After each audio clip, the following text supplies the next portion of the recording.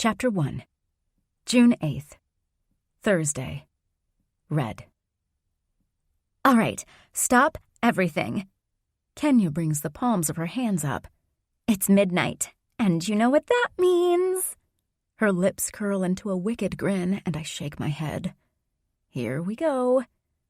Kenya had been more excited about my upcoming 21st birthday than I was, but only because it meant I could officially join in on my best friend's escapades. I didn't have the heart to tell her I could have already tagged along on those wild nights way before what Kenya calls my Freedom Day, thanks to my fake ID. It was a rite of passage to procure one at my old high school in Chicago, and I've had mine since I was 16. When I moved to Crimson Hollow to take care of my grandmother 2 years ago, I left my party days behind. That's why I never told Kenya about my illegal document. It had been an adjustment for sure. Not forsaking the parties, but leaving life in the big city. I missed the noise, the chaos, and my friends. But most importantly, I loved how my busy life kept me from being stuck inside my own head for too long. Strange thoughts roamed freely in my brain when there was no other stimuli, thoughts that felt like they belonged to someone else. And that scared me. I'm not drinking 21 shots, I say loudly enough so everyone in our group can hear me over the loud music in the bar. There are 6 of us in total. 4 friends from Crimson Hollows Community College, Peter, who is my coworker at the hardware store, and me. Aw, come on. You don't turn 21 every day, Kenya pouts. True, but if I want to live to see another birthday, I'd better stick with 1 shot. Kenya opens her mouth, but Peter cuts her off. 1 shot is fine. Don't be a pusher, Kenya. Not everyone can guzzle down alcohol like you do and survive. Peter winks at me from behind his thick-rimmed glasses before turning to the bar to order the shots. I appreciate the support, but I suspect it comes with expectations. I'm fairly certain Peter's friendly feelings for me have evolved to more. I caught him staring at me several times at work in a wistful manner. Even Kenya has noticed he acts differently around me. It sucks, because I don't see him that way. He's a nice guy and cute, but there's no chemistry between us. At least not on my part. In reality, the only time I came close to that blissful feeling people in love gush about was with my ex, Alex. No, I can't go there. Not on my birthday. Peter returns with tequila shots in hand, then hands me a glass. Need salt and lemon? No, I'm good. He raises an eyebrow while the beginning of a smirk blossoms on his lips. I'm beginning to think people in town believe I'm a boring wallflower, which couldn't be farther from the truth. Whatever. Let them assume that's the case. It's not like I talk much about my previous life in Chicago. Once everybody has their drinks, Kenya raises her glass. To Amelia Redford, the best friend I didn't know I needed. Thanks for coming to Crimson Hollow, girlie. Cheers, the rest of the group shouts. With a smile, I bring the shot glass to my lips and throw my head back, letting the fiery liquid go down my throat. It's been a while since I drank anything stronger than beer, and it burns. Shaking my head, I shudder, ready to put my empty glass back on the counter. But a tequila bottle materializes out of nowhere. Suddenly, my glass is full again. Raising an eyebrow, I look at Peter. What's this? Sorry, Red. I think you need more than 1 shot, he smirks. I narrow my eyes. Traitor, I have to work tomorrow. No, you don't. I gave you the day off. My jaw drops. As he's the owner's son, he can do that. But I'm annoyed he took away my shift without asking first. If I'd wanted to, I could have requested the day off. I hadn't for a reason, to have an excuse to bail on my birthday party early. I don't like leaving my grandmother alone for too long, but sometimes it's easier to say I'm tired or I have an early shift at work instead of explaining. The truth always leads to worried or pitying glances from my friends, and I'm tired of them. Cancer sucks, but Wendy Redford is putting up a hell of a fight. I gulp down the second tequila shot with a jerky movement. Annoyance simmers low in my gut. For the rest of the night, avoiding Peter will be my goal. The background music cuts off abruptly, and a skinny guy hops onto the stage to introduce the band. The Howlers are playing tonight. Kenya whistles, joining the cacophony of shouts and applause from the crowd. It's a popular rock band, especially among women, the reason being the lead singer Samuel Wolfe. He's the typical bad boy rock star, tall, dark, and sinfully gorgeous. I usually scoff at those stereotypical men, but I can't deny the guy has a presence. When he saunters onto the stage in his beat-up leather jacket that does little to hide his ripped body and wide shoulders, something unfurls in the pit of my stomach. Jesus, it's like when he came into the room, all the air went out. After he thanks the skinny guy, he gazes out at the crowd. His hair is shaved on the sides and longer on top, so when he tilts his head, a strand falls across his face. He smiles as he says good evening, revealing adorable dimples on his cheeks. Seriously? Like he needs another hot factor? His velvety voice makes my heartbeat kick up a notch and my mouth goes dry. Hell and damn. Music explodes and everyone is into it immediately. Samuel doesn't play an instrument. Instead, he holds the microphone as if he's making love to it while he belts out lyrics I don't recognize in his raspy and addictive voice. Goosebumps break out on my skin, and I barely notice I'm inching closer to the stage. It's almost as if I'm in a trance. I'll berate myself later for my lack of control, but right now, I can't stop staring at him. I'm in the thick of the crowd when my gaze collides with Samuel's electric blue eyes. He doesn't break the connection, but seems to sing only for me. I'm immediately ensnared by his intense stare. When he sends a wink in my direction, I feel like my heart is going to explode. What the hell? Since when am I susceptible to hot men in leather? I've always gone for the preppy boys. My irritation snaps me out of whatever hypnotic spell Samuel put on me. Turning, I head back to the bar, elbowing whoever is in my way. Peter is talking to one of my classmates, but his attention quickly diverts to me. Shit, so much for avoiding him. More tequila? He asks. I don't want to get hammered, so I open my mouth to say no when my phone vibrates in my purse. Quickly, I fish the device out. It's a text from my grandmother. Is there something wrong? Peter asks. It's my grandma. Apparently Elliot has run away and she's freaking out. I'm sure he's fine. Yeah, but I should go home and look for him. I glance back at the crowd, searching for Kenya. What? Are you serious? Peter sounds disappointed, his eyebrows furrowing to match. Too bad. I find Kenya all the way to the front of the stage, ogling the sexy singer without shame. A spike of jealousy surges out of nowhere, making me see red, which is crazy. Why would I be jealous? The Howlers' lead singer is nothing to me. The tequila is definitely creating havoc in my brain. To be safe, I text Kenya. Slipping away without a goodbye is the smartest course of action. I doubt she'll let me go without a fight otherwise. It'll take a while for her to notice my text, and a sliver of guilt pinches my heart. She was super excited about tonight, way more than I was. I can be a sucky friend sometimes. When I step outside the bar, I pause to take a deep breath of night air. I still haven't gotten used to the clean and fresh smell of the forest that surrounds Crimson Hollow, or the fact that thousands of stars can be seen in the midnight blue sky. The street is quiet, a far cry from the busy and loud music venue.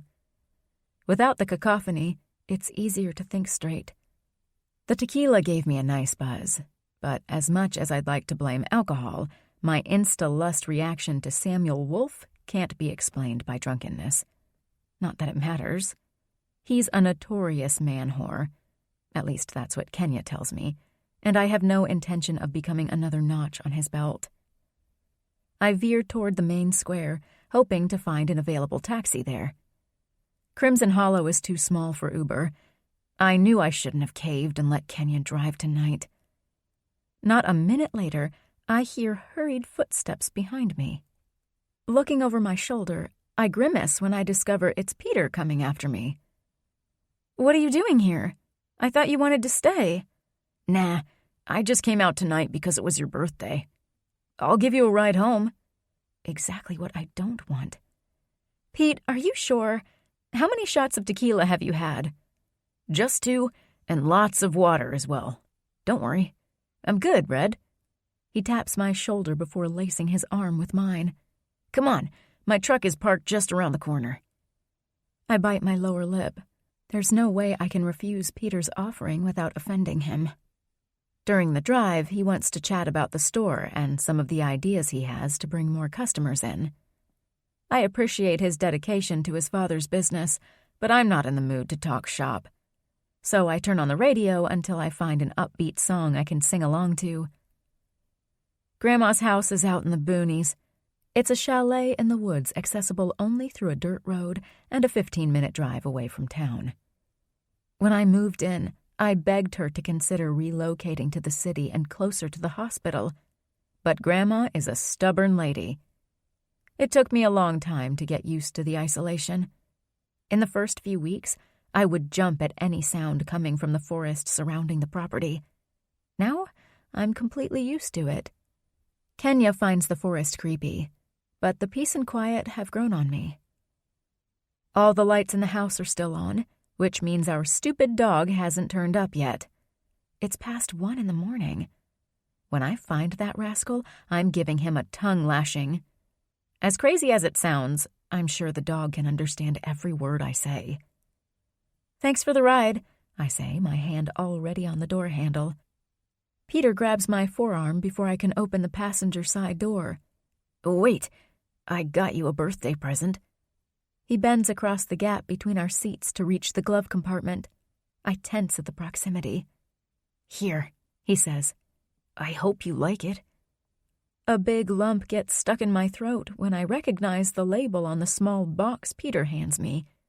It's from an expensive jewelry store in town. "Peter, what have you done?" "You didn't have to get me anything," I say. A wistful glint shines in Peter's eyes, and it's obvious he's gathering the courage to say something I don't want to hear. Quickly, I open the box, revealing a necklace with a beautiful heart-shaped pendant inside. The stone is dark red. "Before you say anything, that's a crystal, not a ruby. But one day, I'll get you a real precious stone." Oh, hell. Peter's voice is shaky. I can't look into his eyes, so I keep staring at the necklace as if it will somehow give me a clue about how to let him down gently without breaking his heart. "Thank you. It's a beautiful gift," I finally manage to say. Inching closer, he touches my face with the back of his hand. I freeze, clutching the box tighter in my hands. He's going to try to kiss me. Crap, I need to go now. I pride myself for being courageous most of the time, but when it comes to hurting someone I care about, I'm a total chicken. "Red, I've been meaning to ask you something for a while now." "Pete, I have to go. Thanks for the gift." I'm out of the car faster than a speeding bullet. "I'll see you next week." I run to the house without a glance back until the front door is open. Only then do I turn around and wave at Peter. I can't see his face, but I can imagine the look of disappointment in his expression. "Amelia, is that you, hon?" Grandma asks from her bedroom. Every time I come home, she asks the same question. I don't know who she expects to come through the door. A burglar wouldn't make the same noises I do. "Yes, Grandma. Did Elliot come home yet?" She walks into the living room, still wearing her day clothes. I frown, the irritation aimed at our stupid dog renewing. She should be sleeping by now. "No, I suspect he caught the scent of a bitch in heat. He's probably still busy," she chuckles. "Great. Well, I'd better end his party. It's late, and you need to go to bed." "How was the birthday celebration?" She stares at Peter's box. "Is that a gift?" I hand it to her. "Yes, from Peter." Her eyes widen a fraction. When she opens the box, she whistles in appreciation. "Somebody has a crush." Yeah, it seems so. I let out a loud exhale. But I don't like him that way. What should I do, Grandma? She returns the box, but now her eyebrows are furrowed and her mouth is pinched. You need to tell him the truth. I'm not surprised by her reply. One of the first lessons she ever taught me was that honesty is one of the greatest virtues in the world. I was afraid you were going to say that. Moving to the console table by the front door, I set the box there. I can't keep this gift. It's better than stringing the poor guy along, isn't it? She arches an eyebrow, making my guilt double. I'm not stringing him along, I say, my voice getting a little harder as I go on defense mode. I never gave him any indication I was interested. With a shake of her white head, she says, It doesn't matter. An infatuated heart sees what it wants. My shoulders sag. I have to come clean to Peter eventually, but I can't worry about that now. I have a horny dog to find. Let me go look for Elliot. I'm tired and I want to go to sleep. I take off my high-heeled pumps, then replace them with sensible boots. Just as I'm about to head out with a flashlight in hand, a howl echoes. Apprehension freezes me where I stand. Crap, was that a wolf? Grandma peers over my shoulder as her gaze goes out of focus. Maybe. You'd better take the shotgun just in case. Grumbling, I grab the weapon from its mount on the wall. It belonged to Grandpa. When he was alive, he taught me how to shoot. But it was only when I moved to Crimson Hollow that I finally understood his love for hunting. I took the sport of shooting as a distraction from being homesick, and I've already won several competitions. Grandma says I'm a natural. It's the only reason I'm not afraid to venture into the woods to search for Elliot while there's a wolf nearby. With Grandpa's gun in hand, I'm the predator. I search the perimeter near the house before I go deeper into the woods. Despite the summer night, a chill penetrates my light jacket.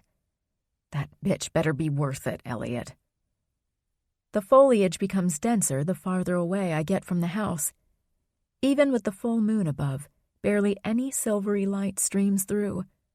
It's only when I come near a creek that the trees turn scarcer, negating the need of a flashlight to illuminate the way. After I shut it off, I wait a few seconds for my eyes to adjust to the gloom. Elliot! I call out in a half-whisper, but all I hear is dead silence. I continue searching until the sound of a twig snapping to my left makes my heart jump into my throat. A small, furry animal skitters by. Fucking squirrels! I turn on my heel, then freeze mid-step. Only a yard away from me, there's a wolf partially hidden by shrubs and shadows. I swallow hard as my body's immediate reaction is to panic. But I quickly take control of my emotions like Grandpa taught me. The wolf's slow growl tells me it wants to make a meal out of me. Not tonight, buddy. Slowly, I bring the muzzle of the shotgun up and take aim. The wolf moves forward, his growling much louder now. Despite the confidence in my shooting skills, I can't help the spike of adrenaline that shoots up my veins. It's the thrill of the hunt. My finger twitches against the trigger. Ready, but I don't want to kill the animal. When the creature takes another step forward and howls, I move the aim slightly to its left and press the trigger. But instead of a loud bang, there's only the pitiful sound of a low click. Oh, hell, I say right before the wolf pounces. Chapter 2. Tristan. The sound of my labored breathing rings in my ears as my fists crash against the punching bag. The gym is silent and empty, just the way I like it.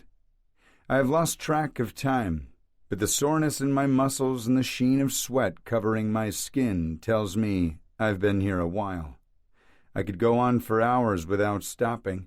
Pain is something I learned to ignore at an early age, a necessary skill for an alpha's son. The last thing I want is to think about the pack's hierarchy or the shitstorm that will come when my father dies. I have more pressing problems occupying my mind. The company's biggest construction project has been on halt since that witch of a mayor decided she doesn't like our kind anymore. For 2 weeks now, my guys have been waiting for the signal to start working on Wolf Corp's newest development. I don't want to lose them, so I've been paying the guys a salary for sitting on their asses. On top of that, all the house units have been sold. If the company doesn't deliver the final product by the deadline, we'll have to pay a huge fine. We're bleeding money. I hit the punching bag harder. The relationship between the pack and Mayor Montgomery has always been difficult, but things changed for the worse after Dad went to a meeting with the woman a month ago. He never said what was discussed, but he must have pissed her off royally, because now she's exacting her revenge on the company. Wolf Corp employs most of the pack. If it folds, our members will be in dire financial situations. I can't allow that to happen. Not everyone in Crimson Hollow is aware they live side by side with supernatural creatures. To keep the secret from spreading, the supernatural community runs their own businesses and employs their own kind. It's a solution that has worked since the town was founded centuries ago, but now the mayor seems keen on fucking it up. I pull my arm back, then swing a punch so powerful it breaks the punching bag's chain, sending it flying across the room. The door to the gym opens, and Lyria stops under the frame. She eyes the punching bag on the floor before turning her gaze to me. "What did that bag do to you?"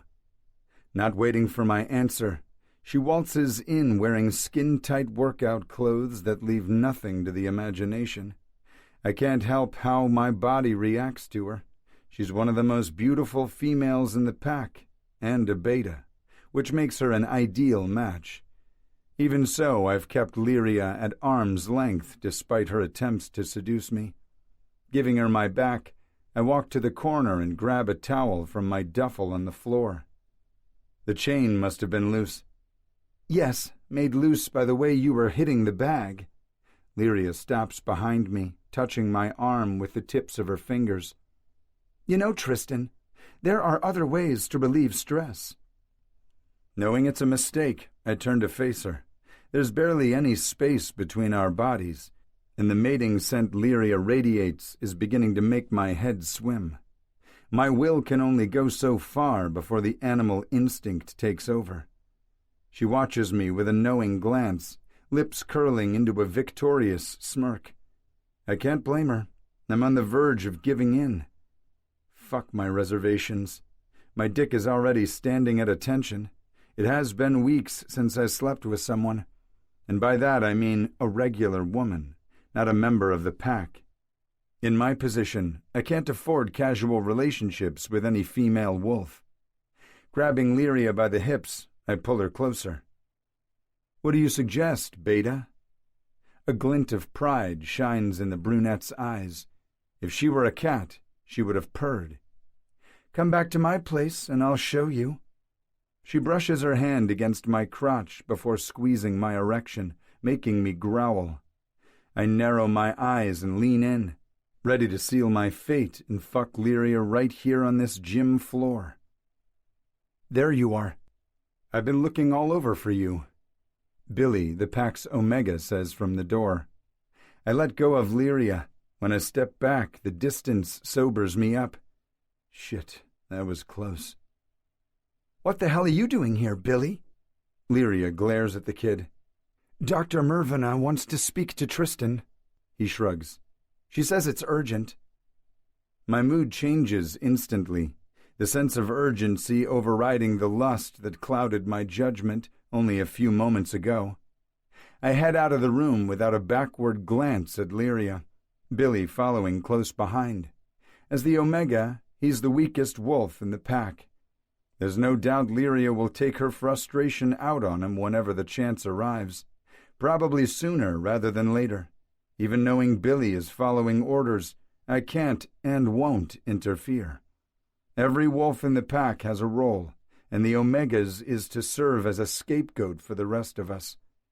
Wolves are aggressive by nature, and that anger must go somewhere. Otherwise, chaos ensues.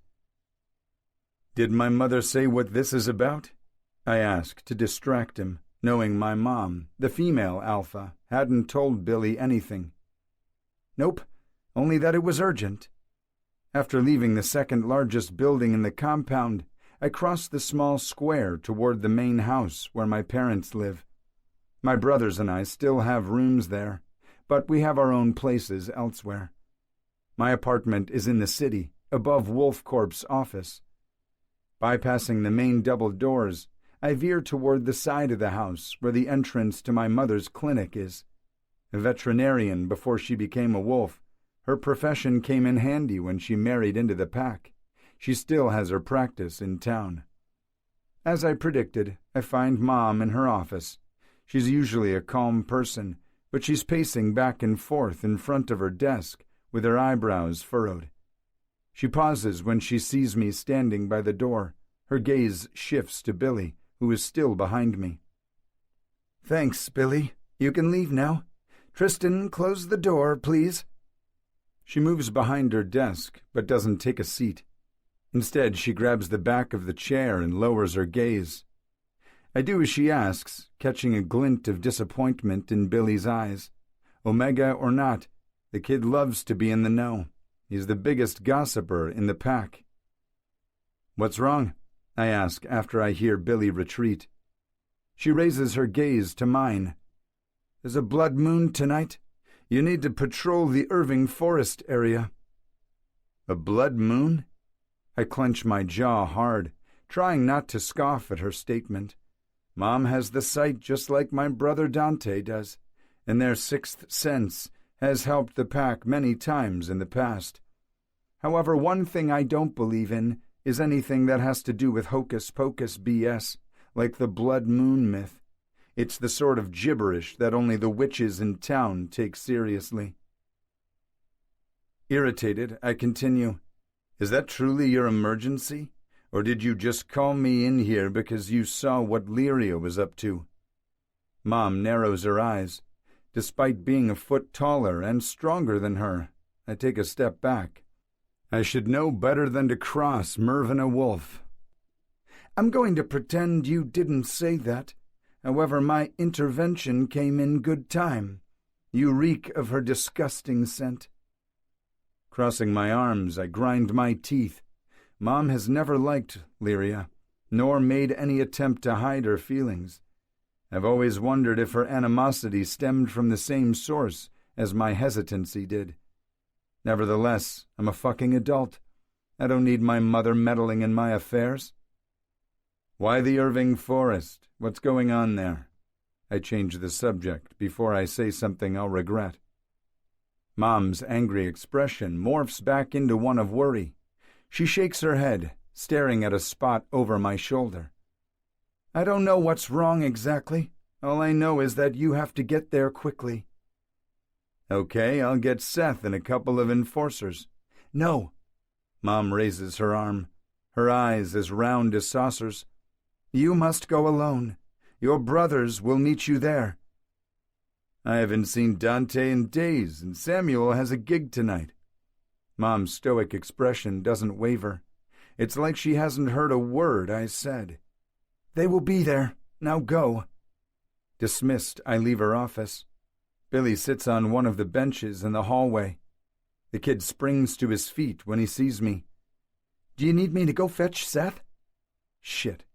I doubt he overheard my conversation with Mom, but he must have read that something serious is going on from my expression. But I can't have him spreading rumors, so I stop in front of the Omega and stare hard. "You won't say a word about my mother summoning me, is that clear?" Billy blanches and nods. As the pack's beta, my command is to be followed in the alpha's absence, or there will be hell to pay. The kid isn't stupid. I continue down the hall, then exit the building through the back door. It leads to the forest surrounding the compound. I strip off my clothes, folding them neatly and placing them on a lonely metal chair by the door before summoning the primordial powers that course through my veins. My skin tingles, something that always happens before the shift. I feel my joints crack, then my muscles contract and expand. Closing my eyes, I take a deep breath. The change isn't as painful as it sounds, or maybe I'm used to it. Being a shifter is all I have ever known, unlike my mother, who was turned into one by my father, the pack's alpha. When I open my eyes again, I'm in wolf form. My senses are sharper, my emotions amplified. Everything is more when I surrender control to the beast. Raising my snout to the moon, I howl, then take off in the direction of Irving Forest. By car, it would take 10 minutes to get there, but cutting through the woods on the speed of 4 powerful legs, I can probably make it in 5. Halfway there, I catch the scent of another shifter. My wolf bristles while the man inside curses. It isn't one of us, but a wolf from the Shadow Creek pack. What the hell is one of those mutts doing there? I barely finish the thought before I smell fresh blood, followed by a woman's scream. Chapter 3. Red. My instinct is to dodge out of the way, but I force myself to remain steady and use the shotgun as a bat. I almost don't have time to pull my arm far back enough to swing before the wolf is on me. A loud smack, the sound of metal slamming onto bone. Then the animal lets out a whimper as it falls on its side. Now I run. Adrenaline boosts me forward, but I have no hopes of making it back home before the wolf catches up with me. I need to climb a tree, but I'm in the densest part of the forest. The trees are ancient, too tall for me to reach their lowest branches. It's almost impossible to see anything in front of me as well. I'm so fucked. I sense the wolf right behind me. As crazy as it sounds, I can almost hear its paws hitting the ground, getting closer and closer. Think, Red, think. Spotting a dark shape straight ahead, I veer for it. It's a large boulder. It's not as good as a tree, but I climb it just the same, slipping once on the mossy surface. I'm not safe by any stretch of the imagination, but at least now I have the higher ground. I don't have time to catch my breath before the animal reaches me, stopping by the foot of the rock. Instead of trying to climb, the wolf begins to circle my useless island, snarling as it goes. I clutch the shotgun tighter, my muscles tense and ready. "So you've learned your lesson, huh, buddy? How is the side of your head?" I ask, if only to keep the panic at bay. The wolf's snarl sounds angrier, as if the beast understands I'm taunting him. And yet I can't stop doing it. It's official. I've gone insane. "Why don't you put your tail between your legs so we can call it a night? I won't tell your friends." The wolf decides it has had enough, and it jumps to my right. I move out of the way, only to realize the wolf is smarter than I thought. It changes course faster than I can blink, coming at me from the left. To avoid getting my legs stuck between the wolf's sharp teeth, I leap out of the way, but I overcompensate and lose my footing on the slippery rock. It's like everything happens in slow motion. I use the gun to keep my balance, leaving my back exposed. The wolf pounces on me before I can get out of the way. I let out a scream as I fall, for all the good that does. It's the middle of the night, and no one can hear me this far out in the woods. Before I hit the ground, the wolf bites my shoulder. It's like I've been punctured by a blazing rod. Motherfucker. The white-hot pain is sharp. It robs me of breath. It burns, almost blinding me. It gets worse as the wolf's teeth sink farther into my flesh, tearing my muscles. I have to get the animal off me or I'm dead meat. But as hard as I thrash, I can't dislodge the beast. A metallic smell reaches my nose. It's blood. My blood. Impossible. A person cannot smell blood like that. Sticky wetness drenches my clothes, and I feel the strength draining from me. No, my name might be Red, but I'm not going to be eaten by the big bad wolf. Stretching my arm, I try to grasp the gun that fell not too far from me. I grunt as the wolf bites me again. Weirdly enough, the pain isn't as acute. Maybe I'm in shock. My fingers barely brush the end of the shotgun when another snarl joins the fray. In the next second, the wolf on my back is gone. It takes me a couple of breaths to understand what's happening. There are 2 wolves now, fighting in a battle to the death. Inching forward, I pull the gun toward me and prepare to stand, but my eyes remain glued to the savage dance in front of me, or, more precisely, on the new wolf. Even in the gloom, his white fur is a stark contrast to his surroundings. He's bigger than the darker wolf that attacked me, but the size difference doesn't stop his opponent. In fact, that son of a bitch seems to be winning the fight. I'm snapped out of my stupor at the howling of another wolf in the distance. Shit, if I don't move, I'll become wolf chow for sure. But even faced with imminent danger, my body doesn't cooperate. My first attempt to rise is an utter fail. I crawl in the boulder's direction, the progress too slow for my liking. I need to get the hell out of here. My vision is getting worse by the second, and I'm also lightheaded. I'm going to pass out soon, and I can't allow that to happen. Leaning against the rock, I slowly unfurl from the ground. The sound of wolves fighting continues behind me, but I'm afraid to look in their direction. Somehow, it'll signal that their prey, me, is escaping. Focusing on putting one foot in front of the other, I use the gun as a crutch. Of all the days for my beloved heirloom to fail, it had to be the one time I needed it to save my life. Isn't that ironic? The dark forest looks the same in all directions, and I don't know which way Grandma's house is anymore. I begin to move at a snail's pace in the direction I think the stream is. It leads to Mr. Anderson's apple orchard. Maybe if I get wet, it will help disguise my scent so the wolves can't follow me. Yeah, wishful thinking, Red. I'm grasping at straws, but it's the best solution I've got. It turns out I'm not too far from it. Without thinking, I stumble straight in the shallow, cold water. The problem is that I forgot how fucking slippery the moss-covered rocks are. It only takes me 2 steps before I lose my balance and fall on my ass. A desperate sob bubbles up my throat, and tears prickle my eyes. I'm never getting out of this mess. I'm either going to bleed to death or be eaten alive by whichever wolf wins the fight. No, Amelia, don't you dare give up now. The voice of encouragement in my head doesn't belong to me. It's similar to those other strange thoughts that have plagued my mind since I moved to Crimson Hollow. Weird or not, it works to snap me out of my panic. My shoulder burns when I try to get up again, but my legs won't hold my weight. God damn it, I say, immediately regretting my loud outburst. I'm running out of fuel, so I decide to drag myself out of the water. If I'm seconds away from passing out, I most definitely don't want to drown.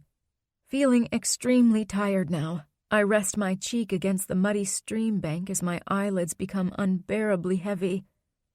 This is it. I have nothing left in me. My eyes are almost completely shut when I see the shape of a white wolf materialize not too far from me. Instinctively, I know it's not the same wolf that was fighting in the forest. Either I have accepted my fate, or the blood loss has affected my ability to feel anything, because when the wolf approaches, there's not an ounce of fear in my body. I hope I'm tasty, I mumble. The wolf stops just a few steps from me. It starts to vibrate, then shimmer, before it changes into a man. But not just any man. Samuel Wolfe.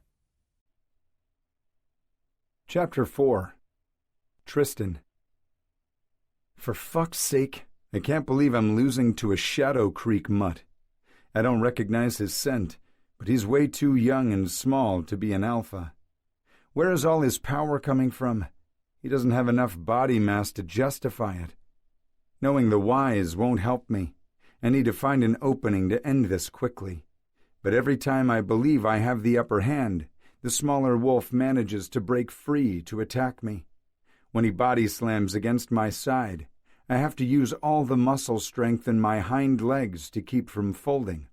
If this crazed wolf gets on top of me, it's game over. Something unnatural is definitely going on, but I don't have the luxury to dwell on it. Pissed off that this fight is taking longer than I anticipated, I snap my jaw when the other wolf glances away for a split second, managing to get some flesh. Blood fills my mouth, but it tastes wrong. Foul. It makes me slightly dizzy for a moment, enough to give the motherfucker an opening. Turning, he locks his jaw around my throat. He would have slashed it open if Dante hadn't appeared in the last second to save the night. About fucking time. My brother Dante was born 2 minutes after me. He's slender but much faster. He can even outrun our father. He's also much more vicious, a total contradiction to his nature in human form, with a strength only those destined to become alphas possess. He tosses the mutt against the boulder nearby. I hear a crack followed by a whine, and then everything goes eerily quiet. I drop my mental shield, opening the telepathic link to my brother. Thanks to mainstream media and movies, there's a false notion that all wolves within a pack are automatically linked mind to mind. Complete bullshit. We aren't all reading each other's minds while in wolf form. If that were to happen, chaos would ensue. Wolves, as a rule, are short-tempered. "Are you okay?" Dante's voice echoes in my mind. "I've been better. You were losing pretty badly, and to a Shadow Creek mutt to boot." He moves closer to the fallen wolf, and I decide to ignore my brother's taunt. Yes, Dante is nicer as a human. He wasn't a regular wolf. He was stronger than our father. Something was done to him. I noticed that too, and his blood didn't taste right. Now, next to Dante, I catch something odd protruding from the dead wolf's head. What's that? A second later, Dante shifts back to human and crouches in front of the carcass. Opposable thumbs are handy to inspect shit, but I don't dare change back yet. There might be other enemies nearby, which reminds me. The woman. She was bitten, I'm certain of it. "Sam went after her," Dante says. Fuck. I forgot Dante could keep the telepathic link up even in human form. "Stop reading my mind when you are in your two-legged version. Quit bitching and check this out." Dante pulls a small metallic box from the dead wolf's head. "What do you think that is?" I lean closer to smell the small object, getting nothing out of the ordinary besides the stench of death. Dante rolls the box between his fingers before answering. "I don't have a clue. We'd better show this to Dad when he returns." "Let's find Sam and get out of here." Nodding, Dante unfurls from his crouch and looks over his shoulder. Following the movement, I sniff the air. Sam isn't too far, and he found the woman. She's marked, which means we now have a potential Shadow Creek wolf on our hands.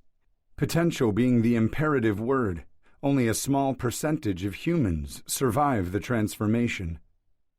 I follow Dante to the nearby creek where Sam is. He's cradling a blonde woman in his arms as if she were his lover or something. Ah, fuck. Maybe she is. I can't keep track of how many regular women my brother has screwed.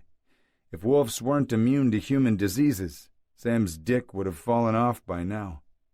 Since Sam has shifted back into human already, and I can't scold him telepathically, I decide to shift back as well. I didn't pick up the scent of another wolf nearby, so most likely the fallen wolf was a rogue. Once back on 2 legs, I glare at Sam. "What the hell are you doing?" He frowns, pinching his lips. "I know her." "Oh, great. She's one of your groupies?" I throw my hands up in the air. "Fuck off, Tristan. I haven't slept with her. She was at my show tonight, celebrating her 21st birthday." Knowing Sam didn't sleep with the woman makes me feel better. Less complications. I take a step closer to look at her. Strings of blonde hair frame her ashen face, but it doesn't hide the fact she's attractive. Too attractive, actually. My gut clenches painfully, and I don't know why. Forcing my eyes away from her face, I noticed the big gash on her shoulder where the rogue wolf almost mauled her to death. Well, death is still a probable outcome, and the idea makes me unbearably sad. Shit, what the hell is going on with me?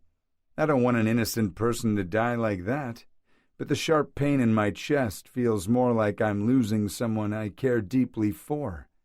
Nonsense. Let's get moving. She needs immediate medical attention. My truck is parked not far from here, Dante says. Frowning, I turn to my brother. Wait, you want to bring her into the compound? Have you lost your mind? What do you suggest? Leaving her here to die? Of course not. But if she survives the shift, she'll belong to those assholes up north. No one speaks for several beats. If a human is attacked by a wolf, it's that pack's responsibility to handle the situation as they best see fit. Some ruthless alphas choose to just end the human's life without giving them the chance to shift. It doesn't matter, though. If we take the woman into our compound and help her through the transformation process, it would be considered a terrible slight. Our relationship with the Shadow Creek pack is already precarious as it is. I don't care about them. Their wolf breached our territory and attacked a human. He would have killed her if we hadn't intervened. Sam stands with the woman in his arms.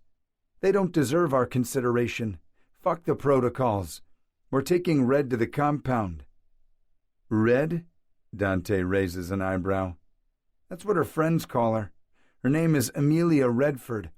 She goes to the community college and works part-time at the hardware store. Crossing my arms, I watch Sam through slitted eyes. How do you know so much about this chick? Despite the grim situation, a grin unfurls on his lips. I did my homework. You wanted to fuck her? Well, he sucks his lips in, looking guilty as hell. Sam, I swear to God.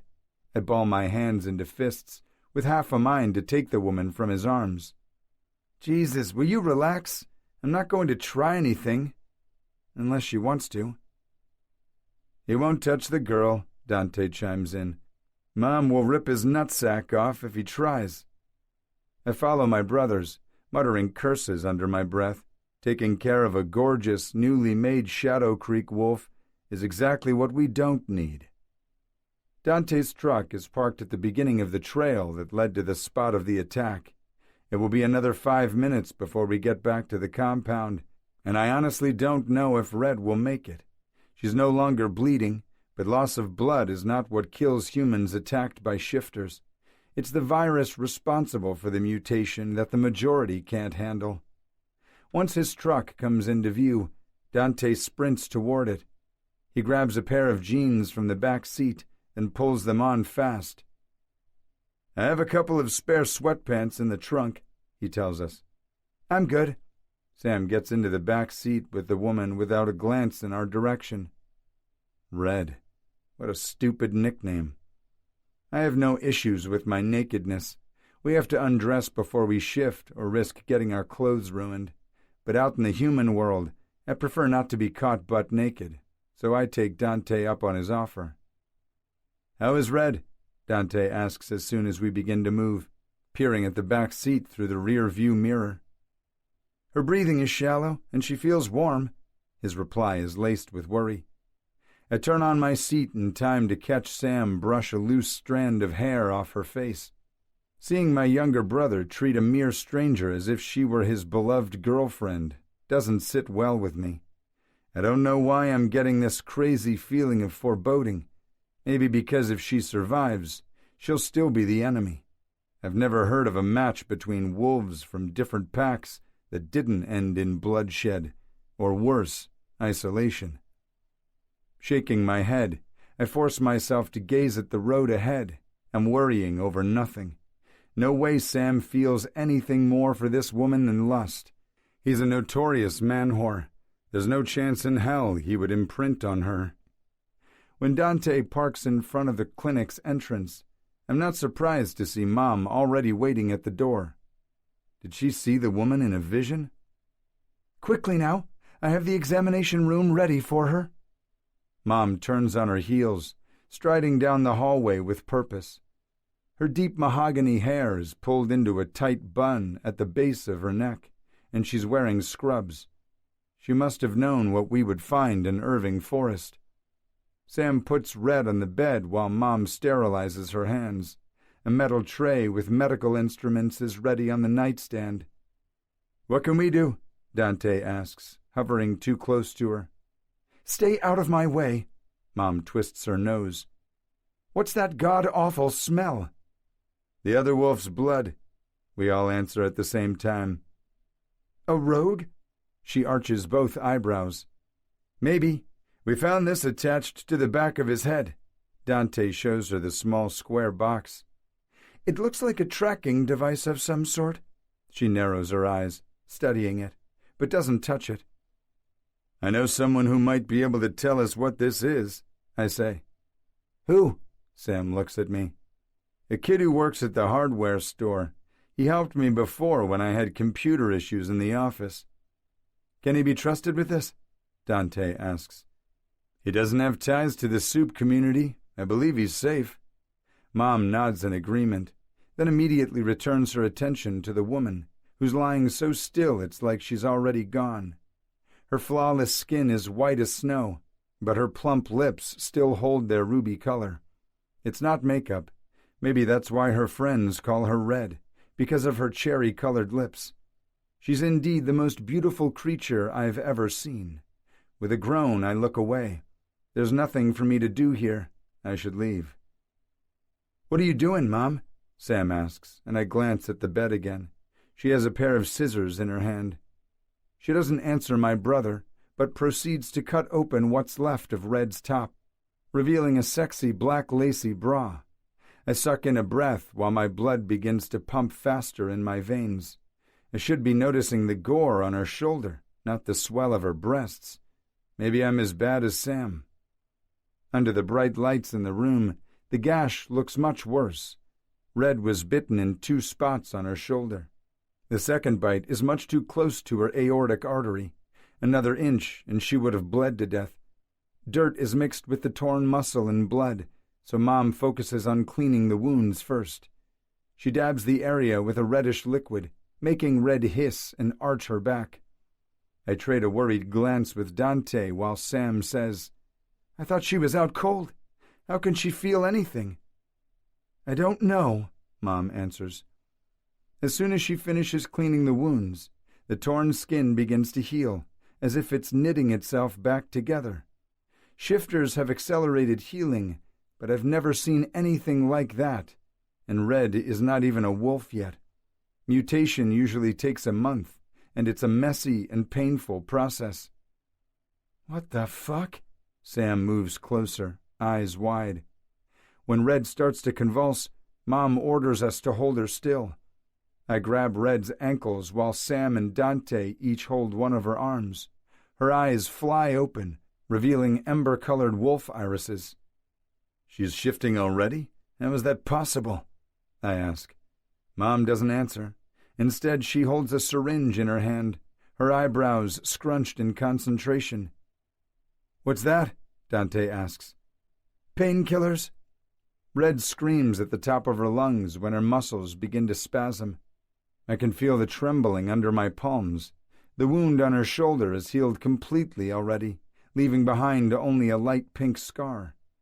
The petite woman flings her right arm with extreme force, managing to free herself from Sam's hold. Then she scratches Dante's hand with her claw. Holy shit, she partially shifted. Knowing we can't stop what's happening to her, I let go of her legs and pull Dante out of her range. Restraining Red while she shifts will only make things worse. Mom steps back and Sam gets in front of her. She can hold her own, but instinct tells us to protect any female in our family, even if she's stronger than we are. Red rolls over and falls to the floor, curling into a tight ball. Her screams turn into whimpers. Her body is deformed, caught in mid-transformation, but her face remains human. It's scrunched in pain. "We have to do something," says Sam, anguish lacing his words. "It's too late now. She has to finish the process without sedation, Mom replies, and Dante shoots her a pinched look. Fuck. Why does he have such despair in his eyes? It's the first time I've seen an infected human shift into a wolf for the first time. I know the process was extremely gruesome, but I had no idea it was this bad. Mom went through it so she could be with our father, but she never talked about the experience with us. I have to wonder if Dad watched, and if he had, how is it possible he hadn't lost his mind? I don't think I have the same sorrowful glint in my eyes as Dante and Sam do, but I'm having a hard time watching a stranger go through the process. Red's body begins to shimmer. Finally, she changes. The crying and whimpering ceases. The sudden silence is so thick it's almost unbearable. A small gray and white wolf lies all curled up on the floor. Her muzzle is hidden under her paws. For a minute, no one speaks. When the newly transformed wolf raises her head, the air is sucked out of my lungs. It feels like my entire world is tilted off its axis. Everything besides the female wolf in front of me goes out of focus. Then she attacks me. Chapter 5, June 9th, Friday. Red. I blink my eyes open, not understanding what's going on. For starters, there's something terribly wrong with my vision. The colors around me are muted, faded. I also don't recognize the place I'm in. The last thing I remember was being attacked by a wolf. I try to lift my arm to my shoulder, but catch a glimpse of a furry paw. The scream I release sounds like an animal whine, and I jump back. What the hell is going on? It feels like I'm stuck in something else's head. My heartbeat increases as panic sets in. Keep calm, Red. Just take a deep breath and think. I was in a forest before, and now I'm in a room of sorts. Maybe someone heard my scream and saved me from the wolf, but now I'm alone. I can see a bed and a nightstand, but from my point of view, it seems impossibly high. Why am I on the floor? I try to call out to whoever rescued me, but I can't form words. Again, I hear the animal whine instead. Is it coming from me? Freaking out now, I backpedal, bumping into something. A lamp falls to my right, shattering completely. A few shards land on top of my... what the fuck? Paws? And is that the tip of a white tail? I must be hallucinating. It's the only explanation. The door bursts open, and 3 very large men come into the room, filling the small space. I immediately recognize Samuel Wolfe, the lead singer of the Howlers, but I have no clue who the other 2 are. My heart thunders inside of my chest, and there's a rushing in my ears. I step back until I hit the corner of the room. Why am I so terrified? Nothing is making any sense. Without meaning to, I snarl. It's like there's a different will inside my head besides my own. A foreign presence that's savage and wild. Samuel takes a step forward with an outstretched hand, but I snap at him in a warning. No, not me. The beast occupying my head. I'm not going to hurt you, he says, but the wild presence refuses to believe him. Looking beyond him, I notice they left the door wide open. I can make a run for it, which is what the beast wants. But if I do, I'll never find out what's going on. Slowly, my reasoning begins to crumble under the wild influence. My body tenses as it prepares to bolt.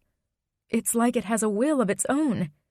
Then, I'm assaulted by flashes of another place. Scenes that don't make any sense. I'm in a lab, and there are several men wearing white doctor coats. Their faces are covered by masks as they stare down at me. Fear and rage are all there is, and then unmeasurable pain. I drop to the floor and howl, while my body feels like it's splitting in 2. My skin burns as if it were doused with acid, and liquid fire courses through my veins. If I still had my voice, I would be begging for death. Strong arms hold me, and then a soothing voice tells me everything will be okay. The beast rebels, but there's no strength left in my body, or the beast's body.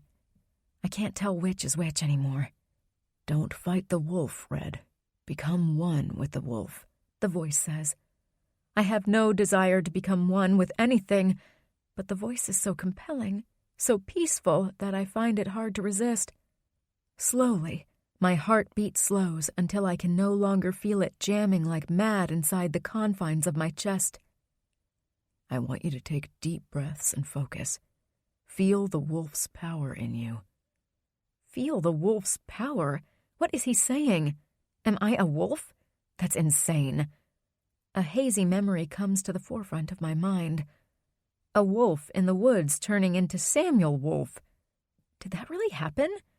Maybe there is no one holding me. Maybe the voice I'm hearing is the doctor's in the hospital where I'm a patient. I'm having some kind of psychotic reaction to my attack, and my mind can't cope. Yes, that's it.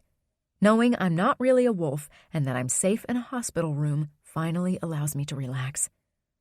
I focus on my breathing. When the voice tells me to see myself as human again, I follow along. I picture each individual part of my body, starting with my toes, then my feet, up my legs, and so on, until I actually feel whole again. When I open my eyes, the colors have returned to normal. I can see clearly now. The problem is that I'm not in a hospital room, and there isn't a doctor anywhere. I'm still being held by someone, though. My body tenses when I feel the sleeve of his shirt brush against my nipples. I'm naked in front of 3 strange men. Why am I naked? My panic returns with a vengeance. I push the guy's arms away and roll off his lap, scooching backward until my back hits a wall. I bring my knees up and hug them, trying my best to cover myself. "Who are you?" I demand more than ask. "Where are my clothes?" "Relax, we're not going to hurt you," Samuel says. "Relax my ass." I glance around, searching. "Where are my damn clothes?" "What do you remember from last night?" the taller and more muscular of the 3 guys asks. I can see a resemblance between him and Samuel. They both have the same squared jaw and piercing, intense eyes. But while Samuel has a friendly manner, this dude is watching me with suspicion, as if I committed a crime. "A wolf attacked me," I finally say. "What were you doing walking alone in the woods in the middle of the night? Were you looking for a hookup?" he continues, making me see red. "Fuck you. I don't owe you an explanation." "Oh, she has spunk. I like her already," Samuel chuckles, but the smile vanishes from his face when I glare at him. "Why am I here and not in a hospital? That wolf got me and—" I stop talking when I touch my shoulder, finding nothing but smooth skin. What the fuck? That damned wolf bit me twice. I'm sure of it. "What have you done to me?" My voice comes out shaky. "I'd like to know the answer to that same question," someone says from behind the men. They move to make room for the newcomer, and my jaw drops when I recognize Dr. Mervyn Wolf, Elliot's veterinarian. She moves with an imposing presence, and Mr. Asshole loses his arrogance in a heartbeat. I would have felt relief if the woman's presence here wasn't strange as hell. "Dr. Mervyn? What are you doing here?" She glances at me briefly before turning to glare at the others. "Please don't tell me you were interrogating the poor girl while she's naked, afraid, and confused. Shame on all of you." "We weren't, Mom," Samuel says. "Mom?" "I mean, Dante and I weren't. It was Tristan who started it."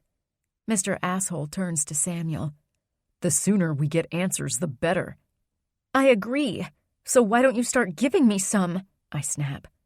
Fear has ebbed away, making room for my anger to grow. I aim all my ire at him. Never mind that the man is attractive enough to melt my panties away in another lifetime. Thinking of which, I'm still naked. As if reading my mind, he raises an arrogant eyebrow. I thought you wanted your clothes first. I clench my jaw hard before answering.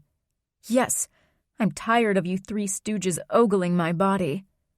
Dr. Mervina takes off her light jacket, then drapes it over my shoulders. There. She turns to her sons. Now off with you. Ask one of the girls to fetch some clothes from the training center. Mr. Asshole is the first to leave with stiff shoulders and heavy steps. The second man, the tall one who can only be Dante, looks at me in a peculiar manner before he follows his brother. Samuel stays behind. I'm sorry you got embroiled in our world, Red, but in time, you'll see that wolf life is not so bad. And with those parting words, he leaves. What does he mean by wolf life? Chapter 6. Red.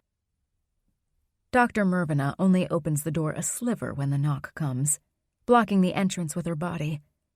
I'm grateful for that, since I'm not in the mood to meet anyone else while naked as a newborn baby. I had my fill with Samuel, Dante, and Mr. Asshole. Whoever brought me new clothes, though, doesn't come into the room. I'm still trying to wrap my head around the fact I didn't know that Samuel Wolfe, the most notorious man-whore in town, has two impossibly good-looking brothers.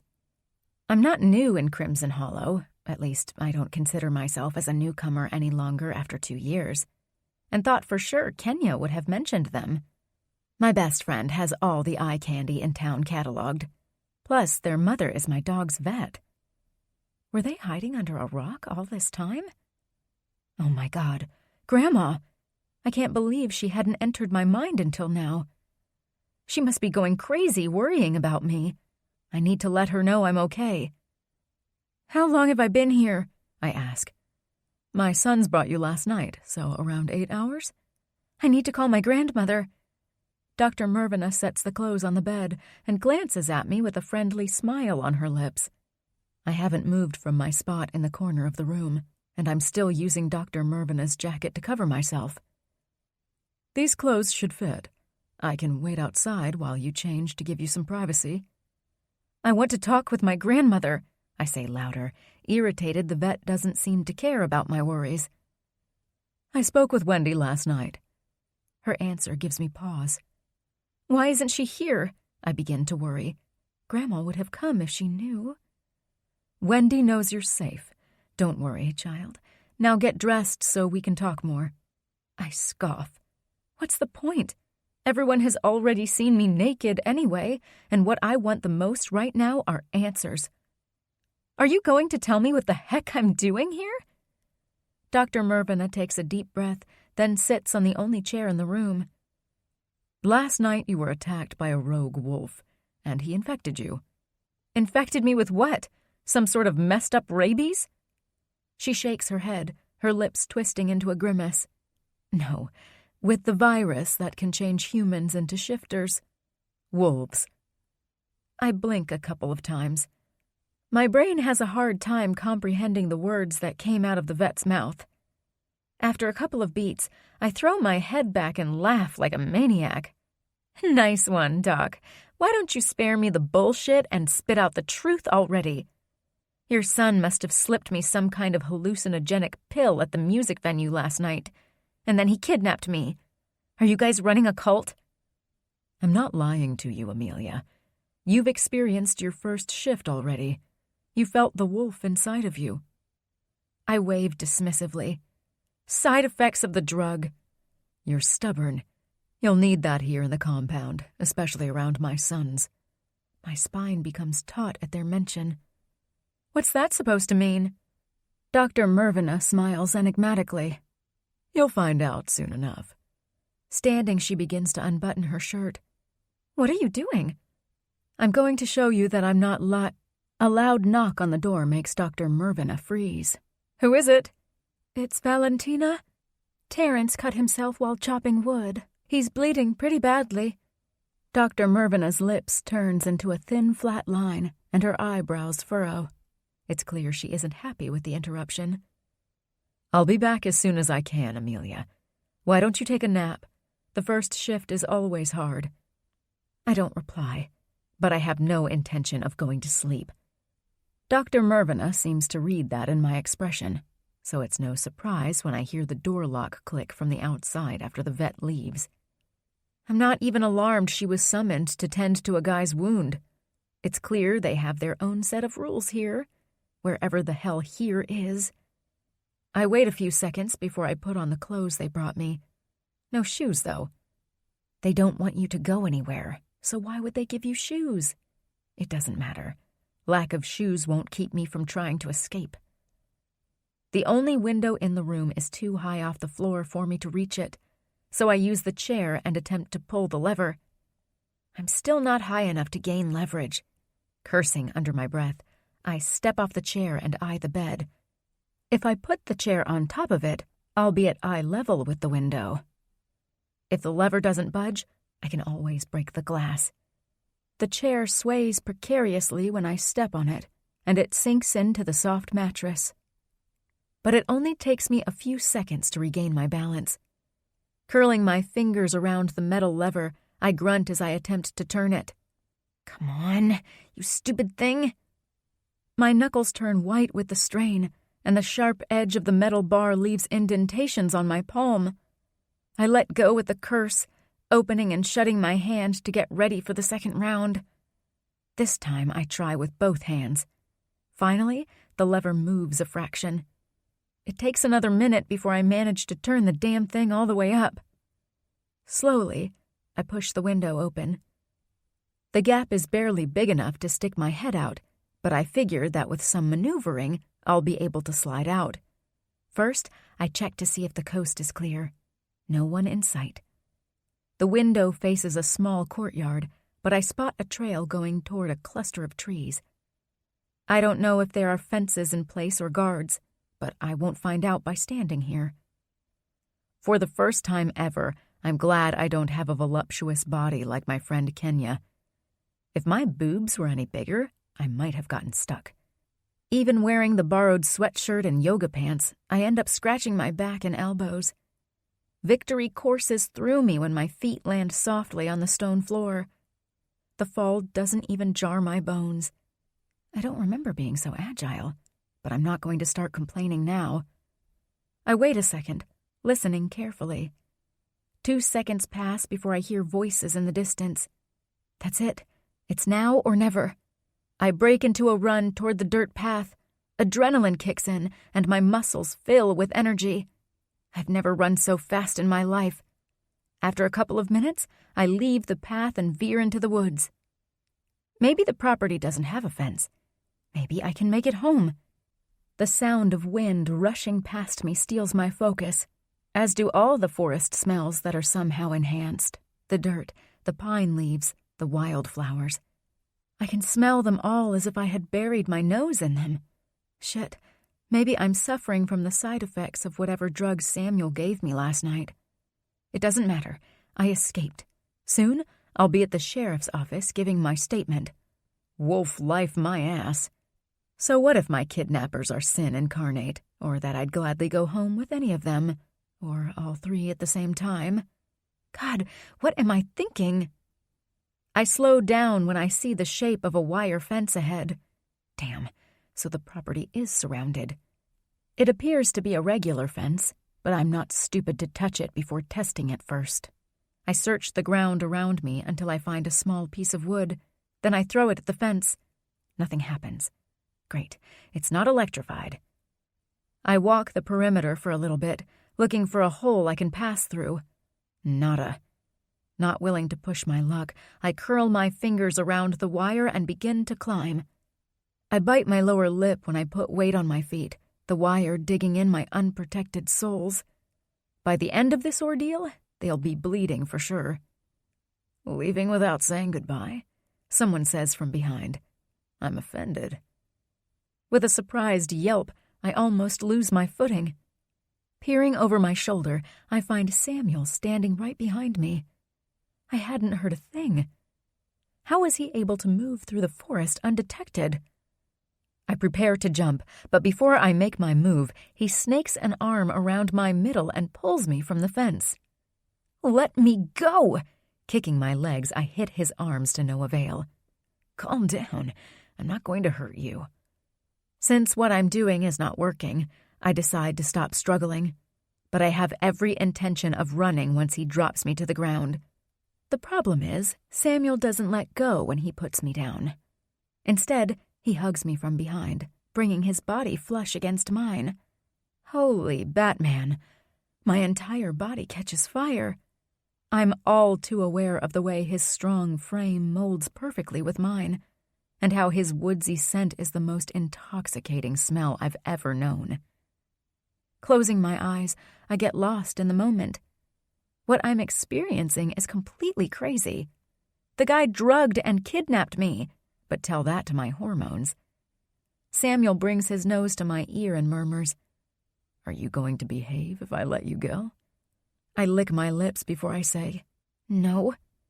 When he chuckles, his warm breath fans across the sensitive skin on my neck, giving me goosebumps. Hell and damn. No wonder those groupies were ready to drop their panties for him.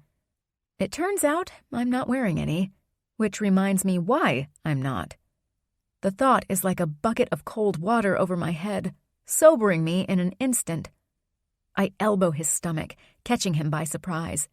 Then I use his moment of distraction to my advantage, managing to get free at last. "Red, wait. Don't run." I should ignore him, but there's something in his tone that compels me to turn. "What do you want from me?" "I know everything is strange and confusing right now, but I swear we don't mean you any harm." "Next, you're going to tell me the same wacko story your mother tried to. Come on, how gullible do you think I am? Werewolves don't exist." "Yes, they do, but we aren't werewolves." Frustrated, I throw my hands in the air. "Now we're discussing semantics? Fucking great." "I'll prove it to you." Samuel grabs the back of his t-shirt and pulls it off, messing up his hair in an adorably sexy way. I bite the inside of my cheek to stop my mind from wandering to naughty places. His jeans are shed next, and he stands completely naked in front of me. That should be my clue to get the hell out of Dodge, but my feet are planted to the ground. Instead, I take my sweet time traveling the length of his impressive body. Samuel's chest is smooth, not a single hair in sight, while his abs are the stuff of dreams. He belongs in a Calvin Klein underwear ad. Funnily enough, he covers his crotch with his hands. "I didn't peg you as a prude," I say boldly, surprising even myself. "I don't want to frighten you more." He smirks while amusement dances in his eyes. "Cocky much?" "Careful, Red. You don't want to tease the big bad wolf now." I open my mouth to rebuff him, but Samuel's body begins to shake so rapidly he flickers in and out of focus. My gasp is loud in the silence. He drops to the ground, his muscles starting to move in an unnatural way, shifting beneath his skin. With my hands covering my mouth, I take a step back. Samuel shimmers for a brief second before he changes into a white wolf. My heart is beating so fast I'm afraid it'll jump out of my chest. I would scream if that made any difference. My mind and eyes are at war with one another. I don't know what to do. The wolf shimmers, its form distorting until Samuel again stands in front of me, just as naked as before. This time, his hands aren't covering anything. My eyes widen at the same time my throat turns unbearably dry. I'm still staring at his impressive length when Samuel says, "So now do you believe me?" Dazed, I reply in a breathless whisper, "Yes." And I'm not only referring to the wolf part. Chapter 7. Dante. Instead of following Tristan, I head in the opposite direction. The clinic's back door leads to a shortcut path to my studio, but getting there quicker isn't what prompted me to choose that specific route. Something is compelling me to check out that less used exit. As soon as I walk into the small and deserted courtyard, I discover the reason. Seth, Tristan's closest friend, is looming just outside of Red's room. The windows are shut, but with his superior shifter's hearing, I'm sure Seth heard everything we said. My nostrils flare as a low growl escapes my lips. Unlike Tristan, I don't trust the guy. There's something off about him. Seth is one of the strongest enforcers we have. Since everyone is dead certain Tristan will be the new alpha, it's obvious Seth thinks his close relationship with my brother will guarantee him a spot as the new beta. Sam and I are too strong to be considered for the role. Once a new alpha is picked among the three of us, the other two will be banished from the pack, or worse, killed by the new alpha. It's a savage rule, but a pack can only have one ruling couple. Never in the history of the Crimson Hollows wolves has there been three strong contenders for the role, much less contenders who were triplet brothers. I researched the subject extensively, but the closest I came to an out-of-norm arrangement was the legend of the Mother of Wolves, the first female alpha. She'd never had a consort, but ruled over her pack alone, while taking as many lovers within the pack as she pleased. She was so powerful there had never been a male wolf strong enough to challenge her, or to be worthy of ruling by her side. "What are you doing, Seth?" I glare at the blond man. The enforcer straightens his back and frowns, his lips turning into a white slash. "Nothing. Just came here for a smoke." "Right, and the best spot for a cigarette just had to be under our new guest's window. Snooping is most definitely not a quality we look for in a beta." Seth sneers, a reaction I expected from the guy. I've never hid that I don't like him. "That wasn't snooping, but the pack needs to know we have a newly made wolf." "The alpha will let his wolves know when he deems appropriate. Or do I detect a challenge in your tone? I'll be happy to let my father know one of his enforcers is challenging his authority." Seth's glare morphs into a glint of caution. No one in the pack dares to challenge our alpha, not even my brothers or me. It would lead to certain death. Anthony Wolf is a beast, no pun intended. The largest wolf in the pack, his reputation precedes him. He was a key player in avoiding the complete destruction of our town during the 13 Days of Chaos, an event that took place 25 years ago and changed the lives of Crimson Hollow's soup community forever. "Of course not. Do you know who attacked the girl?" Seth asks. I pause and study the guy, knowing I have to be careful. The pack has a strict rule that attempting to change a human into a wolf must be approved by the alpha first. If one of our own were to go rogue and do it, the punishment would be severe. I most definitely don't want to disclose to Seth that Red was infected by a rogue from another pack. We're risking a lot by keeping her here, since she technically belongs to the Shadow Creek Wolves. If that information leaks, it will lead to unrest and distrust in my father's leadership. He might even be forced to get rid of Red, send her to those savages up north. I can't allow that to happen. She's too important to us. Like my mother, I have the sight. For the last couple of weeks I've been plagued by visions of Red. Only I hadn't known it was her until I saw her for the first time in person, half dead in Sam's arms. Now I have to figure out how she'll impact our lives. "No," I say. "We found her in Irving Forest by a creek. We couldn't pick up her attacker's scent." Seth flattens his lips. "It could have been a loner. You know, they tend to go crazy without a pack." "Yes, it's possible. A lone wolf would be the most logical explanation, but I can't help the sense of apprehension that drips down my spine. Becoming a loner could very well be in my destiny. If Tristan becomes the new alpha, Sam and I will have to leave the pack forever. It's highly unlikely that any other pack will accept us unless we challenge their alpha and win. The order right now is to keep this quiet until my father makes the announcement himself. Is that clear, Seth?" He turns to me, a look of disdain in his eyes. "Crystal clear, Beta." He stalks off, and I wait until he's no longer in sight. Seth will be a problem, and I don't need any special gift to see that. A light tingle concentrates at the base of my spine. That's the signal I get when I'm about to be hit by another vision. I take the track toward my studio, a chalet buried deep in the woods right on the outskirts of the compound's property. It's on top of a hill, and it provides breathtaking views of the forest. From its vantage point, I can also see the town. As soon as I enter my sanctuary, I feel the itch, the urge to paint something. It isn't a regular bout of inspiration like normal artists have. It feels more like a compulsion. With a jerky movement, I pull my shirt off, throwing it in a corner in the room, then grab a massive white canvas, setting it on the easel. Then I allow the craze to take over, losing myself to the gift until the message is imprinted in some type of art. It's usually abstract paintings for me.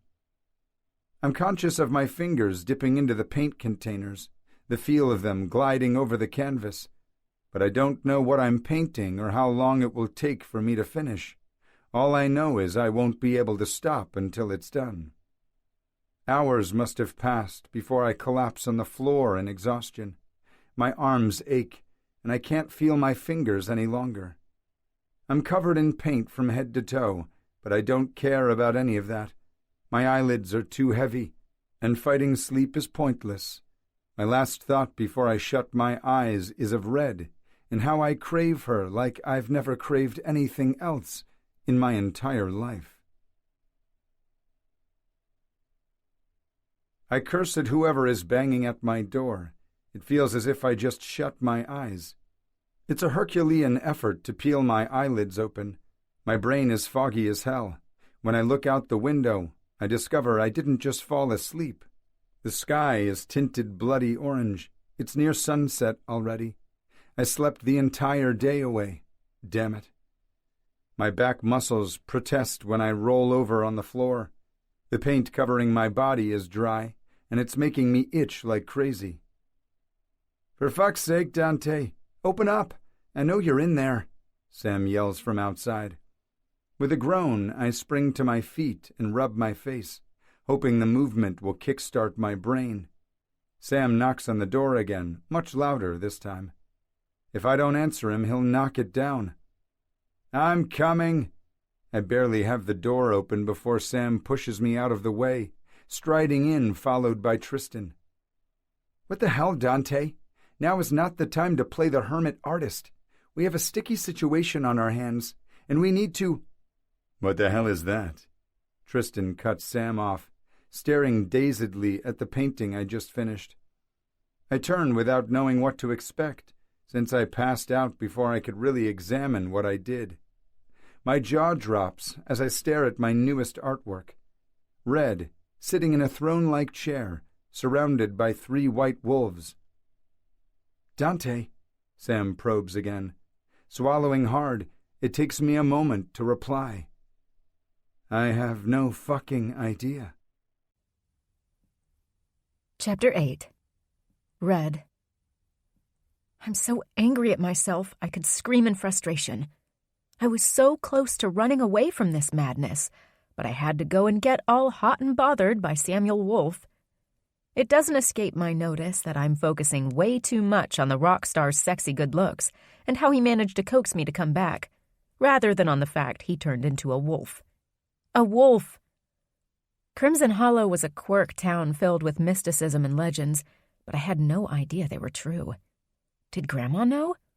I need to go home and tell her everything, but I can't until Anthony Wolfe, Samuel's father, the Alpha, authorizes it. Such bullshit. After Samuel did his little demonstration, he brought me back to the clinic and left. I was too stunned to fight him. That's what I get for letting my hormones take control of my brain. I'm going out of my mind when he finally returns by sundown to escort me to a different place. I try to get more information from him, but he isn't keen to talk now. Fucker. We don't venture outside. Instead, he takes me to a different section of the building. The decor changes from simple and clean to lavishly decorated rooms. The furniture is all classic dark wood, and the furnishings and rugs are in deep jewel colors. The paintings on the walls are modern, though, very abstract and colorful. When I examine them closely, it seems they were painted by the same artist. "What's this place?" I ask as I take everything in, trying to absorb as much as I can of my new surroundings. "This is the Alpha's manor." "And the place I was before?" "The clinic. It's connected to the main house, so Mom can get to it quickly." "Why is that? Is she the resident doctor?" Samuel chuckles. "Something like that." "I guess it makes sense that she's a vet and not a human doctor." Samuel doesn't reply. He seems tenser than before. I wonder what the heck happened between my failed escape attempt and now. He stops in front of a door down the hallway and knocks. A rough voice tells us to come in. It gives me the chills. Mr. Asshole is on the other side. Samuel pushes the door open and we enter an office furnished with sturdy dark wood furniture. The smell of cigar and whiskey reaches my nose.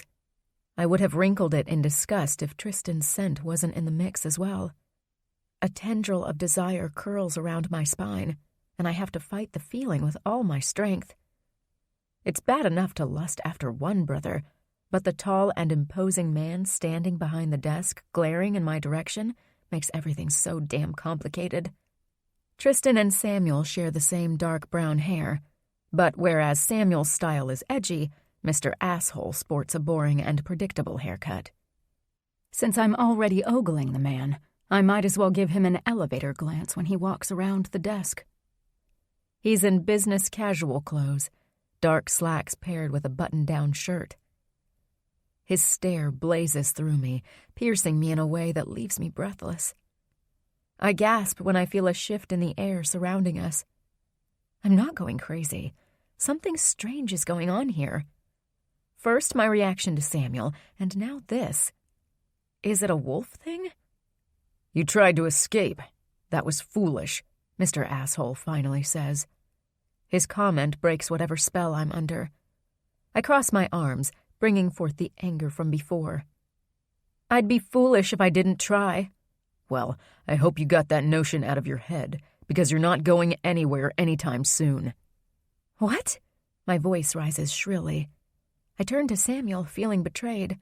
True, he didn't say I could go home, but he never said I'd be a prisoner either. "I'm sorry, Red. You're a new wolf. You can't go back to your normal life, at least not until you learn how to master your new reality."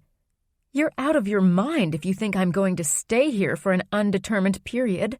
I have a life, and my grandmother is sick. Who is going to take care of her?" "Your grandmother will be fine," a newcomer says from behind me. I glance over my shoulder, knowing very well Dante is the one who spoke. As if by magic, my rage ebbs away, just like it did when I was in wolf form and he calmed me down. It's like he's the wolf whisperer or something. I hadn't had the chance to really look at him the last time we were in the same room, but I can't keep my eyes off him now. He's so darn cute, with his dark blonde hair sticking out in all directions. Now I know why it's hard for me to feel animosity toward the guy. He oozes wholesomeness, a stark contrast to his brothers. Samuel has that mischievous glint in his eyes, and Mr. Asshole is, well, he's an asshole.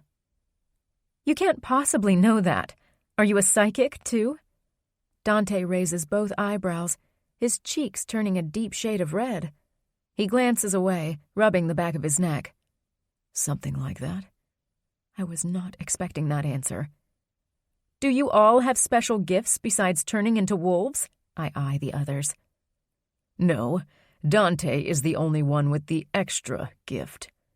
Mr. Asshole taps his knuckles on the desk once before folding his arms. "Hold on. I think my gift in bed can be considered an extra. It's definitely a gift to the ladies." Samuel winks at me. Heat rushes to my cheeks, but I roll my eyes, trying to downplay my reaction. I will not picture myself in bed with the rocker.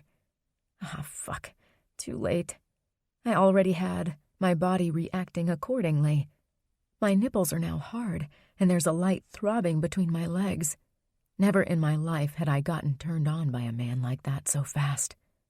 And now I'm having all sorts of inappropriate feelings for 3 strangers, one of whom I dislike immensely. I pinch the bridge of my nose, wanting this nightmare to be over already, I want to go home where life is normal, where I don't get hot and bothered by a simple glance from a hot dude. A noise that sounds a lot like a growl comes from Tristan's direction. Not wanting to miss the opportunity to antagonize the man, I turn to him with an eyebrow raised. "What's the matter with you? Got a stick up your butt?" "He sure does," Samuel laughs. "As I was saying," Dante continues, "your grandmother is fine, and she knows where you are." "Does she know what happened to me, too?" I ask, afraid to know the answer. Dante stares at me for a couple of beats. I feel the pull, a force that reels me in like a fish caught by the hook. His deep emerald green eyes seem to hypnotize me. Crap. What if he is hypnotizing me? I take a couple of steps back until I hit a bookshelf. He frowns. "What's the matter?" "Stop looking at me like that." I hug myself like that reaction can protect me from a wolf spell, if that's even a thing. Samuel hits his brother on the shoulder. "Yeah, Dante. Quit being a creep. Bite me." He snarls back. "Enough, you two." Mr. Asshole steps in between them, then turns his attention to me. "I don't know if your grandmother knows, but it doesn't matter. You can't leave the compound until your damn father says so," I say through clenched teeth. "Yeah, Samuel already gave me that spiel. I don't care about your father. I'm an adult, and this is a free country. You can't keep me here against my will." Tristan takes a couple of steps forward, stopping only when he's invading my personal space. I swallow hard as my body becomes tense, but I won't cower in front of this infuriating man. "I can and will. Don't cross me, Amelia." Very few people call me by my given name. I hate admitting it, but hearing Mr. Asshole say it gives me goosebumps. No. You don't like him, remember? "Or what?" I ask, lifting my chin in defiance. He curls his lips, revealing sharp canines that are most definitely not human. His irises churn, turning molten gold instead of gray. My gums ache as I start to shake a little. Dante and Samuel pull Tristan away, and I can finally breathe out. What the hell was that? I touch my teeth, relieved they are still human. I'm almost certain I was beginning to shift. I still remember how much it hurt the first time. No way do I want to go through that again. "If speaking with your father is so important, why haven't you brought me to him yet?" I ask. "He's out of town," Samuel answers. "But we can make a quick run by your house to get your stuff." Mr. Asshole whips his face toward his brother, his expression twisted into a scowl. "When you say we, do you mean you and your brothers, or you and me?" I ask before Tristan can put the kibosh on Samuel's idea. A wicked smile blossoms on Samuel's lips, his eyes twinkling with mischief. It gives me shivers. "You and me," he replies in a voice that's equal measures whiskey and honey, and totally meant to seduce. "What? That's out of the question," Mr. Asshole begins to say, but Dante interrupts. "It'll be fine, Tristan. I'll join as well. Or do you have so little faith in us that you don't think we can handle a brand new pup?" "Hey, I'm not a pup. I'm a woman." Tristan ignores my outburst, addressing Dante as if I'm not even there. "Fine, but I'm coming as well." Fuck me gently with a chainsaw. My gums begin to ache again. This time, I taste blood on my tongue. A foreign sound emanates from my throat as I take a step forward. Something savage woke up inside me, and I'm on the verge of unleashing it. The brothers fall silent, staring at me like they're seeing a ghost.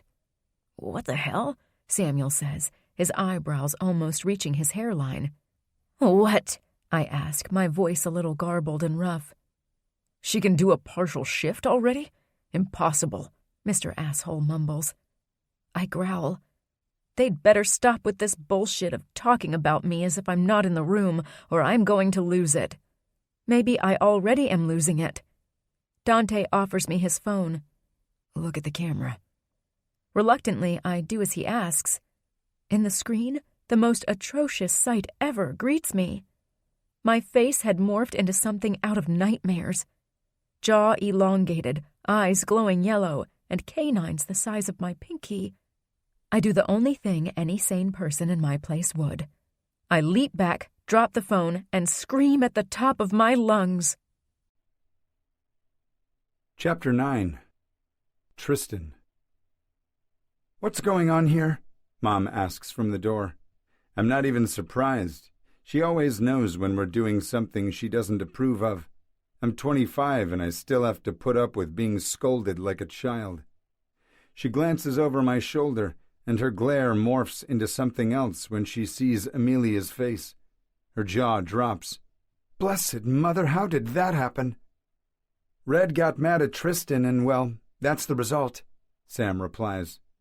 "Stop staring at me like I'm a freak." Amelia turns her back to us, curling her shoulders forward and hugging her middle. Guilt twists my guts. It's the only reason I don't offer a retort to my brother's comment. "You have to relax," Dante suggests. The woman goes to my desk and sweeps her arm over it, throwing everything to the floor. "Don't tell me to relax." I glance at my brothers. In that action, a silent communication is exchanged between us. I make a motion toward Amelia, ready to restrain her, but Mom is faster. Before we can do anything, she sticks a syringe in the woman's neck. Amelia has no chance. Her body turns limp in seconds. Mom catches her without effort. Slowly, the pretty blonde's features return to normal. "What did you do?" Sam takes a step forward, his body tense as if he's ready to pry Amelia's limp form from our mother's arms. "I gave her a special sedative. You should know better than to antagonize her." Mom doesn't look in my direction, but I know that comment was for me. Dante gets to Amelia first, and Mom surrenders the woman to him without a fight. She's never made it a secret that Dante is the only one she trusts completely. He's always been her favorite, maybe because they possess the same gift. Their special connection used to bother me greatly when I was younger, but I've learned to accept it over the years. Dante makes a motion to exit my office, but Mom raises her hand, stopping him. "Just 1 second. I would like to know exactly what happened while I was busy tending to Terence." Clenching my jaw, I glance at my brothers. When neither offer Mom anything, I answer, "The girl managed to escape, but Sam was able to catch her before she could jump the fence. He brought her back to the clinic, then he came looking for me." "Go on," Mom says. Crossing my arms, I stare pointedly at Dante. "I had an episode," he says. "A vision." Mom takes an eager step toward him. "Yes, but I don't know what it means." He rubs his face as his gaze turns inward. "The painting is in my studio." Mom nods, but instead of going out the door to see Dante's new artwork, she leans against my desk and folds her arms. "Now explain to me what happened to trigger a partial shift in a wolf barely a day old." "We don't know," Sam shrugs. "She got mad when Tristan told her she couldn't go home and, well, he got in her face. That's when she shifted. I thought only alphas and betas were capable of that." "Do you think Amelia could potentially be an alpha?" I ask cautiously. First, Dante's painting shows the woman surrounded by 3 wolves, and now this. As much as I'd like to dismiss Dante's episodes as inconsequential, I'm not foolish. Amelia is not an ordinary wolf. "Well, Lyria would love that." Sam juts his chin at me, making me bristle. The last thing I want to worry about is the pack's female beta. Mom pinches the bridge of her nose, closing her eyes for a brief second. "Did you at least explain the rules of the pack to Amelia?" "We didn't get the chance before Tristan went all caveman on her," Sam said, once again opening his big mouth. "Are you trying to get me to punch you?" I say. But once I catch Mom's death glare aimed at me, I lower my gaze, dropping the aggressive stance. I'm a grown man, and she's still able to stir fear in me. Mervyn Wolf is the female alpha for a good reason. "I spoke with your father. He's stuck in Vancouver for 3 more days, so we've decided to introduce Amelia to the pack before his return." My spine goes taut. Do you think that's wise? What if she loses control and partially shifts again in front of everyone? We'll have to make sure no one aggravates her enough for that to happen, which means you must control your temper. Mom shifts her focus to Dante and Sam. All of you. My temper is fine, I reply through clenched teeth. Clearly, Sam mutters. How long until the sedative wears off? Dante asks. She won't be up until tomorrow morning. Let's bring her to the guest room. Dante, please stay with her. I don't want her to be alone when she wakes up. The poor girl needs answers. Why, Dante, I can do it. Sam takes a step forward, making Dante hold Amelia tighter against his chest. Ah, shit. I hope they don't start fighting over her. She's not even a Crimson Hollow wolf, for crying out loud. Mom cuts Sam a glacial stare. Because I said so. Dante clears his throat, commanding everyone's attention. I caught Seth snooping right under Red's window this morning. He knows we have a new wolf in the pack. I'm not sure how long he'll keep his mouth shut. The accusation in Dante's tone is clear. Never mind that Seth is one of my closest friends, and I'd trust him with my life. It seems everyone is dead set on pissing me off this week. Seth won't say a word. I watch Dante through slitted eyes. Your trust in him is misplaced, brother. He's a sneaky bastard. Is that your opinion, or is your statement based on facts? I don't even attempt to hide my irritation. Didn't I just give you a fact? Why was Seth listening to a conversation not meant for his ears? Dante raises an eyebrow. Yeah, I'm not a fan of the guy either, Sam adds. No facts to back it up, though. It's just a feeling. Clenching my jaw, I try to not let my temper get the better of me. Seth has been my best friend since we were young. He was the only shifter in the pack who hadn't treated me differently because I was the alpha's son. I know Seth is ambitious and hopes to one day become the pack's beta, but I don't see any problem with that. Get the wolves ready for an assembly in 2 hours. I'll make the announcement about Amelia. It'll hopefully give the pack enough time to digest the news before we present her to them, Mom says. As usual, she doesn't make any comment about Seth. Dante never hid the fact he disliked my friend, but Mom has always chosen to remain neutral. If Seth was up to no good, she would be the first to point it out. One more reason for me to ignore Dante's opinion. I'm going to spread the word about the assembly, I say. Not waiting for a reply, I stride out of my old office. I've barely used the room since I moved to the city. The studio apartment above the company's office is where I spend most of my nights. It allows me the privacy I'll no longer have if I become the new alpha. Groaning, I shake my head. I don't want to think about a future that most likely won't come to pass for another decade. My father is still in his prime, and I don't foresee him stepping down any time soon. As soon as I step out of the alpha's manor, Lyria finds me. I know immediately that seduction is not part of her game today. On the contrary, she's pissed. Where the hell have you been? You were supposed to train the new enforcers this morning. Ah, fuck. I forgot about that. I was dealing with an emergency. What kind of emergency? I wasn't told anything. You'll find out soon enough. Mother has called an assembly in 2 hours. Call everyone. I try to sidestep her, but the woman grabs my arm. I'm the beta, Tristan. I should know before everyone else.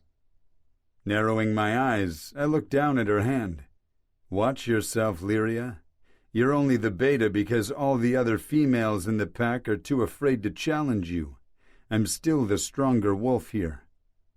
She winces as if I'd slapped her, implying she's not as good as she thinks she is, was a low blow on my part. But I won't take it back. Letting go of my arm, she steps back. Are you threatening me? No. I'm reminding you of a fact. Now do as I say. Lyria watches me through narrowed eyes. Fine. But you're wrong about me, Tristan. I'm the beta because I deserve to be. She strides away with tense shoulders, head held high. I shouldn't have mentioned anything about her status. I've never once contested she was the beta by merit and not by default. But once Amelia is presented to the pack, Lyria will no doubt make the connection. She'll know Amelia is a threat to her position. Way to go, Tristan. You just put a target on Amelia's back. Chapter 10. June 10th. Saturday. Samuel. For the first time in months, Tristan slept in his old room. It doesn't take a genius to figure out he doesn't want to be too far from Red, no matter how much he acts like a total douche canoe around the woman. He's ensnared by her just like Dante and I are, but he's fighting the pull like crazy. Idiot. Deep in my bones, I feel there's something different about her. She's a pretty sexy thing. I would have totally banged her before if given the chance, but now that she's a wolf, it's more than mere lust, which makes things complicated. Curse the wolves and their hierarchy. No wonder my mom asked Dante to keep an eye on Red. He's the one she trusts the most to keep his dick in his pants. Stopping in front of Red's door, I press my ear against it. It's dead silent on the other side. She must still be sleeping. It's an effort to walk away, but I have things to do. So I continue down the corridor until I'm banging on Tristan's door. "Yo, Tristan, open up." There's a grumble, then the sound of sheets rubbing together. After a few moments, Tristan opens the door in a brusque movement and glowers. "What do you want, Sam?" Pushing him out of the way, I go straight for the curtains in his room, yanking them apart so the morning sunlight can come through. "Rise up, bright and sunny sunshine." "Fuck off." In jerky motions, Tristan heads to the chair in the corner of the room and grabs the t-shirt he left there. "Since when do you wake up before noon?" "I didn't sleep at all last night, and we have shit to do." When Tristan's head pops through the neck hole of his shirt, his eyes are narrowed to slits. "How many cups of coffee have you had already?" "5, but who's counting?" "Is our guest up yet?" I don't miss Tristan's contemptuous tone. He won't be winning the Mr. Congeniality title anytime soon. "I don't think so." Moving to his dresser, I randomly grab one of Tristan's cologne bottles. After I remove the cap, I take a whiff, grimacing when the scent hits my nose. "Then what do you want?" Tristan grabs the bottle from my hand, placing it back on the dresser. "You mentioned the kid from the hardware store might be able to help identify the tracking device." Tristan freezes, his jaw locking tight. "Let me guess. You want to go there now?" I nod, bouncing on the balls of my feet. Maybe I did have one too many cups of coffee. Sex would have been able to take care of the jitters, but I'd have to go into town for that. I hadn't wanted to, nor had I been able to, if I were being honest, leave the compound last night. Tristan stares out the window, rubbing his jaw. "I suppose we should take care of this sooner rather than later. Carpe diem and all." Yeah, let's seize the day." I swing around, ready to leave his room, but stop in my tracks when I don't sense Tristan following me. He's gazing at the wall to his right, the one separating his room from Red's. Ah, fuck. I knew he wasn't immune to the woman. "Are you coming or what?" I ask. "Yes, give me a minute, will you? I'll meet you outside." "Hell to the fucking no. I'm not waiting an hour for you to finish your beauty rituals. Let's go." "I don't have beauty rituals," Tristan replies through clenched teeth. "Really? Shall I go into your bathroom and count how many creams and hair products you have?" Tristan glares with jaw locked tight. I maintain eye contact despite his stupid expression. It's like when we used to play games as children to see who could go longer without blinking. "Fine. Let's get this over with. Being in your presence this early is already giving me a headache." It's been ages since I drove into town this early in the morning. I'm a nocturnal person, preferring to stay up all night and not wake up until the middle of the afternoon. It's a preference that suits my lifestyle as the lead singer of a rock band. Or maybe I picked that career because I enjoy the nightlife so much. Who cares? The truth is, nothing really exciting happens in this town during the day. Most shenanigans, caused by human or soups, happen at night 99% of the time. The hardware store sits in the corner of the main street facing the square. It used to be a hole-in-the-wall store when it first opened more than 30 years ago. It has now expanded to take up 3 large retail spaces, but that's not surprising. What are people to do in such a small town besides fix things in their houses? It's not even 9, yet it's already open, while most other businesses don't start welcoming customers until 10. I follow Tristan in, the bell chiming as he swings the door open. I do a quick once-over, feeling bad for the people who work here. I'm already bored by all the merchandise and the neutral color scheme of the place. Tristan continues toward the back of the store, so I increase my pace to keep up. There's a guy wearing thick-rimmed glasses behind the customer service counter. His head is down as he stares at his phone. He glances up when we approach, then he straightens his spine and hastily puts his phone away. I drop my eyes to his name tag. Peter. "Mr. Wolf, how can I help you?" he asks. "Hi, Peter. I was wondering if you could help with some technical stuff." Tristan rests his hands casually on the counter. He's trying his best to turn the menacing wolf vibe down a notch. It's something we all have to do when dealing with non-soups, because even in human form, the otherness energy surrounds us. Tristan has always had trouble keeping his beast in check. Peter quickly spares me a glance, and I catch a hint of surprise in his eyes. He turns his attention back to Tristan almost immediately and asks, "Computer-related?" "Not exactly." Tristan reaches inside his jacket pocket, then pulls out the tracking device we found on the rogue. "I was wondering if you could tell me what this is." The guy takes the device from Tristan and begins to inspect it. After a moment, he says, "This is high-tech stuff. I believe Australian ranchers were working on something similar." "Please explain," Tristan replies. With the consumers more and more focused on the quality of the food they eat, free-range livestock is the way of the future. But letting a 2-ton animal go wandering can cause a lot of stress to ranchers. So they came up with something similar to this. It's basically a combination of GPS technology and biometric sensors. Biometric sensors? Like what? A Fitbit for cows? I raise an eyebrow. Something like that. Peter examines the device more closely, frowning.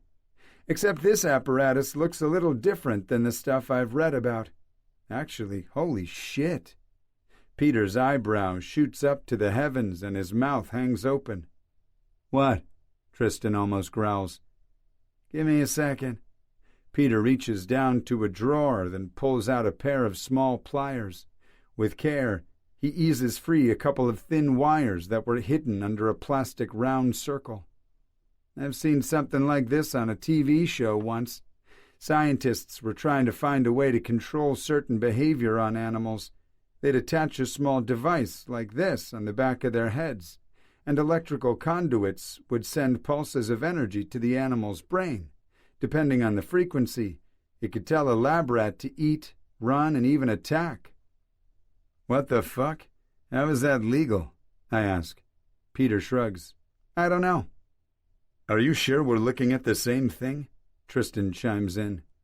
The guy turns the device again, scrutinizing it carefully. "Well, not 100% sure, but it sure looks like it. Do you see these 2 round bumps?"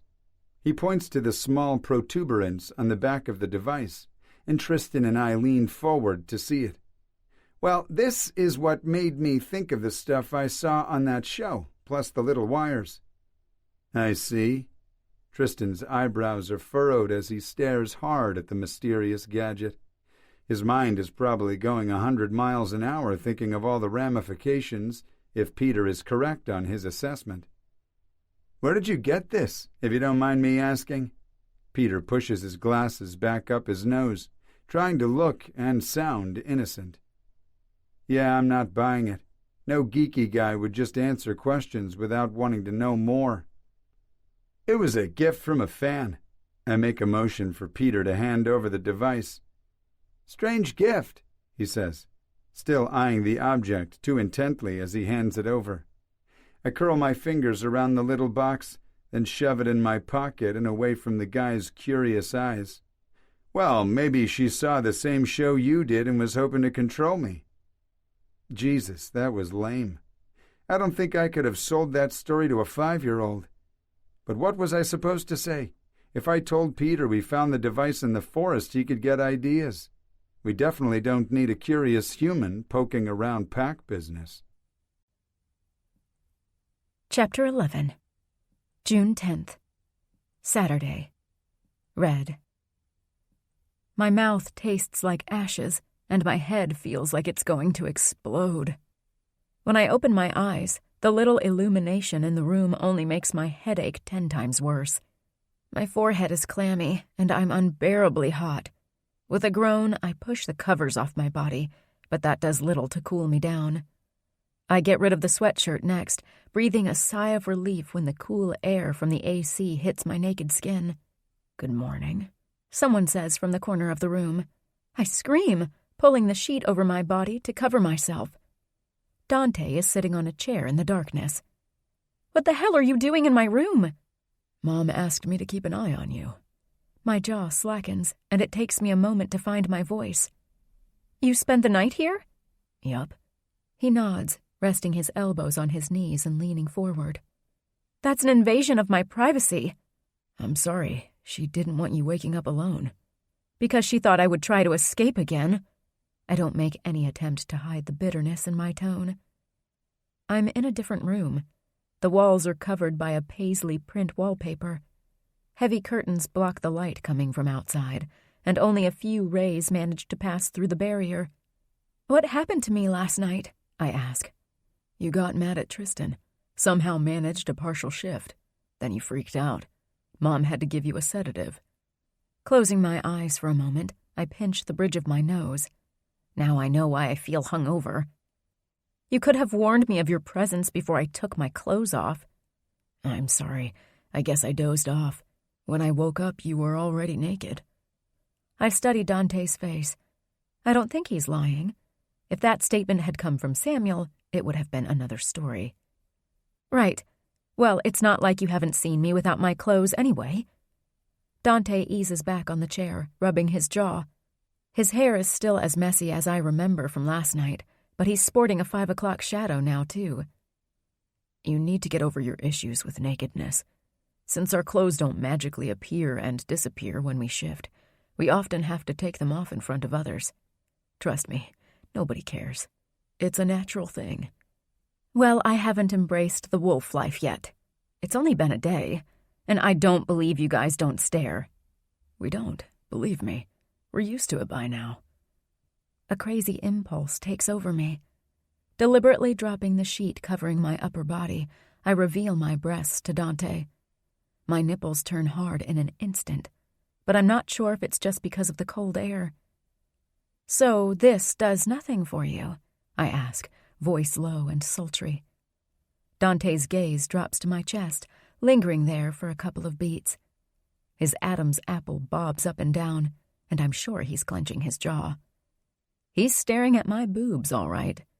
I made my point, so I should probably cover myself up again, but I'm loving that Dante is admiring my body. If only he would move from his chair and sit next to me, maybe even touch me a little, that would be great. Wait, what? That random thought is what brings me back to reality.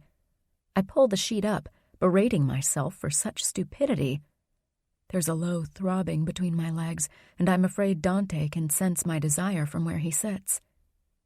He clears his throat, dragging heat-filled eyes to my face. "Touché. I'm not immune, but it's because you're new. It'll wear off." I can't help the feeling of disappointment. It's crazy, but I don't want Dante to stop admiring me. I don't know him, and I'm not even sure if I like him yet. Okay, besides not feeling embarrassed about taking my clothes off in front of strangers, what else do I need to know? For starters, you need to respect the pack's hierarchy. Here, the Alpha's word is law. Disobedience means you're challenging his authority, and that can lead to death. That's medieval. What about your mother? She's the female Alpha. What does that mean? Is it only a glorified title because she's married to the Alpha? Does she actually have any authority? No, it is not glorified. She's the female Alpha by merit, by being the strongest female wolf in the pack and all. That's why she's the Alpha's consort. Dante's explanation gives me pause. It sounds like the way relationships work among wolves is a bit different than for humans. Or maybe not. So that means the Alpha can only marry the strongest female wolf? What if he falls in love with someone else? Love doesn't enter the equation. I flatten my lips. Why does the lack of choice bother me so much? That sucks. Does the rule apply to all wolves or only the Alpha? And can a wolf marry a human? Dante narrows his eyes. No, the rule doesn't apply to all wolves, but I have never seen a beta hook up with an omega, for instance. The relationship wouldn't be balanced. But why do you ask about humans? Are you in love? I mean, do you have a boyfriend or something? I almost laugh at Dante's question. I've only fallen in love once, or so I thought at the time. No, I don't elaborate, but my answer seems to mollify Dante. The frown on his forehead disappears, and he appears to be less tense. Good. Less complications. Does that mean it's not allowed? I didn't say that, but relationships are usually complicated with someone from your own species. I've never heard of a relationship between a wolf and a human that worked out. Now it's my turn to watch Dante through slits. Don't lie to me. Your mother was human once. She told me. Tilting his head to the side, he studies me. What is he looking for? Maybe he's trying to read my mind. Shit, can he do that? Did she also tell you that the percentage of humans who survive the shift is less than 1%? He asks. Dread drips down my spine. No, she didn't. So am I lucky to be alive? Yes. I'm speechless. With the whole wolf business, I ended up pushing aside the knowledge that I almost died in the woods. That rabid wolf would have killed me if Dante and his brothers hadn't showed up. The thought is sobering, and it puts my new reality into perspective. Heaviness sets on my chest, almost caving it in. Do you know who attacked me? My voice is low, almost a whisper. Dante stands up, then crosses the room to sit next to me. I wanted him to be closer, but I'm afraid now. Not of him, but of how my body immediately reacts to his proximity. He grabs my hands, squeezes them together. I do, but what I tell you cannot leave this room. Swallowing the sudden lump in my throat, I nod. I mean it, Red. You need to swear it out loud. I swear I won't tell a soul. Dante stares at me for a moment, and I forget how to breathe. I also study him. No, not study. Openly admire him.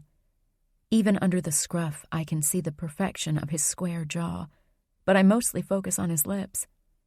What would it be like to kiss him? Shit, why am I having all these lustful thoughts? You were attacked by a rogue wolf from another pack. I blink a couple of times, not understanding why Dante is staring at me like the world is going to end. What happened to him? He's dead, but that's not the issue. According to the law, a shifted human belongs to the pack of the wolf who turned them. That means you don't belong here, and we shouldn't even have helped you. Suddenly my blood turns ice cold. It's bad enough I'm something other than human. Now Dante is saying I have to leave Crimson Hollow? What's going to happen to me then? Are you going to send me to this other pack? Dante touches my face with the tips of his fingers. No, of course not. But you just said... I know what I said. But just because the rules say one thing doesn't mean we have to follow them. There's a reason my mother sent us to the Irving Forest 2 nights ago. She knew you would be there. She also knew you would survive the attack. Red, you belong here with us. The tenderness in Dante's voice makes me melt like butter under the sun. I cover his hand with mine and lean against his palm. The air suddenly shifts around us. It becomes heavy, intoxicating. My breathing changes as my heart begins to gallop at full speed. I lean forward automatically, my body acting of its own accord. Dante's posture also changes. He caresses my cheek with his thumb while his gaze drops to my lips. He's going to kiss me, and I'm more than ready for it.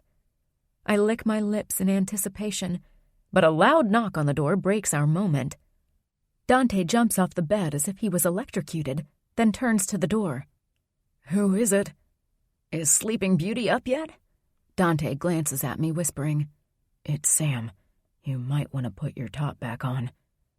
My face feels as hot as lava. I get dressed in the blink of an eye. Only when I'm presentable does Dante open the door for his brother.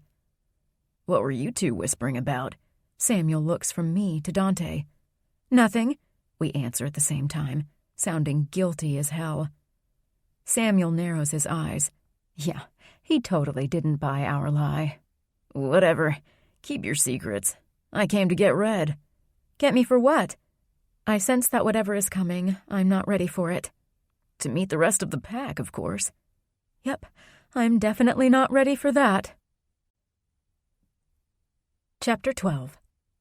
Red. "Don't look at me like that. I didn't say right this instant. We're going by your house first," Samuel says with a cheeky smile on his lips. Relief rushes through my body. Maybe I won't have to meet the pack after all. Maybe I can convince Dante and Samuel to let me stay home with Grandma. Good, let's go then. "Is Tristan joining us?" Dante turns to Samuel. "Nope." Samuel walks out. When Dante and I don't follow him right away, he pivots toward us, waving impatiently as he says, "What are you waiting for?" With hurried steps, I follow him, leaving Dante behind. He catches up quickly and matches his steps to my own. The sexual tension between us still lingers, but now I'm mortified I let things go as far as they had. I flashed the guy for crying out loud. This is so not me. Samuel takes the stairs 2 steps at a time. It's like he's running away from something. When we exit, the warm summer air greets my skin, promising another scorching day. It's the perfect time to go swimming at Lake Placid and do absolutely nothing, but I'm afraid my worry-free days are over. Samuel's car is parked in front of the house, the engine running. Boy, he's really in a hurry. "Wait up," Dante says. "Why isn't Tristan joining us?" "He's with Mom. We had a productive morning." There's an extra meaning behind his words, but Samuel doesn't glance at Dante. I'm not sure if he's being obtuse on my account or if he's keeping things from Dante as well.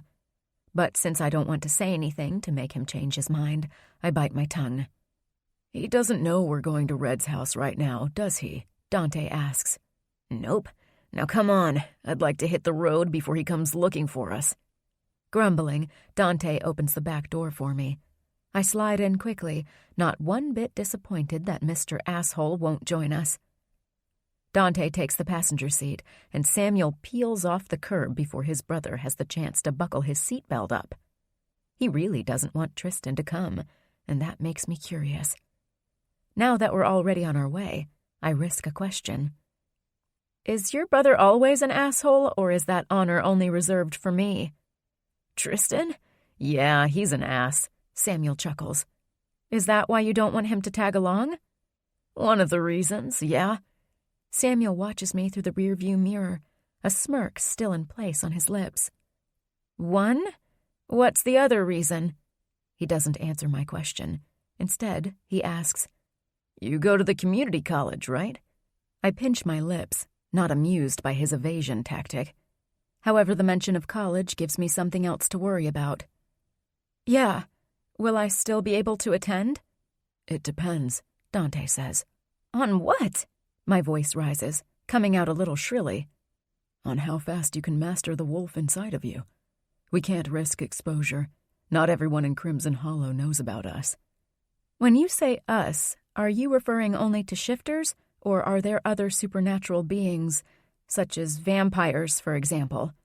Vampires are real, but we haven't seen one in Crimson Hollow since the 13 Days of Chaos, Samuel replies. What's that? Some shit that went down here 25 years ago. Let's not worry about that now, Dante replies. By his tone of voice, I can tell he really doesn't want to talk about it. Fine. What else is real? It will be easier to tell you what is not real, Samuel laughs. Stop being obtuse. If I'm part of the community now, I need to know everything about it. The pack has rules, but are there other rules I should know about? Only one rule. Don't piss off the witches, Dante says. The witches? Oh, yeah, that's very important, Samuel nods. Stay far away from Mayor Montgomery and her croonies. Nasty lady. She really doesn't like the pack. Wait, what? Crimson Hollow's mayor is a witch? Yep, she's the head of the Midnight Lily Coven. Biting my lower lip, I half turn to stare out the window.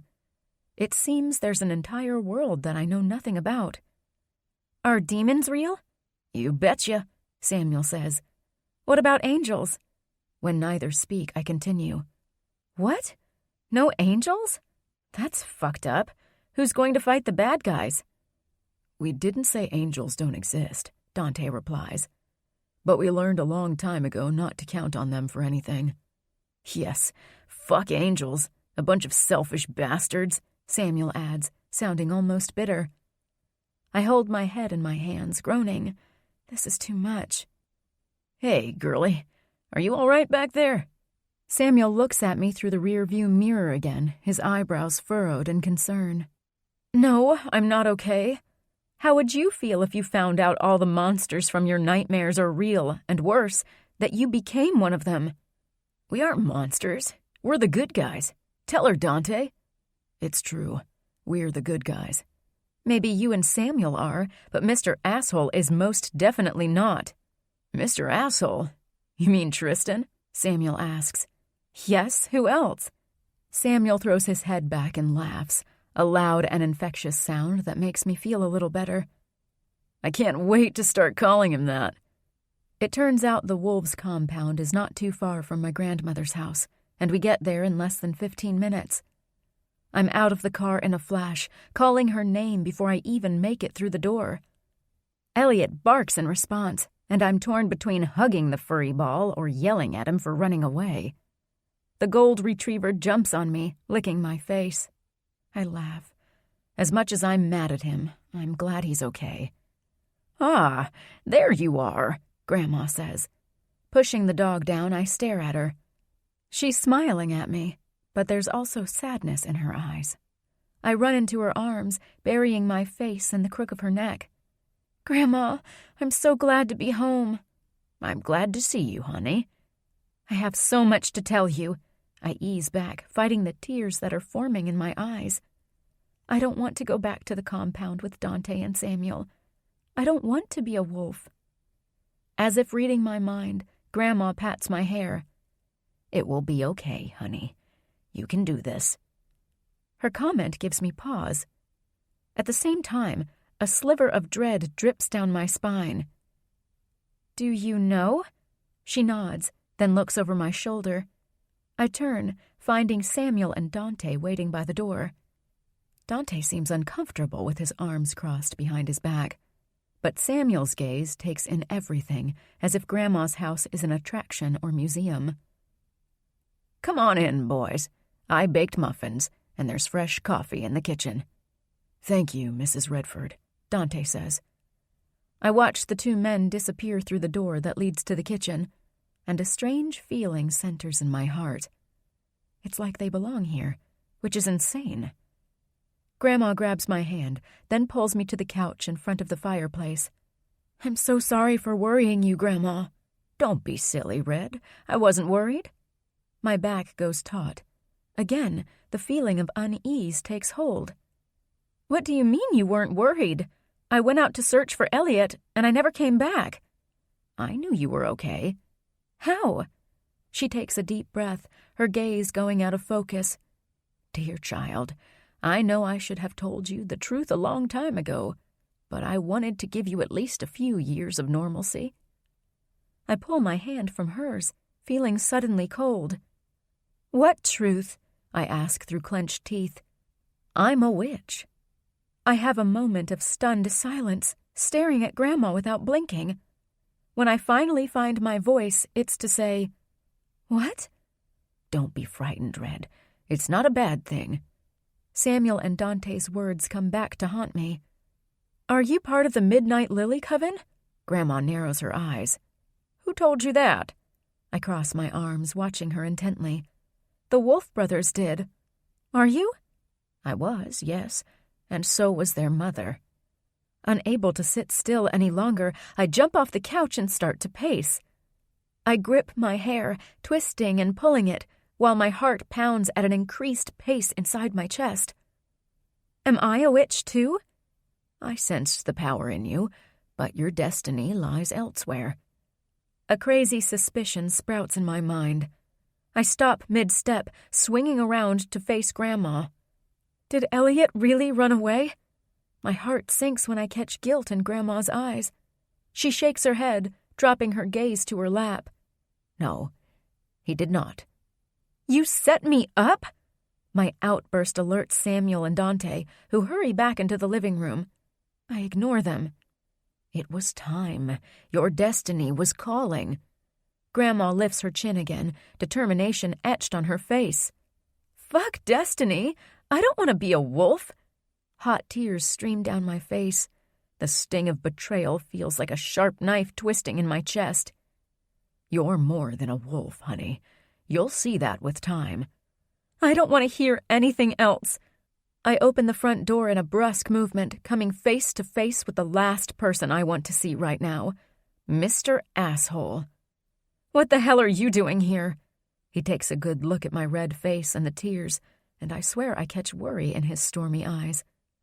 What happened? He asks. None of your business. I try to sidestep him, but he blocks my way and holds my arm. I'm the beta. It is my business. Now spill. I don't know if it's his arrogant tone or the fact that he's in my face again, but his presence unleashes the beast in me. Literally. My body aches as my muscles change, and the wild feeling takes control. Before the shift is even complete, I launch at Tristan, ready to tear him to pieces. He moves out of the way at the last second, and I land awkwardly on the ground. Spinning, I see that Dante and Samuel are outside too. Red, calm down. Dante takes a step in my direction. I don't want to calm down. Everything in my life seems to be a sham, a lie. I was betrayed by my own grandmother, for God's sake. Dante takes another step forward with an outstretched arm. This time, his special soothing gift doesn't work on me. The anger is still swirling inside.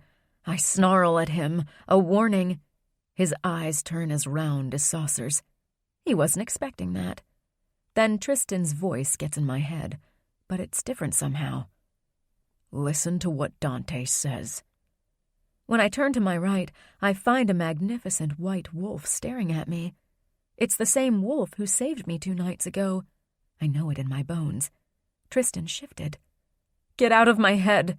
I send the mental command, hoping the communication is both ways. Make me, he fires back. My wolf growls at him.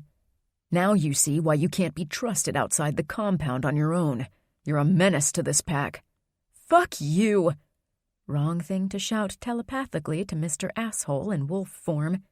He jumps on me, pushing me to the ground as if I were a stuffed puppy. His jaw locks around my throat, and his sharp teeth sink in the soft skin of my neck, hard enough to deliver the message. Don't push me, Red. I'm the beta, and you're only a Shadow Creek mutt. I may not be familiar with the history of the pack yet, but I know Mr. Asshole just insulted me. Get off me! Only if you ask nicely, his wolf growls. No! Tristan applies more pressure to my throat, making a whimper escape my mouth. Tristan, come on, let her go, Samuel says. I should say please, but it seems my survival instincts are on the fritz. Instead, I do the last thing I should do in this situation. I change back into human. Tristan's weight is on top of me, his teeth on my throat. It feels 10,000 times worse in this fragile form. I read the surprise in Tristan's gaze right before he jumps off me. "Red, are you okay?" Samuel is by my side in an instant, checking my throat. Pushing him off, I sit up. "I'm fine." A jacket materializes out of nowhere. When I look up, Grandma is there. Without a word, I take it from her, draping it over my shoulders. Movement on my peripheral catches my attention.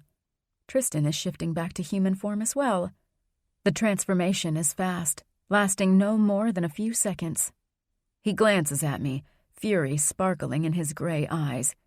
He doesn't seem to care he's standing completely naked in front of my grandmother. "Don't ever pull a stunt like that again," he growls. "Do you hear me, Amelia?" He points a finger in my direction. If I were closer, I would break it off. "If you think I'm going to take orders from you, you're sorely mistaken." Bold words for someone who had her ass handed to her and is still shaking nonstop. I clearly have a death wish. With a snarl, he takes a step forward, but Dante gets in his way, keeping him from me. "Let it go, Tristan. Can't you see she's distressed?" Samuel helps me up. "Come on, Red. Let's get your stuff, then head back to the compound." I let him lead me back to the house, even though I want to go someplace far away from here. I don't even know if Grandma is truly sick, or if that was a ploy to get me to move to Crimson Hollow. My parents were against the idea.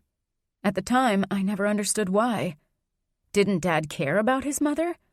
But maybe he knew the truth. No matter the angle I look at things, it's still a fucked up situation.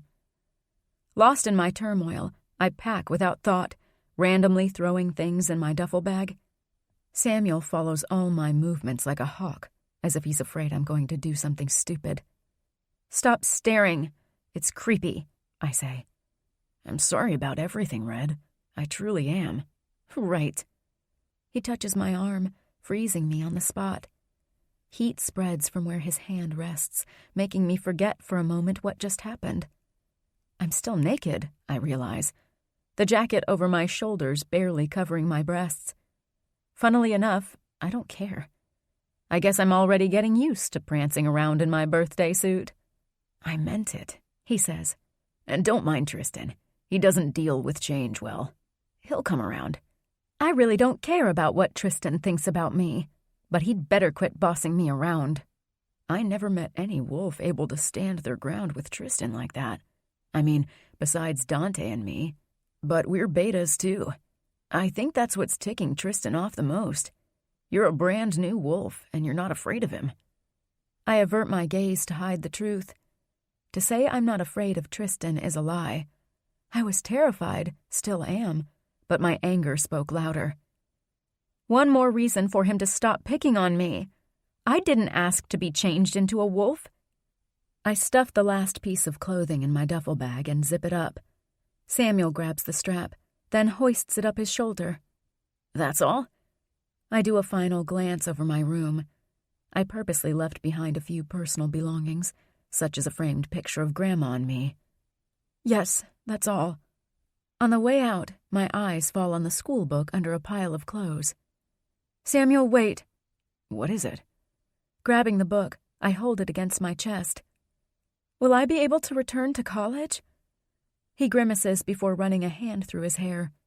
"Shit, Red, I don't know. After what happened here, it will be hard to convince Dad to let you back into the human world so soon."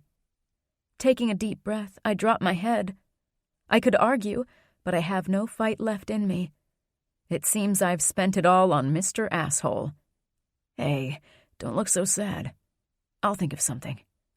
Samuel gives me a smile, but I can't reciprocate. Not when I feel dead inside. Chapter 13. Red.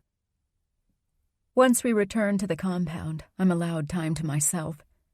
Mr. Asshole disappears as soon as Samuel parks the car. Dante and Samuel escort me to my room, which is the same one I spent the night in. Dante says I can change the decorations if I don't like it, but I don't want to get too comfortable. I don't plan on sticking around for long. They don't linger, and I'm grateful for that. They must have sensed I'm not in the mood for small talk. Feeling lost, I sit on the edge of the bed and turn my phone on. There are several messages from Kenya asking where I am, along with a few missed calls from Peter. He left a voicemail, which I delete without listening to. Damn it, I'll probably need to quit my job. I let out a heavy sigh, my shoulders sagging forward. So many changes, so many things I have to learn. But the worst part is not having anyone I can talk to about it all. Kenya is out of the question. I doubt I'll be allowed to breathe a word about shapeshifters and all the other inexplicable things happening in Crimson Hollow. Witches, vampires, what else is there? I don't want Kenya to worry and demand her mother, the town's sheriff, to start a search party for me, so I text her and say I'm okay. She doesn't reply or call right away, which means she must not be up yet. Throwing my phone on the bed, I begin to unpack. When I catch my reflection in the mirror, I wince. I haven't showered in 2 days, and it shows. My hair is matted, stuck flat against my skull. My skin has a sickly hue to it, and the only color on my ashen face comes from the smears of dirt on my cheeks. The guest room has a bathroom. Samuel showed me. After I grab a few items from my bag, I head for the shower. I'm glad I remembered to pack my favorite shampoo and conditioner, even through my haze. I wait until the water is scalding hot, my sore muscles needing the soothing relief. My body rejoices as I wash away all the grime with glee. But there's no hope for the hole in my chest.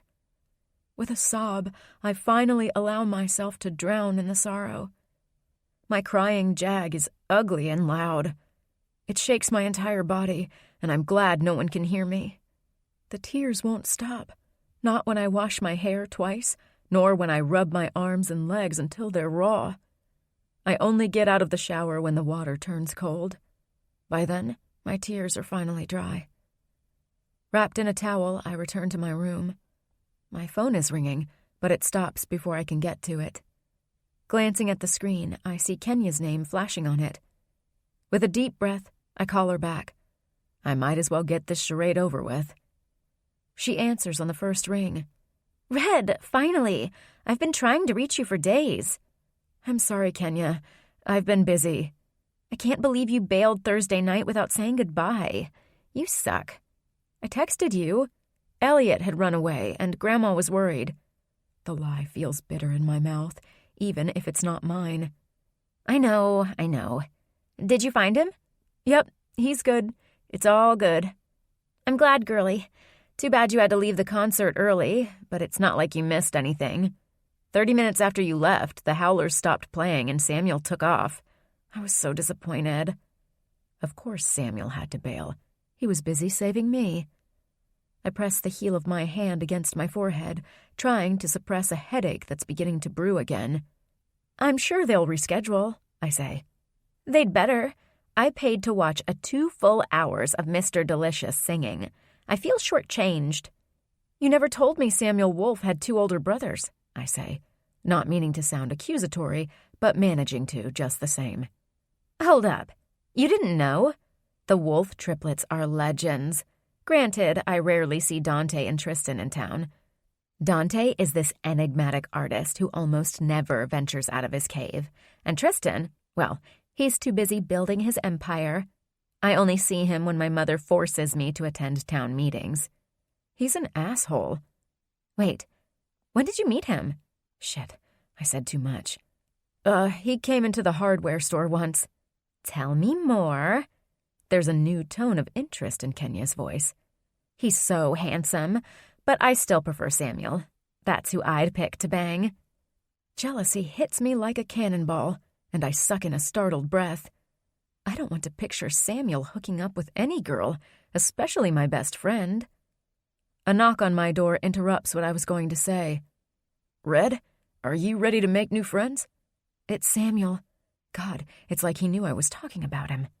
Who's that? Kenya asks. The TV. Sorry, Kenya, I have to go. Okay then, I'll see you on Monday. I end the call right before Samuel opens the door a tad and sticks his head in. Hey, who told you you could come in? I hold the towel around me tighter. Oops, sorry. When you didn't answer, I thought, well, never mind. Get dressed. We don't want to leave the others waiting. Wolves are not patient by nature. Fine, give me 5 minutes. Turning to my bag, I start to dig clothes out. What should I wear? Whatever you like. Jeans and a top is fine. This isn't a fancy occasion. Okay. I separate my favorite outfit from the pile, a pair of skinny jeans and a faded Ramones t-shirt. This was my laid-back Sunday style when I lived in Chicago.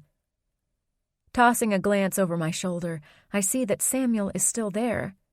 He's leaning casually against the dresser with his hands in his pockets. His low-rider jeans are pushed even lower thanks to that, showing a little bit of skin. Clenching my jaw, I force myself to look away. Why does the man have to be so irresistible? Aren't you going to wait outside? Do you want me to? It's not like I haven't seen you naked before, he chuckles. With jerky movements, I pick up my clothes before striding into the bathroom. The snick of the lock is oddly satisfying. Ah, come on, Red. I was just teasing. Whatever. I'll be right out. I get dressed as quickly as I can, because even with the door separating us, I don't want to be naked for too long with Samuel nearby. It's stupid. He's seen me naked a bunch of times already in the last 48 hours, but he doesn't need to see how my traitorous body reacts to him. I want to ask someone if extra horniness is something all wolves experience, but the idea of breaching the subject to any of the brothers, or worse, their mother, is embarrassing as hell. I guess I'll just have to ride it out. Samuel stands straighter when I return to the room, his electric blue eyes dropping to my bare feet and slowly traveling up the length of my body. Heat spreads across my cheeks as I try not to squirm under his scrutiny. Glaring, I cross my arms in front of my chest. What? You look good in anything, don't you? I snort. Please, you don't need to keep throwing your rock star charm my way. I'm not going to try to run away again. He raises an eyebrow, the corners of his lips twitching upward. I can't help it. It comes with the package. Rolling my eyes, I put on my slippers. I'm ready. Samuel opens the door, then motions with his arm. Ladies first. I barely set foot in the hallway before Dante comes running up the steps. There you are. Everyone is already waiting for you. I nod as I try to control the crazy butterflies that are suddenly creating havoc in my belly. My hands are sweaty by the time we end up outside the Alpha's manor.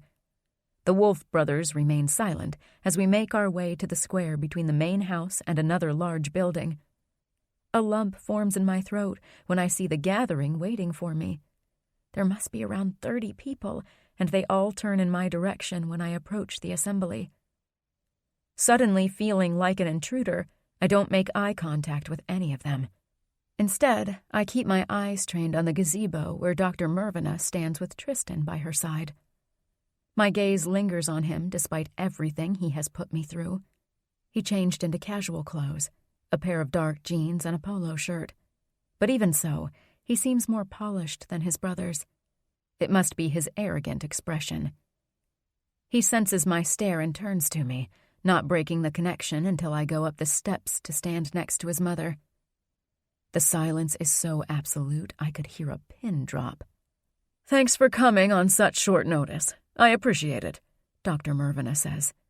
Her voice is clear and full of authority. As I mentioned in the previous assembly, our pack acquired a new member. Please meet Amelia Redford. Murmurs carry through the crowd, and Dr. Mervina waits until it dies down. How is that possible? Someone asks, a man with a bushy beard and salt and pepper hair. A lone wolf attacked Amelia 2 nights ago, as I explained earlier.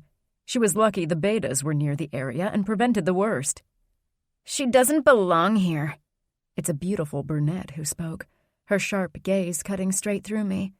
My spine goes taut as I take in the full blast of her animosity. Lyria, shut your mouth, a blonde man says, earning a glare from her. Bite me, Seth. You know the rules. She belongs to whoever infected her.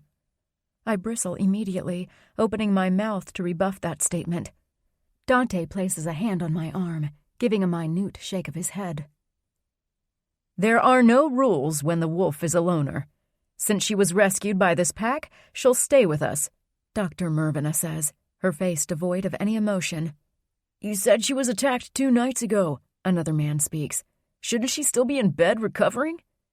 Amelia's transformation is complete, Dr. Mervina replies evenly. What? That's impossible, someone far back in the crowd says. It takes weeks for the human body to assimilate to the virus. Yes, that's usually the case. Amelia is an exception. With a snarl, the woman named Lyria takes a step forward. If that's the case, then I think she should shift for us. Stomach dropping, I glance at Dante, panicked. Nobody said anything about shifting in front of all these people. It's up to Amelia. Dr. Mervina raises an eyebrow in my direction. I shift my weight from foot to foot, wriggling my fingers. The 2 times I shifted, I was angry. I don't know if I can do it on demand like that. What if I can't? Samuel places a hand on my lower back, leaning in close.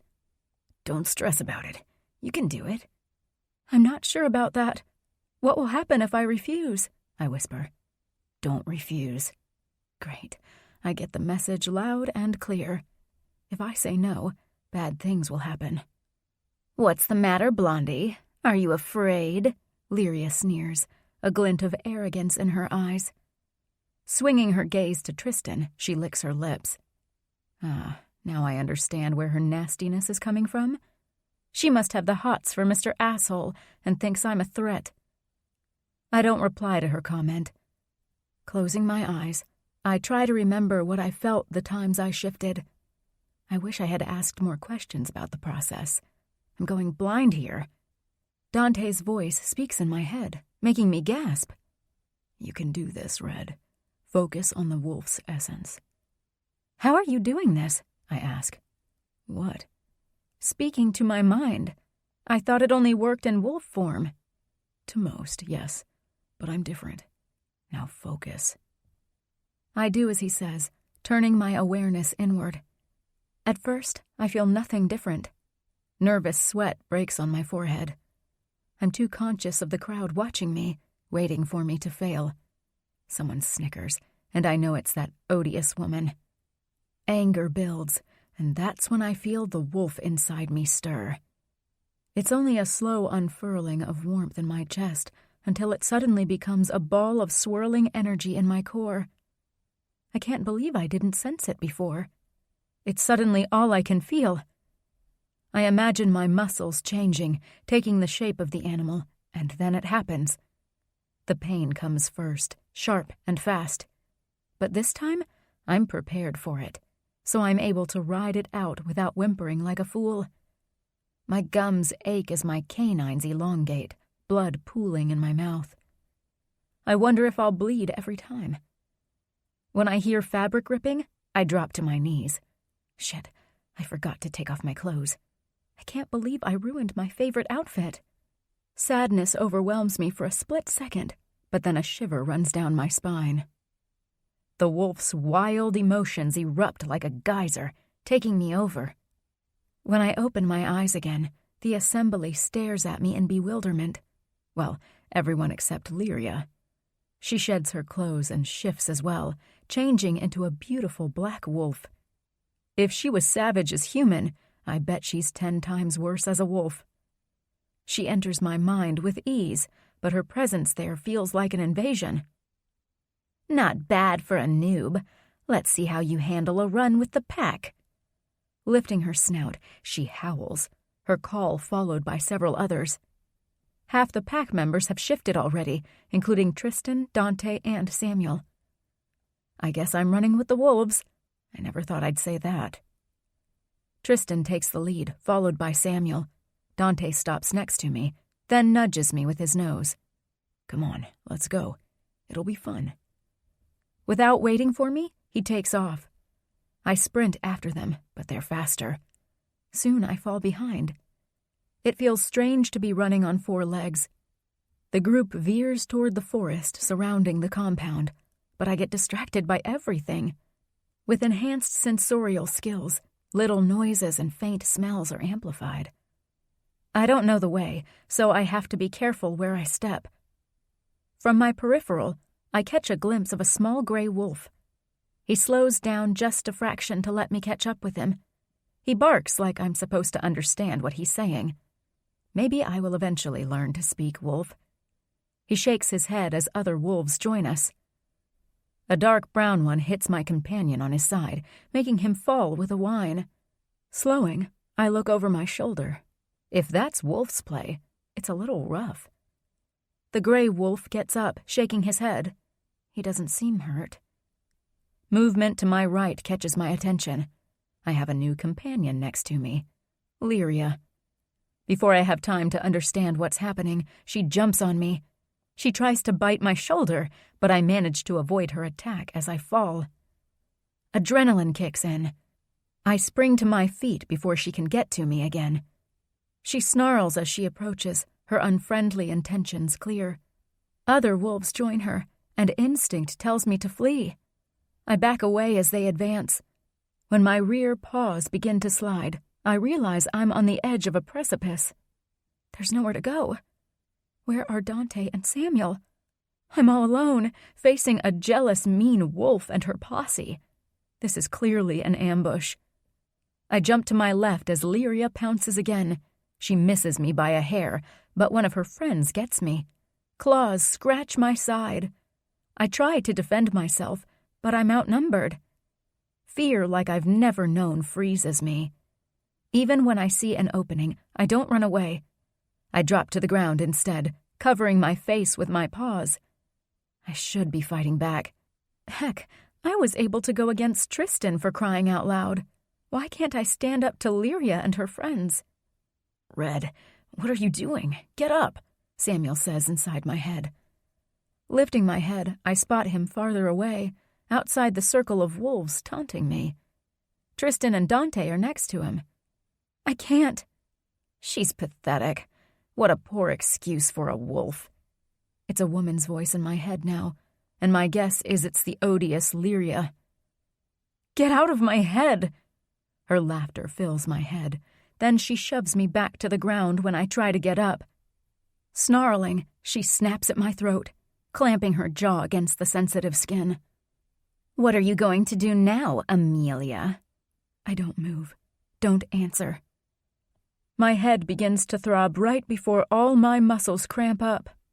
A loud whine escapes me as the wave of pain renders me useless.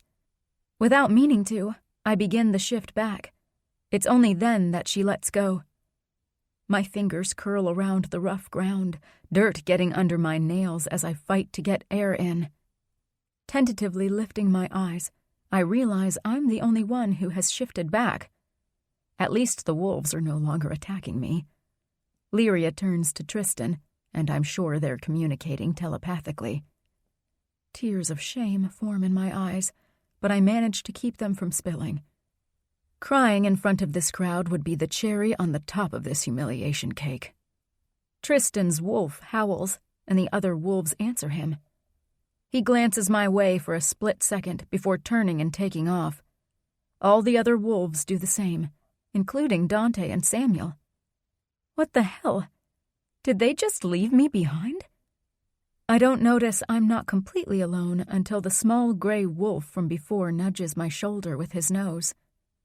I shrink back, not knowing what he wants from me. His frame begins to shake until he changes into a young man. Why didn't you leave? I ask. He shrugs. I know what it feels like to be picked on by the others. I tried to warn you, by the way, but I couldn't get into your head. So not everyone can do that? If you keep the barrier to your channel up, only the alpha can. I open my mouth to say the triplets are also able to invade my thoughts, but I don't know if I had my barrier up with them or not. Better not to say anything. I'm Billy. He extends his hand, and I shake it. Never mind that we're both naked. My name is Amelia, but you can call me Red. He raises an eyebrow, the corners of his lips twitching upward. Red? It's short for Redford, My last name. Gotcha. Well, we'd better head back. I'm in enough trouble as it is for not going with the others. Doesn't anyone have free will in this pack? Of course, but there are certain rules we must follow. You'll learn soon enough now that your place in the pack has been established. My place in the pack? What do you mean? That was what this run was all about, to test you. So you mean Lyria didn't really want to kill me? Billy laughs. I don't know. Maybe she did think you were a threat to her spot as the beta, but now she won't bother you as much anymore. Why is that? Well, now there's no way in hell you can compete to be Tristan's mate. Crossing my arms, I frown at the kid. I have zero interest in that jerk. The point is moot anyway. You can't hook up with him or the other betas, not being an Omega and all. A shiver runs down my spine as I intuitively realize being an Omega is not something I'm going to like. Isn't the Omega at the bottom of the wolf's hierarchy? Yep. What does that entail exactly? Let's see. You have to put up with taunts from everyone. You get assigned the worst jobs. You're pretty much a glorified punching bag. It's peachy. He gives me a sardonic smile. Fuck that. I don't want to be the Omega. Not the Omega. An Omega. I'm your counterpart. Anyway, you don't have a choice. You were tested, and you folded like a house of cards. You're an Omega whether you like it or not. Shaking with anger, I stand. Billy's eyes drop to my chest, but I don't care if he's checking me out or not. We'll see about that, I say through clenched teeth. Swinging around, I veer in the opposite direction of the compound. As angry as I am at Grandma, there's no way in hell I'm going back to the pack to be bullied daily. I didn't sign up for that. My decision flashes in my head as clear as day. I'm going home. Back to Chicago. Chapter 14. Dante. This is all your fault, Tristan. I glare at my brother. How is this my fault? I couldn't stop Amelia from going on the run. You know very well the only reason Lyria challenged Red to it is because of you. You shouldn't have encouraged her advances if you didn't want to mate with her. That's not your damn business, Dante. It is my business. You're not the only beta in the pack. Tristan folds his arms, glaring at me. Oh, now we're getting to the bottom of this. You're jealous Lyria picked me over you. I roll my eyes, something I rarely do, but this warrants it. I wouldn't touch that woman with a 10-foot pole. She's mean and conniving, not exactly qualities I look for in a mate. So you prefer them blonde and foolish? Sam gets in between us with arms raised. For fuck's sake, will you two stop fighting over this? The run is over. Red survived. End of story. End of story? She probably hates our guts right now. Never mind that Tristan decided to abandon her in the forest. What did you want me to do? Shift back and carry her in my arms? That would send the right message to the pack. I don't miss Tristan's sarcastic tone. Pinching the bridge of my nose, I walked to the window of his office and let my thoughts wander. We came here after the wolves were dismissed. Mom was nowhere to be found, but I'm sure by now she knows about Red. As much as I'd like to give Tristan more grief for his decision, he really didn't have a choice. If any of us had protected Red, it would have messed with the balance of the pack. Our hierarchy is what binds us together. Any disturbance in its harmony can be fatal. A knock on the door has my attention. Sam answers it. In comes Billy, seeming a little paler than usual. He's Seth's younger brother. In spite of him being the pack's male Omega, I like him way more than I do Tristan's best friend. You've stayed behind. It's the first thing out of Tristan's mouth. Yes, I felt like I had to. I expect my brother to give the young kid a tongue lashing. Instead, he just nods. Billy's actions today earned him more points in my book than he'll ever know. He disobeyed Tristan's command to comfort a fellow wolf. That takes character and courage. How is she? Sam and I ask at the same time.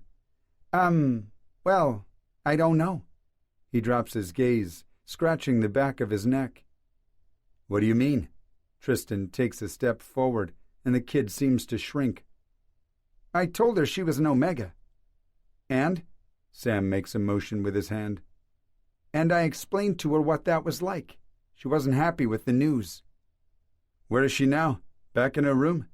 I make a motion for the door. No, that's why I'm here. She took off.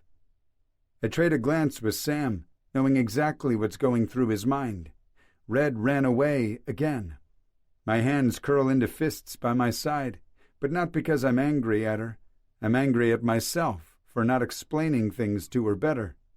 Maybe I should have asked Mom to postpone Red's introduction to the pack, get her used to the wolf life first.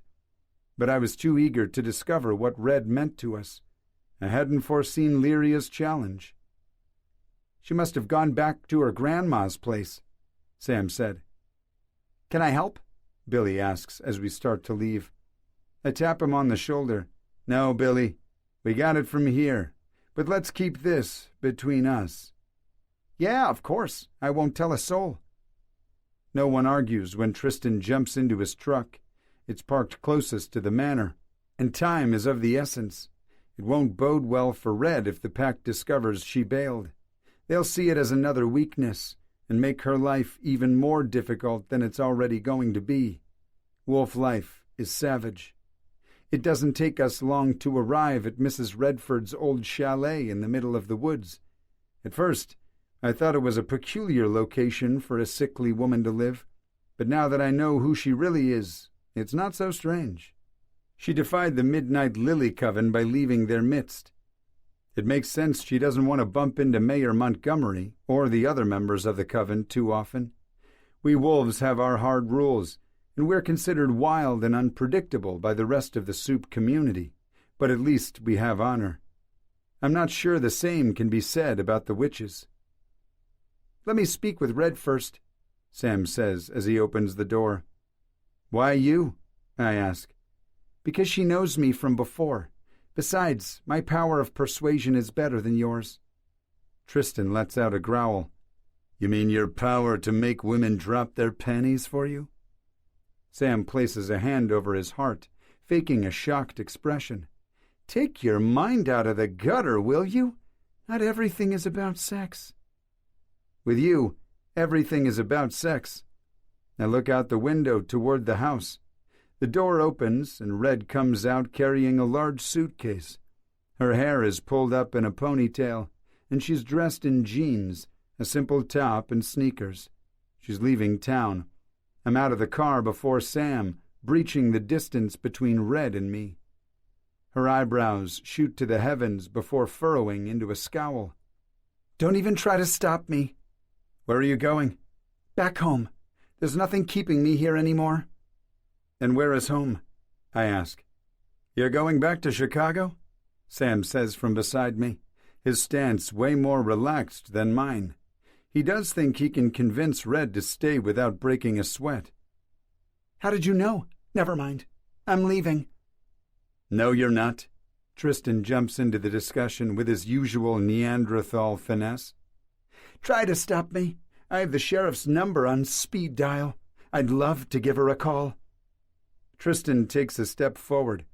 Go ahead. Do it. She'll be the first person to hand you over to the pack if you try to cross the border. What? Red's face goes even paler.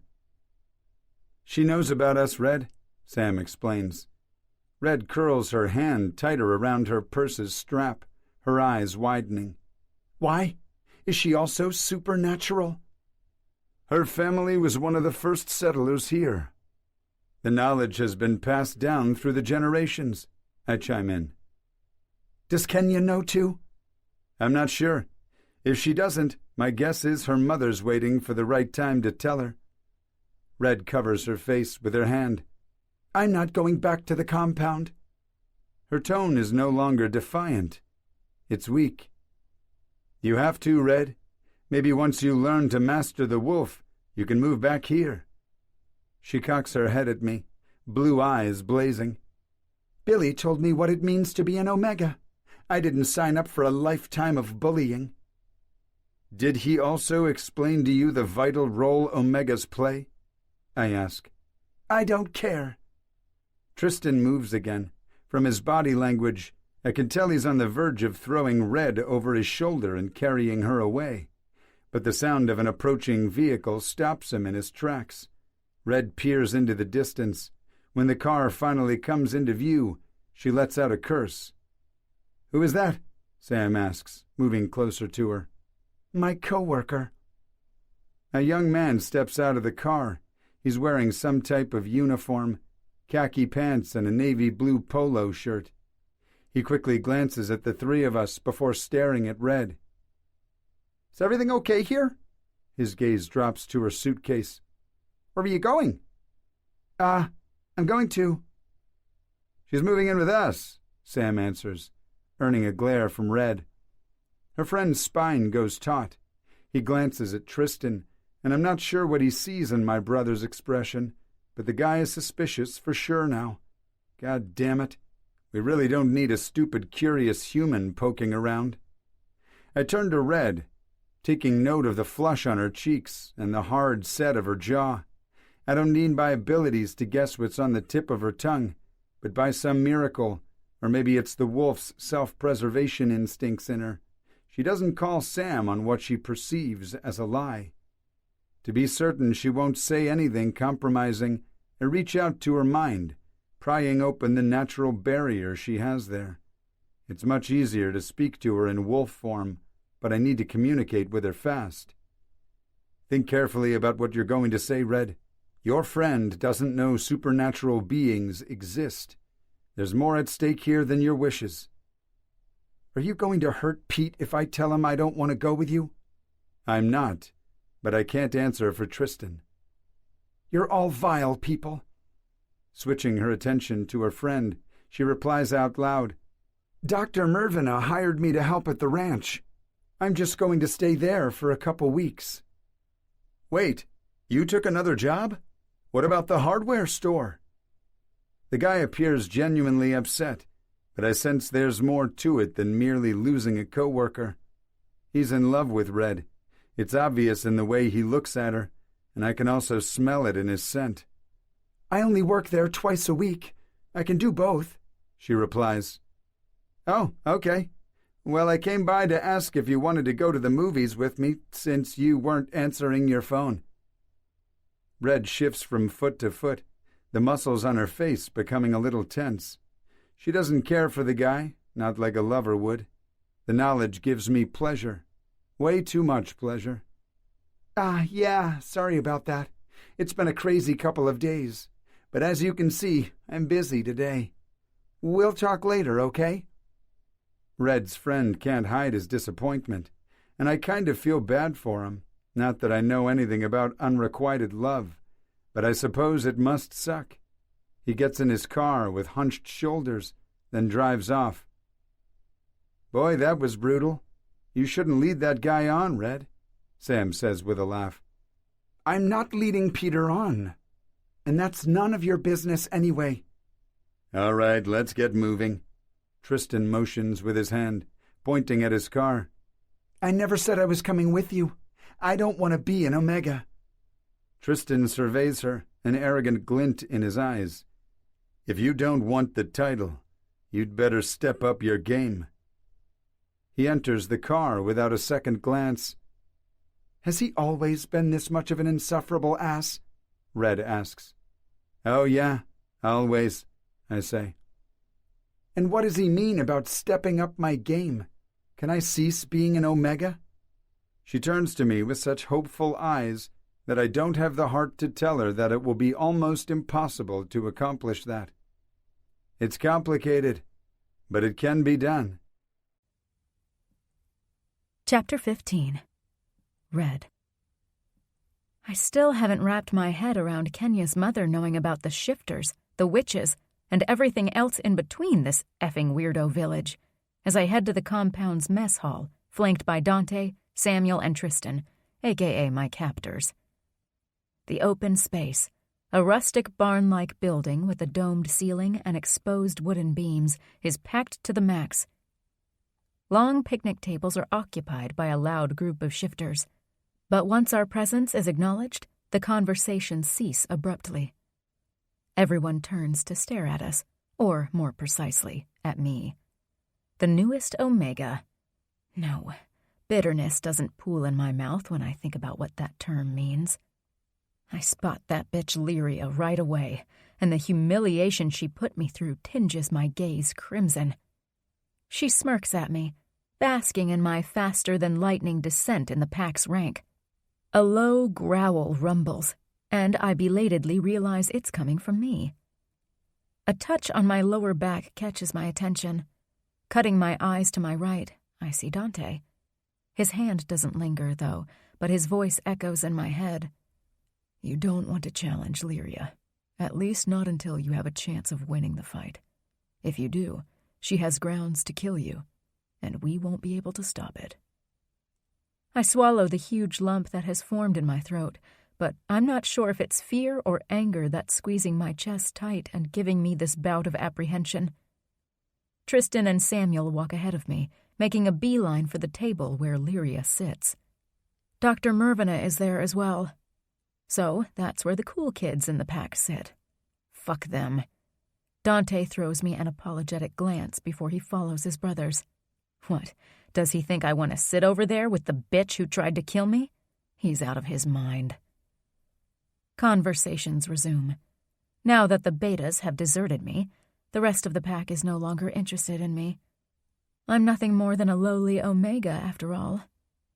I search the perimeter, looking for my counterpart. I find Billy sitting at a table in a far corner of the room. Alone, he's hunched forward as he eats his meal quietly.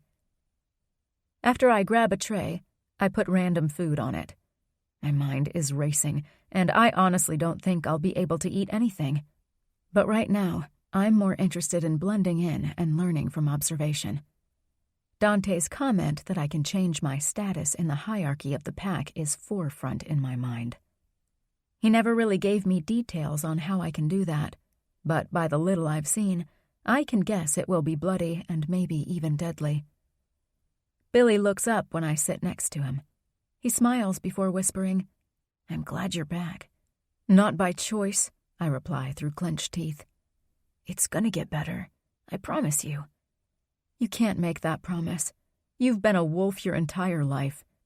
You have no idea what it's like to go from a regular human to this. You make it sound like a curse. He puts his fork and knife down, appraising me. The fact you were able to survive the shift and go through the process so quickly tells me you weren't a regular human after all. I narrow my eyes, suspicious now. Does he know my grandmother is a witch? What do you know? With a shrug, he resumes eating.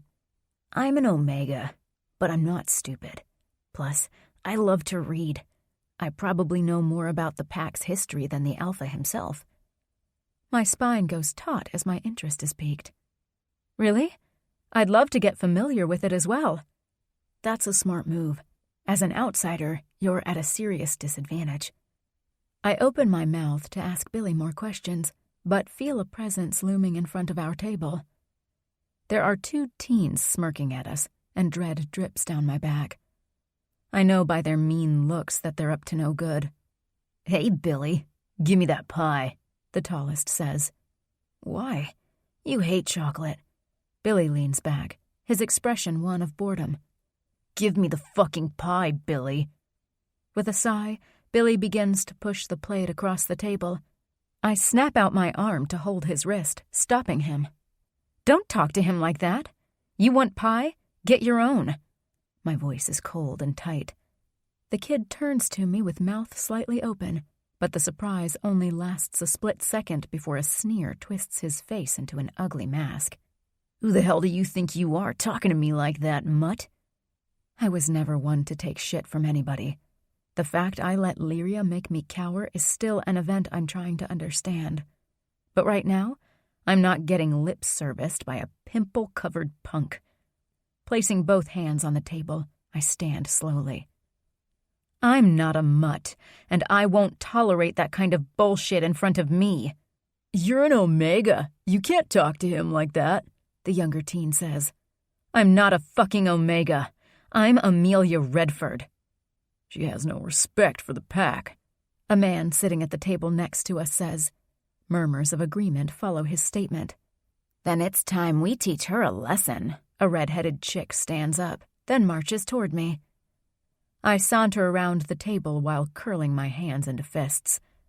I've never once took martial arts or self-defense lessons, but I'm hoping the action movies I've watched will help. My wolf is churning inside my chest, its savagery pumping into my veins.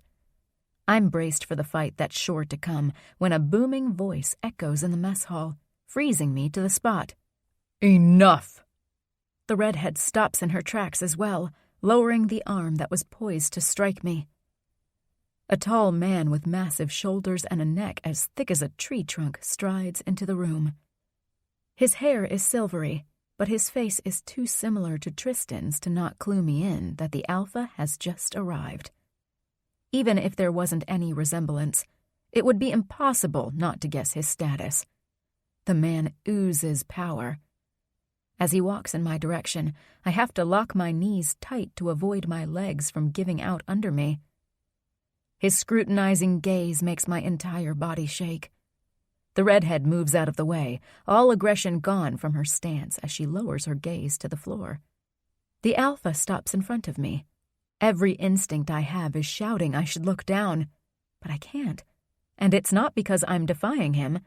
I'm paralyzed. So you're the reason I was called home.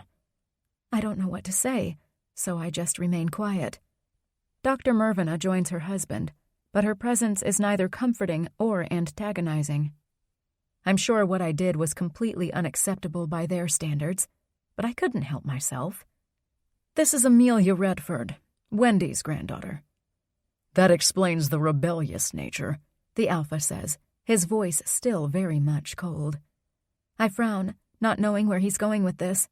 It doesn't sound like he's angry at me, though.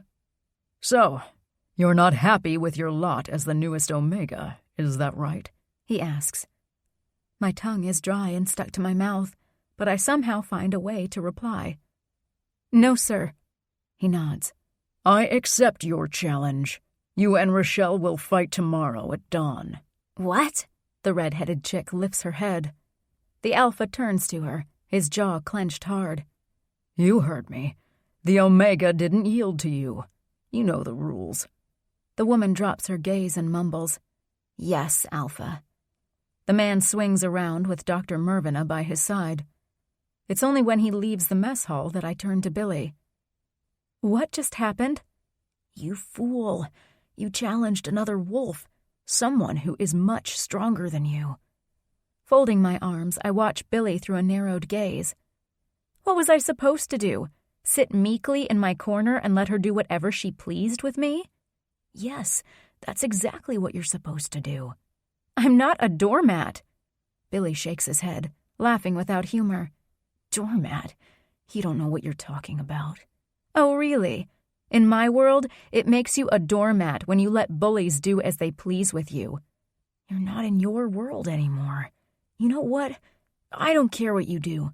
Just stay out of my business. Billy shoves the chocolate pie plate into his tormentor's hand, then strides out of the hall. Fuck. What the hell did I do wrong? Chapter 16. Dante. Dad, you can't let Red fight Rochelle. She's not ready, I say. From behind his mahogany desk, our father leans back on his leather chair, folding his hands together. She should have thought about it before she openly challenged the enforcer. She didn't know any better. It doesn't matter. I turn to Sam and Tristan. Help me out here. Sam shrugs. I think you're making a big deal out of this. Red can handle Rochelle. She's one of our best enforcers. I throw my hands in the air. It will serve the woman well to lose the challenge to Rochelle. If she weren't so busy fighting the inevitable and trying to run away, maybe she would have learned a thing or two about what it means to be a wolf. Tristan crosses his legs, leaning against the wall with his hands in his pockets. He's not fooling anyone with the casual stance. I can see the tension emanating from his frame in waves. Your concern for the Omega is troubling, Dante. You know very well we can't bend the rules to benefit one individual. Amelia will fight Rochelle, and you will not interfere. Dad pierces me with his alpha stare, and any retort dies on my lips. Now, we have more pressing matters to discuss. Tell me everything you know about the Shadow Creek rogue and the device you found on him. Tristan stands straighter, while Sam switches his weight from foot to foot. It seems the device was used to control the rogue, Tristan replies. Dad leans back, his eyes narrowing to slits. Is that the opinion of an expert? Samuel and Tristan exchange a glance before Sam answers. The guy who works at the hardware store. I see the change in my father immediately. His shoulders tense as he rests his elbows on the desk, linking his hands together. I need more than the word of an amateur to look further into this matter. I don't need to remind you how tense our relationship with the Shadow Creek pack is. One wrong move on either part, and we'll have enough bloodshed to mirror the 13 days of chaos. A shiver runs down my spine. We were born right after the event that almost tore Crimson Hollow apart. A portal to a hellish dimension was opened, and what came through it was worse than any nightmarish creature residing in our peculiar town. And now that Montgomery has gotten involved, Dad continues. Wait, what does that witch have to do with anything? Tristan takes a step forward, his face twisting into an angry scowl.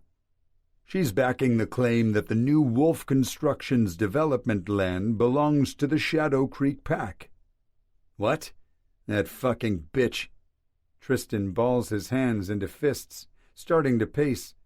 I knew she was planning something foul. I knew it. Their claim was without merit, but she's going with it because I refused to endorse her run for re-election. You've never endorsed her before. Why is she pissed that you refused now? I asked. Because she's lost support from a number of factions in the community, and she needs me. Dad's gaze turns inward as he stares at a point on the wall. I can't support her.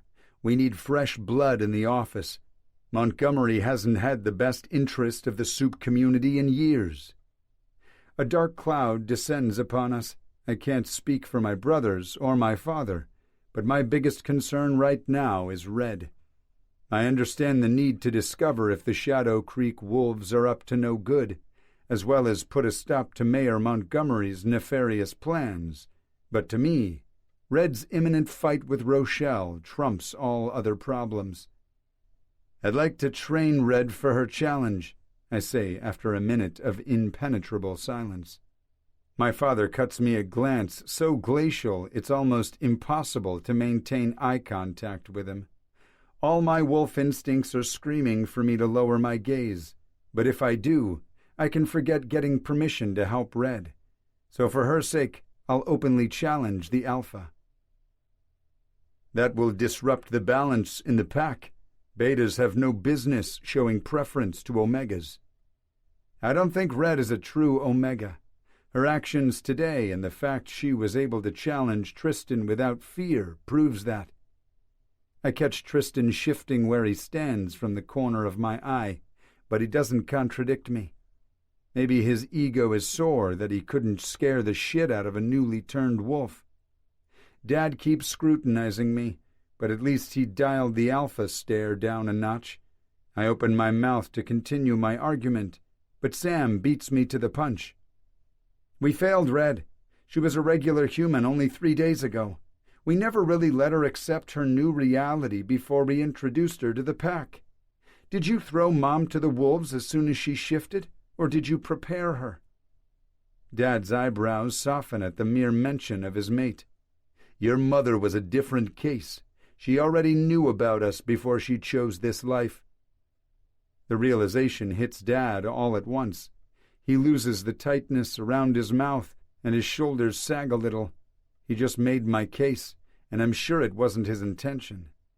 He's silent for a couple of beats, shifting his gaze from each one of us before contemplating the wall behind me. My guess is that he's weighing the pros and cons in his head before giving his final decision. You may explain things to Red in the privacy of her room. No practical lessons out in the forest. I don't want word to get out that you're assisting her in any capacity. Fuck. How am I supposed to train Red to fight Rochelle if we're constrained to her room? Can I train her in my studio? It's bigger and secluded enough. No one ever goes up the mountain. You're pushing it, Dante. Be prepared to face the consequences if anyone finds out. I'll be careful. May I be excused? I'd like to start now. We don't have much time. Dad nods once before asking to see the device we found on the rogue wolf. I make my leave as quickly as I can, catching the look of incredulity in both my brothers' gazes as I do so. I'm glad I wasn't present when Sam and Tristan paid a visit to the hardware store. My father would for sure request that I stay if I had. I stride toward Red's room with a sense of urgency. I'm not sure in what state of mind I'm going to find her. Before I knock on her door, I hesitate, focusing on my enhanced hearing. It's not as powerful as it would be in wolf form, but it's more acute than human senses. Dead silence. Is she even in her room? I knock on the door. Red? Are you there? Go away, Dante. Please, can I come in? I don't want to talk to anyone. I rub my face, feeling frustrated. It seems I've lost the little trust I gained with her. I want to talk about your challenge. She doesn't reply this time, but then soft footsteps pad on the carpeted floor before the door swings open. Red's face is flushed, her eyes puffy and red. She's been crying, and my guilt expands until it's all I can feel in my chest. What about the challenge? She asks. I don't want to talk about it here in the hallway, even though this is the Alpha's private home. We never know who is around. Fancy going for a walk? I'd like to show you my studio. Narrowing her eyes, she crosses her arms in front of her chest. I have zero interest in seeing your studio. Why don't you just spill what you have to say already and go? There she goes again, defying another wolf without fear. Her attitude makes my blood pump faster, and the desire to touch her, mark her in a way only an imprinted wolf can, is almost overwhelming. I take a step closer, invading her space, then lean down until my lips are inches from hers. Red's breathing hitches as her mouth parts with a gasp. I'm here to help you, Red. You have to believe me. I whisper, then ease back. Being this close to her is giving me way too many ideas, the wrong kind, and I'm not here to start anything with her, no matter how badly my body wants to. She's still looking at me with distrust in her eyes, so I continue. You're unprepared for your fight with Rochelle. You say you don't want to be an Omega, but you have to earn the pack's respect. Losing terribly to one of our best enforcers will not accomplish that. You say it like losing is inevitable. Would you prefer if I lied to you? You've only been a wolf for 3 days, and you haven't managed a shift without the use of anger to push you through. The chances you'll be victorious tomorrow are almost non-existent. Then why is your father forcing me to fight that woman? Because you challenged her. I raise my voice a little, and Red winces. Running my hand through my hair, I look away. Listen, we could spend hours here debating how the pack's rules are unfair, but we don't have much time. Contrary to what you may think, I don't wish to see you get hurt. I pause, then look at Red once more. Actually, it's going to kill me watching you fight a wolf more skilled and stronger than you. I catch Red's hard swallow right before she rests a fisted hand on the center of her chest. We engage in a silent staring contest that seems to last an eternity. I can't read anything in her gaze that gives me any clue as to what's going on in her head. Okay, let's go then. She walks out, closing the door behind her. Chapter 17. Read. I follow Dante in silence, too busy with all the troubling thoughts running through my head to make idle conversation. He knows I've been crying. There was no way to hide the redness in my eyes. But better him see that than the other two brothers. My chest is heavy, but not only because I'm worried about my approaching doom. My heart feels bruised, as if the brothers' lack of support back at the mess hall was a betrayal of epic proportions. If I think rationally about it, their behavior is consistent with the little I've learned about the pack's interactions. Dante, Samuel, and Mr. Asshole are too high in the food chain to bother with troubles from little fish. But my heart has not gotten the memo about that. Dante takes me up the mountain through a narrow trek, thick vegetation on both sides, making it almost impossible to see. Once or twice, I have to duck or move out of the way or risk getting my arm or face scratched by spindly branches. The path widens as we approach the top. Looming over the rise is a rustic house that could easily fit an entire family. It's at least 4 times bigger than my grandmother's chalet. The walls on the ground level are stone-tiled, whereas the second floor is mostly glass panels. It makes sense for a studio to have as much natural light as possible. Ignoring the door on the ground level, Dante takes the stairs that leads to the wraparound balcony on the second floor. He unlocks a simple wood door that I imagine is the main entrance to his studio. The smell of oil paint and solvents reaches my nose immediately. Without thinking, I cover my face, trying to prevent inhaling those fumes too much. It's completely futile. I never realized how strong the smell of paint is, I say. Welcome to enhanced Wolf's senses. He smiles softly, but I don't reciprocate. I don't have it in me right now. I don't know how you can stand it. I look around, curious about Dante's refuge. There are canvases of all different sizes lying around, but they're all blank. Strange. I never knew any different, but you'll get used to it, he replies. How come you don't have any finished paintings here? Dante heads to the middle of the room. Without looking in my direction, he replies, They're stored downstairs. He then grabs the back of his shirt, pulling it over his head and chucking it in a corner. A back corded with sinuous muscles greets me, and my mouth begins to water. What's with these brothers getting naked in front of me? What are you doing? He turns, his hands already on the fly of his low-rise jeans. Oh my God, that V. I want to know where it leads. Dante is ripped just like Samuel is. Even though he's on the leaner side, he still oozes a raw sexual power that's wrapping around me in an invisible hold, pulling me toward him. We have to shift. How did you think you'd fight Rochelle tomorrow? Suddenly, I become very nervous. It's easy for me to defy the others in my natural human form, even though I'm no longer the latter. But when I'm a wolf, I lose all my confidence, all my willpower. I don't know if I can shift just like that, especially with you staring at me. I can always call Tristan if you need someone to make you angry. Dante's lips pull up in some semblance of a smile, but I don't read humor in his eyes.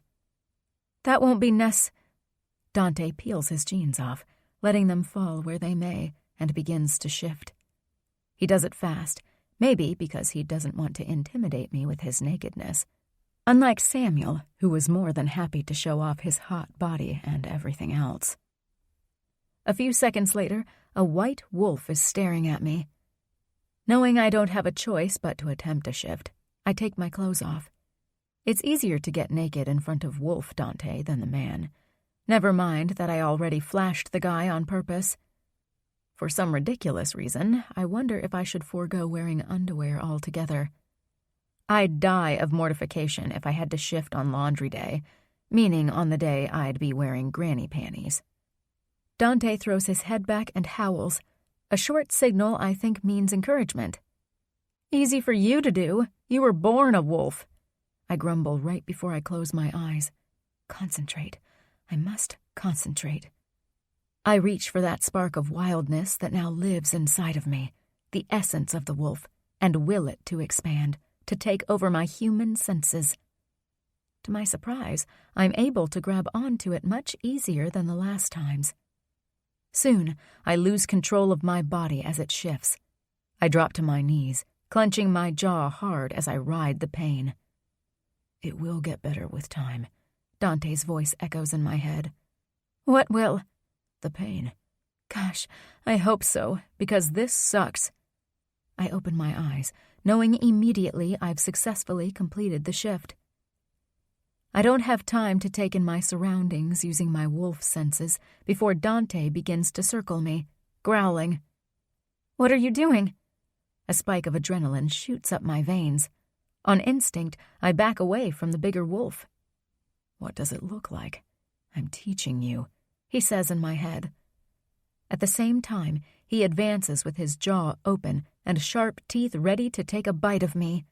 I jump back, bumping into something solid. A can of paint falls to my right, startling me even more. Really? It looks like you're ready to make a meal out of me. Dante doesn't speak before he jumps, knocking me down effortlessly. I let out a yelp of surprise, but that's all the sound I can make before Dante's powerful jaw is locked tight around my neck. This isn't funny, Dante. Get off me. Instead of doing so, he bites harder. My wolf whimpers. Cut it out, I say again, but it has no substance. It's almost vapor. He finally jumps off, going back to his side of the room. Slowly I stand, still shaking. Man, who knew wolves could do that? If that's how you intend to fight, you might as well forfeit and accept your destiny as the female Omega. That's not fair. You didn't give me time to prepare. Prepare? Dante's wolf makes a noise that almost sounds like a human scoff. As a wolf, your normal state should be high alert mode. I growl right before I try to inflict some kind of pain, but I'm too slow, too predictable for Dante. He moves out of the way, then slams into my side head first, sending me careening across the floor. I hit a shelf, causing painting supplies to fall. One heavy metal object hits my head, and I see stars. If I thought that would give Dante pause, I was mistaken. He clamps his jaw around one of my hind legs and pulls me from the crap I was buried under. But he doesn't do it to help. Once again, he gets on top of me, keeping me in place by locking his jaw tight around my neck. Freezing, I wait for him to let go. He doesn't. Instead, he bites harder. Fight me. I can't. He waits. 1, 2, 3 seconds before he lets go, shaking his head as he trots away. Shame takes over me. He seems to be disappointed. How the heck I know that is a mystery.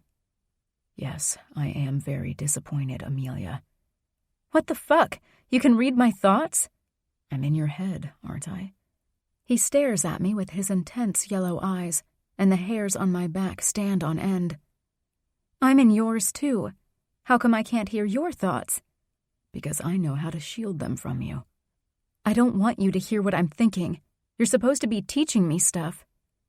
Try picturing your brain as a house. Your communication channel would be the living room. So, once you open the door, guests can talk to you. But maybe you don't want them to see that your bedroom is a mess, so you don't invite them for a tour of the rest of the house. That makes sense. Concentrating, I bring my parents' apartment in Chicago to the forefront of my mind. I can't bear to think of Grandma's house as home anymore. Her betrayal still hurts. I imagine Dante in my parents' living room, checking out their modern art collection. He would fit perfectly there. He begins to explore, heading for the hallway that leads to the bedrooms. I jump in front of him, blocking his passage. That's where I locked away my inner thoughts. I'm not sure if that's what Dante had in mind, but I hone in on that image of me denying him access, hoping it will keep him from reading my mind. When I finally bring my attention back to the present, I notice that Dante has already begun circling me again, the muscles on his back tense. He's preparing to attack. The wolf in me wants to retreat, but that didn't serve me well before. I have to override the animal's natural instincts. Yes, Dante is a much bigger and stronger wolf than me, but cowering is what made me an easy target to the rest of the pack. Even if I'm weaker, I have to stand my ground, or I'll always get run over. Since Dante is not giving me any pointers, his teaching methods are horrible. I copy his stance. His muzzle is lowered a bit as he stalks me, and I realize his head is angled in a way that allows him to see through his peripheral if an attack comes from his vulnerable side. If I turn to run away, he's going to chase me. But what if I only pretend to do so, then change course in the last second? Would he be surprised? Well, if he's still reading my mind, the answer is no. There's only one way to find out. I spin around, heading in the direction of the front door. Dante seems to have taken the bait. Judging by how fast he is, it will only take him a few seconds to overtake me. I'm focusing so hard on the sound of his paws hitting the floor behind me that I yelp in surprise when my view suddenly changes. I'm no longer seeing the front door ahead, but myself running away from Dante. Oh my God, am I seeing what he's seeing? How is that possible? I forget my diversion plan, my legs faltering. When Dante pounces on me, I see it all through his eyes, and it's terrifying. I land hard on the concrete floor, Dante's weight on top of me blocking my airway. His gaze zeroes in on my neck. He's going to pin me down again. But instead of freezing up and becoming completely useless, a fire ignites in my core. I don't know if it's the pitiful glint I see in my eyes, or if maybe I'm finally learning how to be a wolf, but I manage to free one of my front legs. Swinging my clawed paw hard across his face, I draw blood. The movement seems to stun Dante, and I'm back in my own head again. He slides off, shaking his head from side to side. Then he stares at me. He keeps staring and staring without saying a word telepathically. Unnerved, I ask, "What?" But I still have no answer. Then Dante shifts back into human form, so I follow suit. The gashes on his face look much worse without the fur covering them. 3 angry slashes mark his cheek, and blood drips from the wound. "Dante, I'm so sorry." He touches his bloody face, smearing it with his fingertips before looking at them as if in a daze. That's gotta hurt like crazy. "I didn't mean to hurt you like that, I swear." I bite my lower lip, guilt making me forget that he asked for it. When he glances up, I see fire churning in his eyes right before he breaches the gap between us, captures my face between his hands, and crushes his lips with mine. Chapter 18. Red. Holy Mary, Mother of God. Dante is kissing me, and it's the best damn kiss ever. My legs turn to mush, and I'm glad he's holding my face, or I'd be down on the floor already. The smell of earth after it rains, the feel of a soft, cool breeze after a scorching day under the sun, the high from jumping off a cliff, those are the feelings kissing Dante evokes. Gripping his forearms, I step closer. My breasts rub against his warm skin, reminding me that we're both naked, but I don't care. I want to feel every inch of him without any barriers. There's no hesitation on his part as his tongue probes and teases, which surprises me since he's a beta and I'm still a lowly omega. He doesn't seem to care about pack rules, and neither do I. He tastes too delicious. A mix of honey, whiskey, and mint, a combination so intoxicating I'm running the risk of becoming irreversibly addicted to it. To him. I've been taken over by an ice-cold fever, a head rush, something I never experienced from a kiss before. It's only when I taste the hint of copper on my tongue that I ease back. "We should take care of your wound," I say breathlessly as I stare at his lips. "I'm fine." I touch his cheek, dabbing the tips of my fingers with blood. "You don't look fine. Maybe you need stitches." A chuckle bubbles up Dante's throat as amusement dances in his eyes. He grabs my hand, then kisses my palm. "I'm a wolf.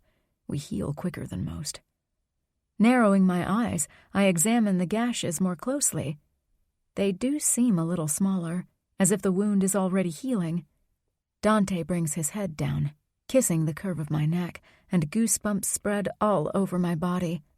Desire curls at the base of my spine, and the throbbing between my legs is incessant and impossible to ignore.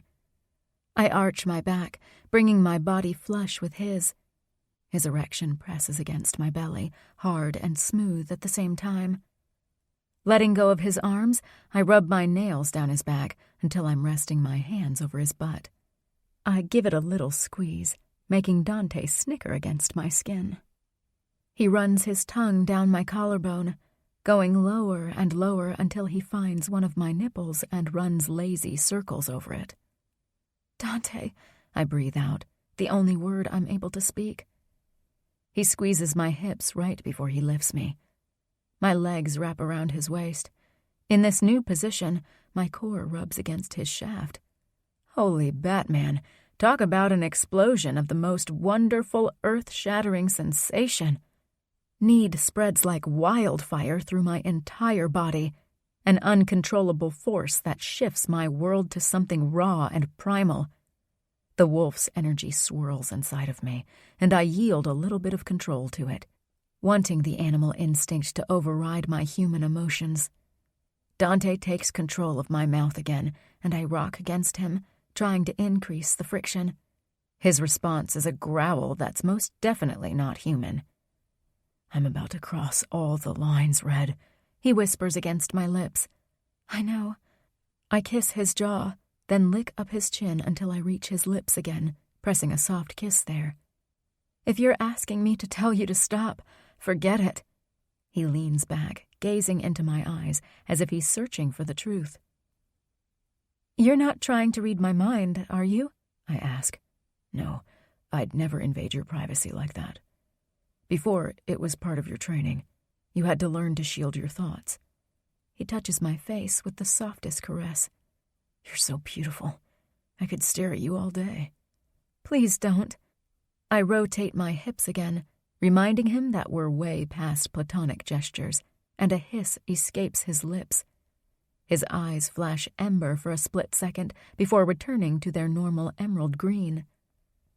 He strides across the room with purpose, stepping over boxes and anything else that's in his way, before coming to a stop. I glance over my shoulder, finding a bed with crumpled satin sheets behind me. Everything is in a warm brown color, reminding me of melted chocolate, silky and decadent, much like its owner. Dante kisses my neck while lowering me to the bed, but the coolness of the soft fabric does nothing to soothe my burning skin. There's no hope besides letting the fire consume me whole. He cages me in by placing his forearms on each side of my head, keeping his body hovering above mine. I don't like this sudden gap between us, so I lock my hands behind his neck and pull him to me. He resists. "What?" I ask. He gets this strange, faraway expression in his eyes that makes me think I did something wrong. Or, worse, that I'm boring him. Insecurity rears its ugly head, even if his erection is still very much evident. "I never imagined it would feel like this," he finally replies. "You're not making any sense." "You're new. It will with time." What kind of answer is that? I open my mouth to demand a proper explanation, but the words never make it out. Dante lowers his body to mine, fitting nicely between my legs. His erection is positioned in just the right spot to bring the final act home, and I forget what I was about to say. My curiosity veers into a completely different direction. I want to explore every inch of Dante's body, feel every sensation our joined bodies will bring. A lurch in my chest has me gasping, and then my entire body begins to tingle.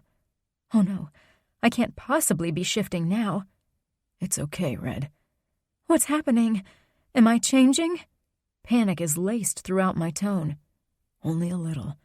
Partial shifts are common during sex, even among wolves who generally can't manage it any other time." He nudges my entrance with his cock, sliding it in an inch, making me arch my back as a high-voltage current seems to be running through my veins. My gums begin to ache. Then I feel the tips of sharp canines with my tongue. I touch my face, afraid it has morphed into a monster like it had before, half human, half wolf. Dante pulls my hand away, then kisses the line of my jaw at the same time he plunges a little deeper. Fuck, it feels so good. God, she feels amazing. The thought pops into my head so suddenly that I first think Dante spoke the words out loud. But his mouth is busy suckling my neck, so I must have heard what he's thinking. Dante?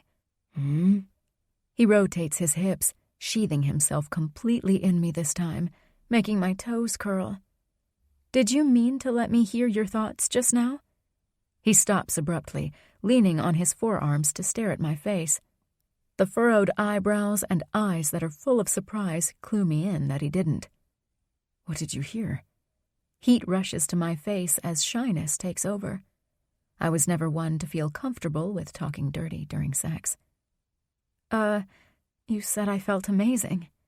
Dante keeps looking at me without blinking for a few seconds before his lips crack into a smile. You do feel amazing. He runs a hand down the side of my leg, then lifts it and drapes it over his shoulder. So fucking amazing. Pulling his cock almost all the way out, he then slams into me hard, making me scream out his name. My eyes roll back into their sockets, and my toes start to tingle. This new angle. Holy shit, I'm going to come in the next second. Keeping the rhythm steady, Dante lowers his body again, covering my mouth with his and swallowing all my moans. I brush his elongated, sharp teeth with my tongue, and that shoots another zing of pleasure down my body, straight to my core. As much as I'd like to prolong this torture, I can't fight the surge. My body shatters, my mind losing grip on reality as the wave of pleasure takes over. I hear a wolf howling in the background. After a moment, I realize I'm the one making that noise. The notion doesn't scare or bother me. Instead, it gives me power. It makes me want to really let go. Surrender to my wild side. In a swift motion, one I hadn't known I was capable of, I switch positions with Dante, forcing him to his back so I can ride him. He doesn't seem surprised by my action, nor does he stop pumping into me from this new angle. Gripping his hips, he continues moving, completely lost in the moment. I begin to move in sync with him, feeling the tension building up again. I've never had multiple orgasms before, but there's no doubt this is happening. I could honestly come just by watching Dante's sexy expression as he fucks me. His face is flushed, his ember eyes are glowing, and the tip of his canines are showing through his partially opened lips. Getting swept away by a crazy impulse, I offer the underside of my forearm to him. Bite me.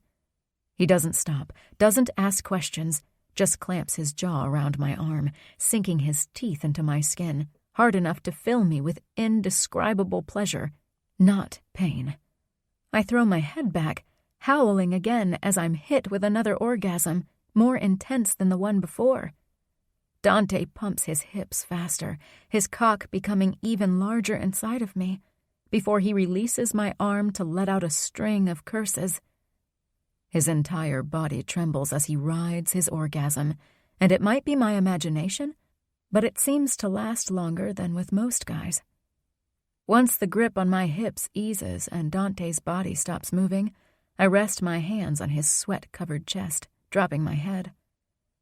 My leg muscles are mush, and my sex is throbbing from all the pounding. But despite that, I'd be game if he asked me to do it all over again right this second. I'm not sure if that's wolf stamina or if it's the Dante effect. Maybe both. He wraps his arms around my back, then rolls me off him, pulling me closer to his body. When he drops a kiss on the top of my head, I snuggle deeper to rest my head on his chest, making lazy circles over it with the tip of my fingers as I wait for my heartbeat to return to normal. His is pounding at warp speed, just like mine. Is it always like this among wolves? I ask. What is? Earth-shattering, world-tilted off its axis kind of sex? Dante laughs, hugging me tighter. I'm sure it feels a little more intense than what you're used to, but the answer is no. That was a new experience for me, too. I lean on my elbow, peering into his face. Really? He stares intently at me, his eyes still infused with lust. Yeah. He answers with a voice so loaded with need that it makes me all hot and bothered again. My eyes switch to his cheek. The blood on it is already dry, with no sign of any scar. You're healed. I touch his skin to make sure. Yes, I am. His serious tone makes me look into his eyes once more, and I immediately know he's referring to more than just the scratches on his face. I feel a clench in my chest, followed by an overflow of emotions that are intense and a little scary. Leaning against his chest again, I hide my face from his view. I don't want Dante to read the fear in my eyes. What we did here will have repercussions, and I can't show weakness when the time to face those consequences comes. I couldn't have imagined I'd have to do it so soon, though. A loud knock on Dante's door, followed by Tristan's voice calling out for his brother, has me sitting up on the bed faster than lightning, pulling the sheet with me to cover my body. Why did the consequences have to be delivered by Mr. Asshole? Chapter 19. Red. Fuck. Dante rubs his face before he swings his legs to the side of the bed and gets up. Why is your brother here? I follow him, still wrapped in the satin sheet, which is stupid since I just slept with the guy. Ignoring my questions, Dante asks, What do you want, Tristan? To piss all over your party, naturally, Samuel answers this time. Fuck me. Both brothers are out there? Why? You guys are a pain in my ass. Dante picks up his jeans from the floor, getting dressed in brusque movements, not bothering to put his boxer shorts on.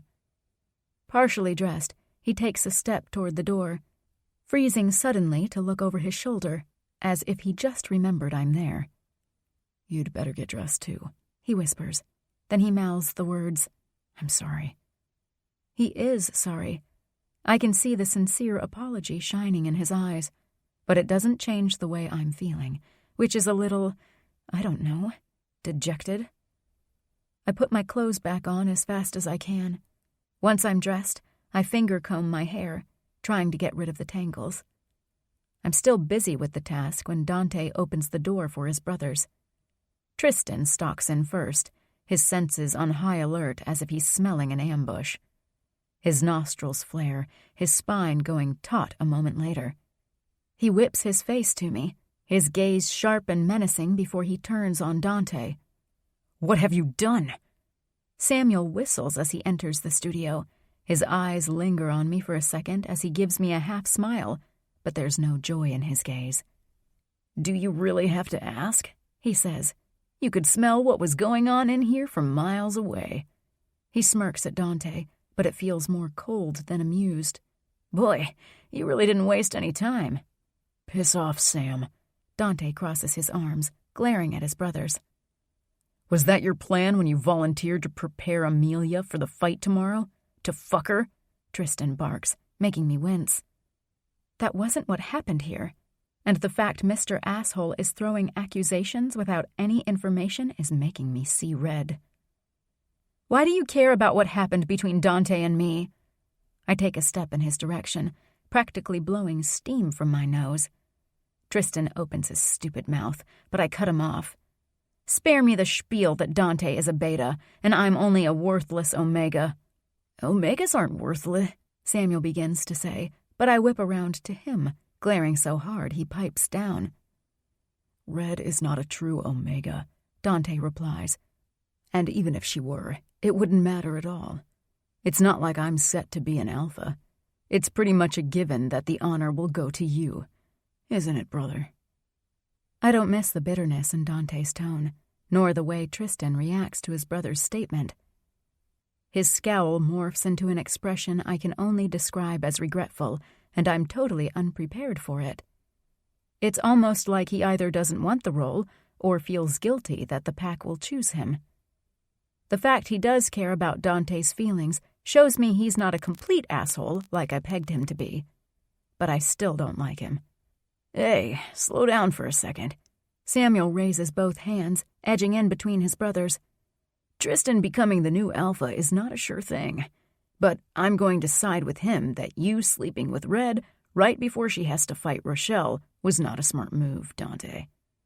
Hey, I yell, forcing the 3 men to look at me. Quit talking about me as if I'm not in the room. I chose to sleep with Dante. It wasn't his decision alone. If you're all going to butt into my business, then let me assure you that I fucking loved it. If he wants to do it again, I'm game. My confession drops like a bomb in the tense room. Dante's eyebrows shoot to the heavens, while the corners of his lips twitch upward. Samuel's jaw drops right before he crosses his arms and frowns. Tristan's expression is the most predictable one. He looks like he's sucking a sour grape while having an aneurysm at the same time.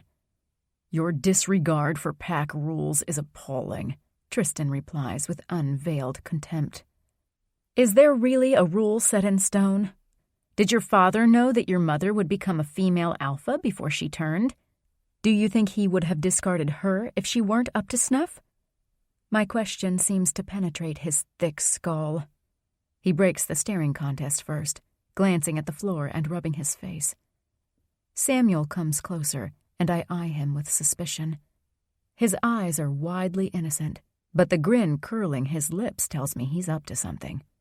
Man, I never stopped to think about that. You just made an excellent point, Red. He throws an arm around my shoulder, then squeezes it a little. It makes it easy to forgive you for jumping into bed with Dante first. First? I step out of his embrace. He shoves his hands into his pockets, then shrugs. Well, it's only a matter of time before you succumb to my charms. Oh my God. Dante rolls his eyes, then looks up at the ceiling. Did you just proposition me in front of your brother? What do you think this is, a gangbang? I try to sound appalled, but the idea of sleeping with Samuel, or even sharing a bed with him and Dante at the same time, doesn't sound horrible at all. I wonder if this lack of restraint when it comes to sex is a wolf thing, or I'm just now realizing I've always been a nympho. Samuel places a hand over his chest, faking distress. I'd never suggest that. So sharing the same woman is something wolves do. I always thought they were loyal animals. Dante and Samuel exchange a glance, and Tristan makes a disgruntled sound in the back of his throat. What? Am I missing something here? Actually, wolves are not into sharing, but... Dante stops, clamping his mouth shut as if he's debating whether to continue. But what? I place my hands on my hips, frowning as I wait for him to spill the beans. You should show her the painting, Dante, Samuel replies. Oh, please, that painting means nothing. Tristan shows us his back, morphing into his antagonistic armor. What painting? I swing my gaze between the brothers. Frustrated, no one seems inclined to give me any answers. Dante has inherited our mother's gift of foresight, but his visions manifest in art form, Samuel finally replies. I want to see that painting. Where is it? Dante lets out a heavy sigh before he replies. Downstairs in the garage. But Red, I swear that what happened here had nothing to do with it. You're making me nervous. Why don't you just show me the damn painting already? After a brusque nod, he veers to the front door. I follow Dante out and down the stairs, knowing Samuel and Tristan are close behind me. Dante stops in front one of the garage doors, then punches a code into the security panel mounted on the wall. A soft beep sounds before the metal door begins to lift. The light switches on automatically when he walks in, revealing a myriad of colorful canvases in all sizes and shapes. My jaw slackens as I take in Dante's brilliant artwork. They're mesmerizing. So vivid, raw, and full of energy. So him. Some of the images seem like they're going to leap off the canvases at any moment. I recognize his signature style, realizing the paintings at the Alpha's manor are his. Dante keeps heading toward the back of the room, where a canvas as tall as him and twice as wide is propped against the wall. A white sheet covers the art beneath, and anticipation gnaws at my insides. My heartbeat has increased tenfold. Whatever vision is painted on the canvas will change my perspective of this new life for good. I know it in my bones. Maybe I've been blessed with the sight, too. Just great. Dante spares me one final glance before pulling the sheet down. My stomach bottoms out, my legs becoming so weak I'm afraid I'm going to fall to the floor in a heap. I'm staring at a surrealistic, messy, colorful painting of me dressed in a red gown, surrounded by 3 white wolves. A crown made of wildflowers adorns my head. I don't need the sight to guess those 3 wolves are Dante, Samuel, and Tristan. "What does that mean?" I ask in a whisper. "I don't know," Dante replies, staring at his painting as well. "No one knows. It could be anything." Tristan throws a meaningful glance in Samuel's direction, and I immediately want to know what he's thinking. "You're hiding stuff from me, and that's terribly unfair. I'm in the middle of that painting, for crying out loud. My grandmother knew I would be attacked by a rogue wolf that night. She sent me to the forest for that reason. I don't understand why I had to become a wolf, and now this?" I point at the painting. "Does that mean I'm supposed to mate with all 3 of you?" Dante swallows hard, eyes on the painting again. Tristan just clenches his jaw tight, grinding his teeth in the process, and stares at the floor. Samuel is the only one who holds my gaze. "It's a possibility. A very small possibility," Tristan grunts, arms now folded almost defensively in front of his chest. "Well, I don't want to be your mate," I snap at him, hating how he always seems to think I'm the scum of the earth, unworthy of his attention. Fucker. "It would explain why I didn't feel like ripping Sam's head off or even suggesting you hook up with him." Dante still carries an undecipherable glint in his eyes as he takes me in. "Wolves never share." "Well, you're forgetting the legend of the mother of wolves," Samuel chimes in. "What's that?" "There's a story that talks about the first female alpha." Tristan moves closer to the painting, but keeps his distance from me. "She never took a consort, ruled the pack alone. Mind you, there's never been any proof that she actually existed. Legend says she had many lovers, and despite a wolf's territorial nature, none of her wolves minded sharing." Samuel bumps his elbow against my arm. "Not a bad deal, huh?" He flashes me a sinfully sexy grin. "I don't think I could ever have more than one lover at a time." As I watch Samuel's smile wilt to nothing, I feel bad for lying to him. I do think I'm capable of having more than one guy in my life. If he really tried, I wouldn't resist him. Does that make me a whore? I hate how my mixed feelings toward the Wolf brothers have me questioning my own morals. Or is it modern society morals? Way back when men were nomads and the society was matriarchal, a woman having multiple consorts was the norm. Actually, it was encouraged. Samuel recovers his humor fast, though. Glancing at Dante, he says, "That's too bad, bro. Once Red has a taste of the Sam machine, she won't go back to you."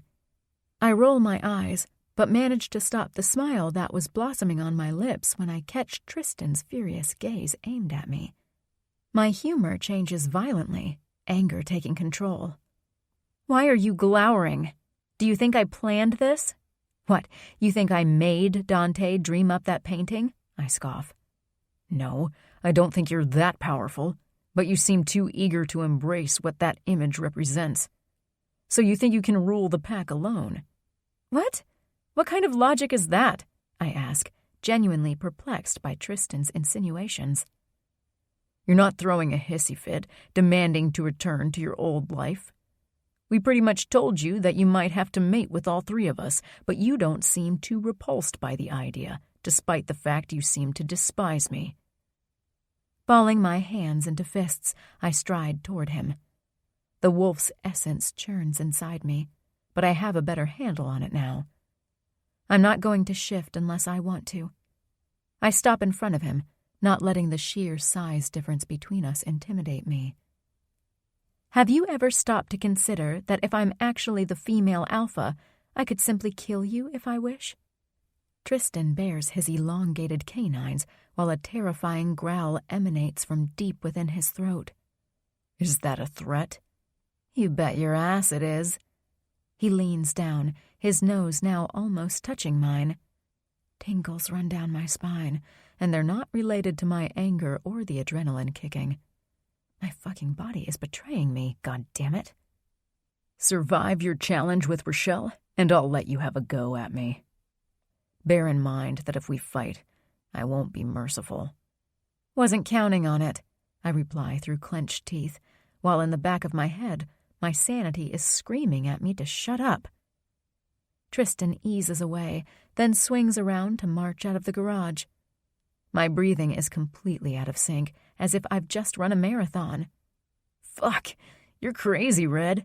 Samuel stares in bemusement at the door Tristan just vanished through. Dante grabs my arm, spinning me around. A panicked glint shines in his eyes.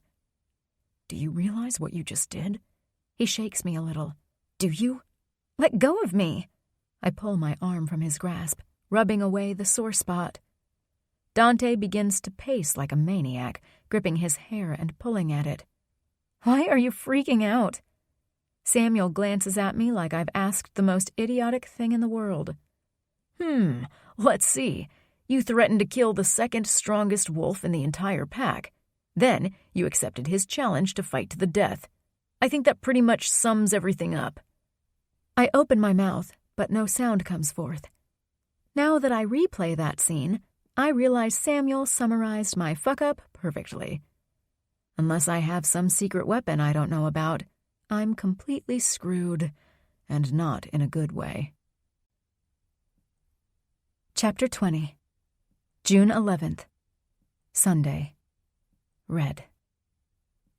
It's no surprise that I couldn't sleep for shit last night. I kept tossing and turning in the king-sized bed. Despite being extremely comfortable, it still felt like a stranger's bed. But that wasn't the reason sleep eluded me. I kept replaying all the events from the day, which were many. The altercation with Rochelle that resulted in a fight with the woman today, then me sleeping with Dante and everything else that followed, the painting's revelation, Tristan's animosity, and ultimately, me challenging him. I really ought to learn how to keep my mouth shut around these wolves, or I won't survive to see the end of the summer. Speaking of which, summer term starts in a few weeks. At this rate, I might have to withdraw from college. Unless I win the fight against Rochelle today and prove to the alpha I can be trusted outside the confines of the pack's compound. With a brusque movement, I throw my legs to the side of the bed and sit up, leaning my elbows on my knees and holding my head between my hands. This is hopeless. I'm really good at fighting with words, but I have no game when it comes to brawling. The wound I inflicted on Dante was a fluke. I'm sure if he hadn't stopped the training, he would have won the fight. I look at my phone. It's only 4 a.m. I still have a couple of hours until my next humiliation. Not knowing what else to do, I open my laptop and Google videos of wolves fighting. Maybe I can learn something from the internet. I'm immediately enraptured by what I see. It's different to watch those animals knowing I can change into one now. I bring out the nerd inside me, starting to take notes as if I'm preparing for an exam. After an hour of watching wolves hunting, playing, and even mating, I have piles of papers surrounding me. I'm so fucking ridiculous it's not even funny. This is useless. I stare at the sheets of paper in dismay. A knock sounds, and I absent-mindedly tell whoever it is to come in. My gaze is still on my notes when a throat clearing brings my attention to my visitor. My face heats up, and I'm unable to contain my surprise. Tristan is in my room, looking too attractive this early in the morning in his button-down shirt and slacks. His expression, though, is cold and neutral. "What are you doing here?" I ask. I came on my father's request. Your fight with Rochelle will be happening at dawn. Or have you forgotten about that already? I glance at the time on my computer, noting it's only 5:30. I still have some time left, but I know Tristan will drag me out by my hair if I don't get moving. Hastily closing my laptop, I then start to put my notes away, all too aware of Tristan watching my every movement. I slept in nothing more than panties and a long t-shirt that barely covers my ass. But shit, he's probably not fazed by my lack of clothes, so why should I care? I pick up my pile of notes and laptop in one big swoop, but I lose a few sheets in the process. Tristan bends to pick them up, frowning as he reads my handwriting. What's this? I pull the notes from his hand, then put them away with the rest. Nothing. Were you studying wolf behavior? Maybe. He doesn't speak for a couple of beats, making me curious. I find him staring at me too intensely for my taste. Are you going to leave so I can get changed? In silence, he breaks the distance between us, stopping so close he's now invading my personal space. He picks up a strand of my hair, then brings it to his nose. What is it about you that has my brothers so entangled? I don't know. Why don't you ask them? I force the words out, trying to keep them as steady as possible. Something hard to do when my heart is fluttering like mad inside my ribcage. I should push Tristan away. He's nothing but a mean bully, so why can't I force my body to move? He pinches my chin between his thumb and forefinger, bringing my face up so he can stare into my eyes. I couldn't sleep last night, thinking about what happened in Dante's studio. By all rights, I should have ripped you to shreds right when you threatened to kill me. Yet, I didn't. Why is that? Fear drips down my spine, because I can tell he's not kidding.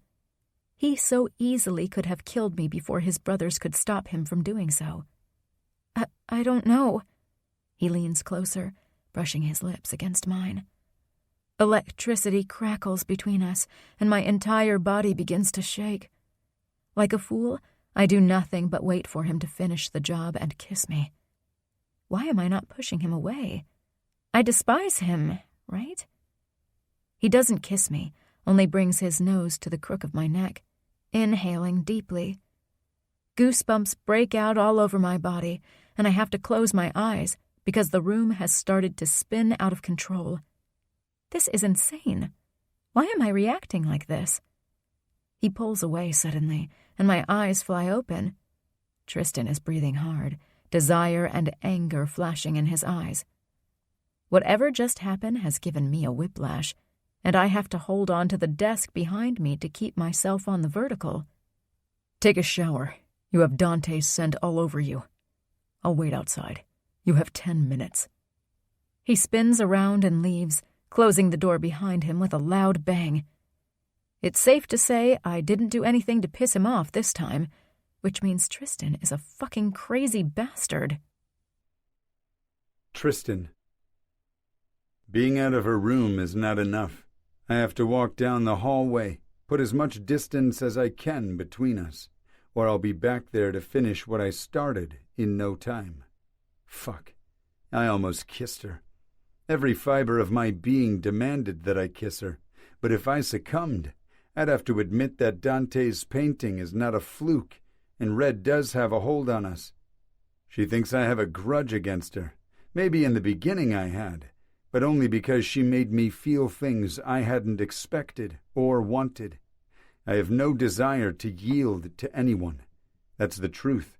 It's the reason I've never wanted to take a mate, and probably why I never fell for Lyria's seduction traps.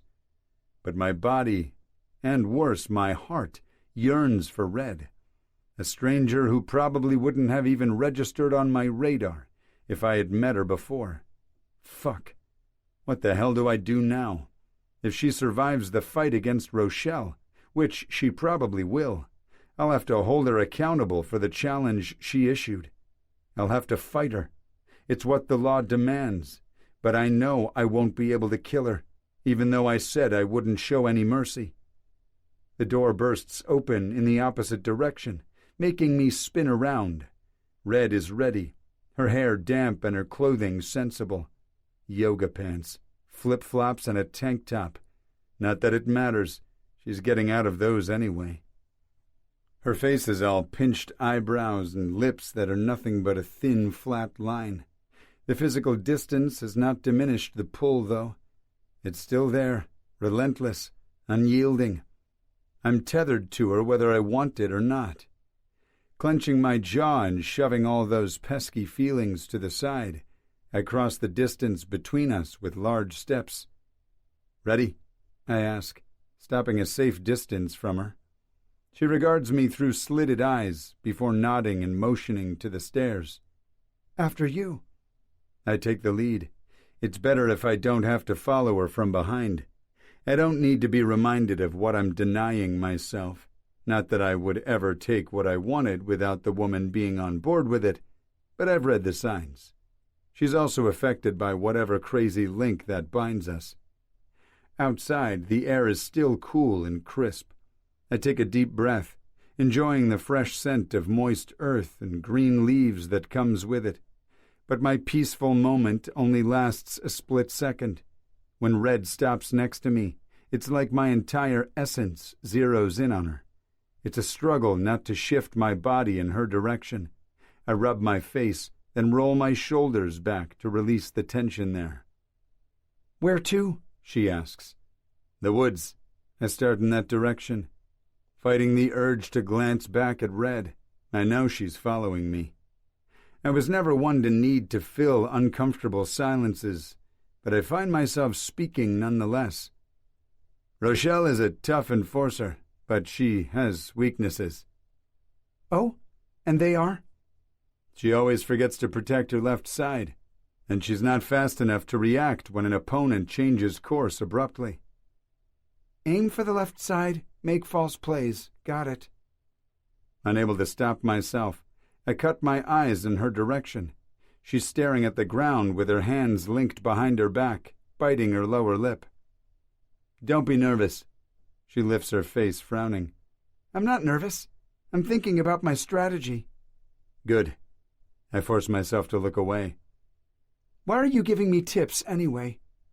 "I know you think I'd love for you to lose, but this is not a fair fight. Unfortunately, you're not used to the way we do things here.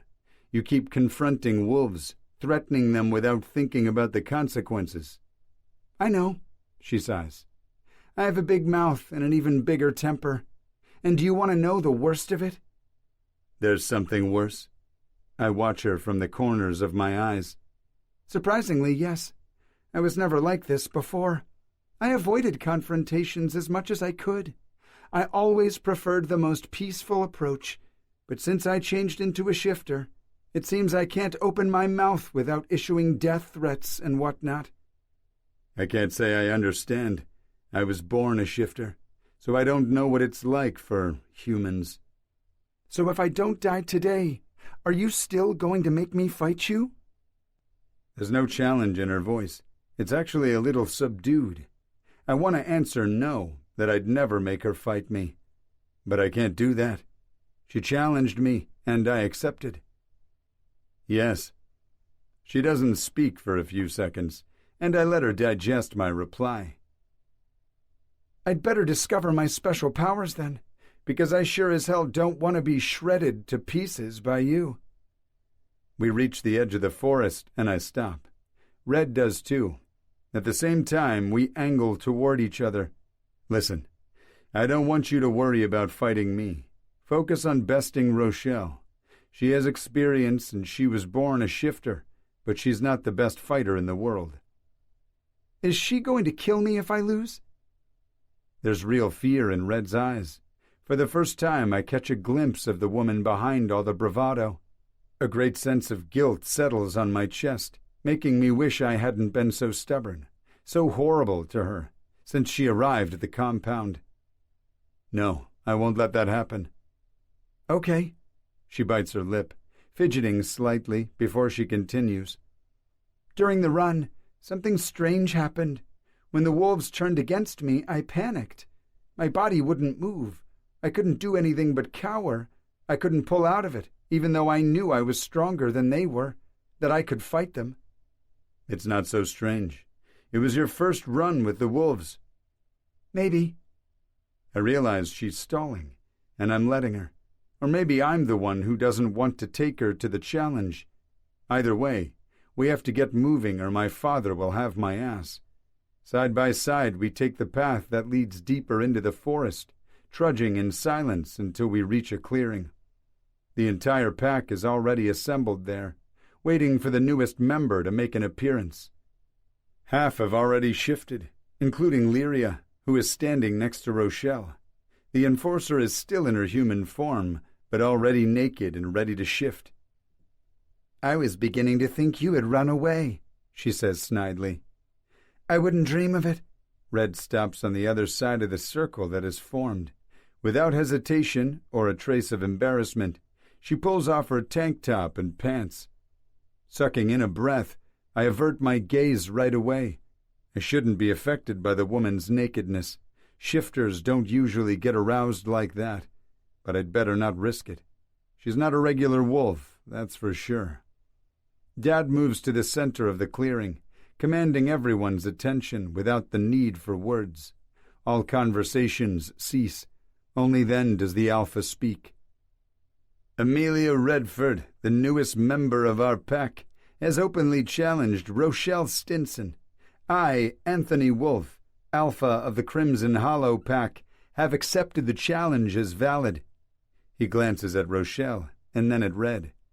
Since you're new and don't know our ways, I'll call the challenge as over whenever one of you gets seriously injured. Not abiding to my command is punishable by death, and it will be enforced. Is that understood? Yes, sir, Red replies loud and clear. Dad walks back to his original spot. On the other side of the clearing, Rochelle is already mid-shift. I glance at Red, worrying she's going to choke and not be able to shift with everyone's eyes on her, but she seems to have found her ground as a wolf and changes without effort. She glances at me when the shift is complete, then at her opponent, who is a brown wolf a little bigger and muscular than she is. Rochelle throws her head back and howls, a call that's answered by all the pack members who have shifted. Red doesn't join the call. Instead, she begins to circle Rochelle, eyeing her opponent with care. Rochelle growls right before she leaps, teeth bared and all, but Red moves out of the enforcer's range, just to turn and sink her sharp teeth into the brown wolf's shoulder. Rochelle lets out a whine, but recovers quickly, getting Red good on her ear. The scent of Red's blood fills my nostrils, and I have to fight the urge to shift so I can protect her. The compulsion is something only mated wolves feel. So why the fuck am I having to battle that now?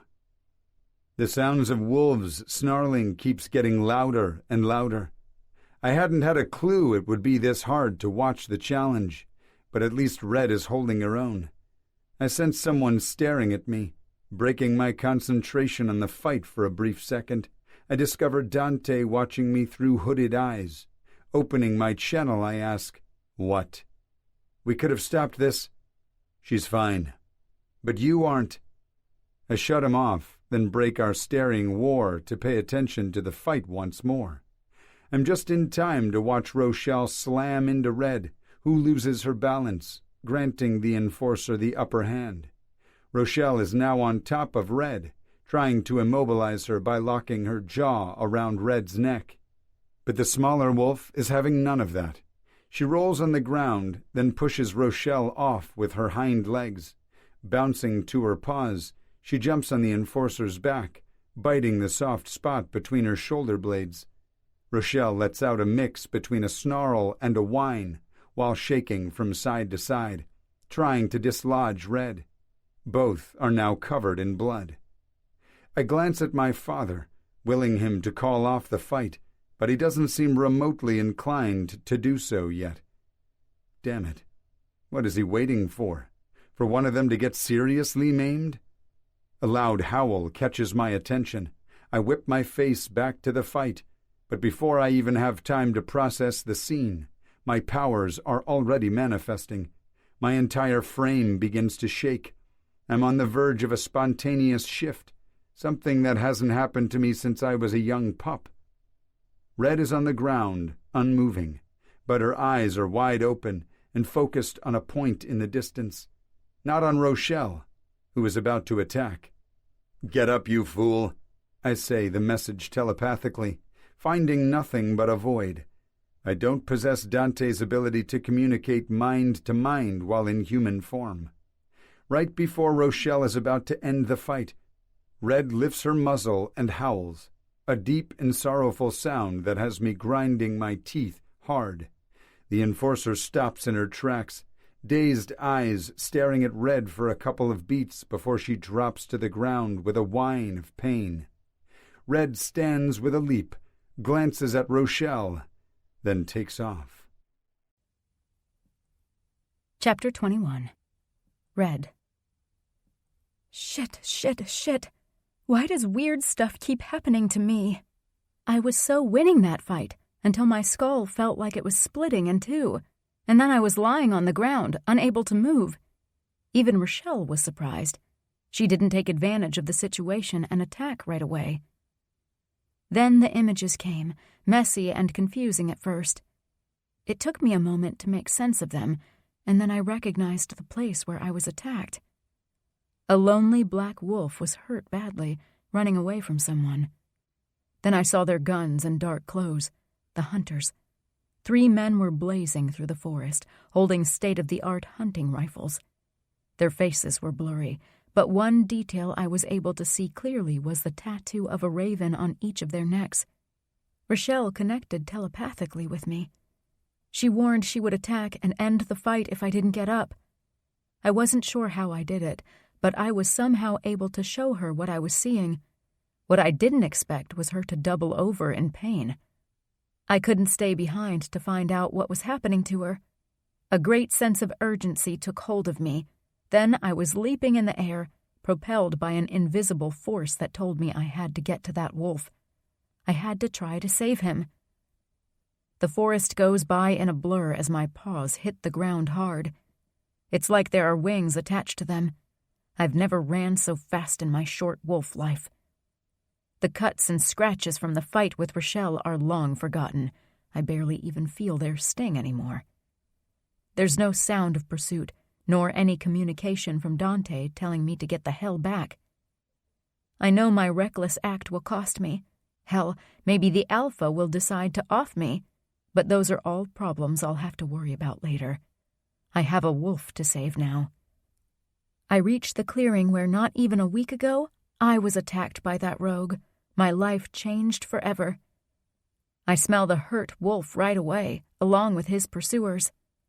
After I veer in his scent's direction, I find his form near the creek a second later. He's barely moving. As I approach, it's evident he's hurt in several spots. He also left a trail of thick and dark blood in his wake. I howl, trying to get his attention. He lifts his head and peers over his shoulder, right before he speaks to me. "You shouldn't be here. They'll catch you as well." "I'm not going to leave you behind." "I'm not worthy of your help. I broke away from my pack." I want to ask him the name of his former pack, but shouts in the distance catch my attention. Swinging around, I position my body protectively in front of him. When the first 2 hunters appear up the rise, my entire body tenses, the hairs on my back standing on end.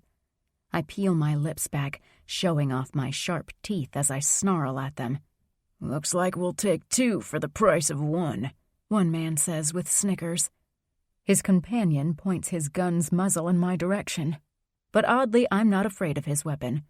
Instead, I take a step forward, making my aggressive intentions clear. He fires, missing me by a hair when I leap to the side. I hit the ground running. Like a speeding train, I'm on him before he has the chance to take aim again. My teeth sink into his arm, and the momentum of the jump pushes him to the ground. Crimson rage tinges my vision as the taste of his foul blood hits my tongue. I shake my head from side to side, thrashing his body like he's a rag doll, shredding skin and muscles in the process. His screams of agony don't faze me one bit. The wolf doesn't give a fuck about his pain. Honestly, my human form doesn't either. I want this man dead.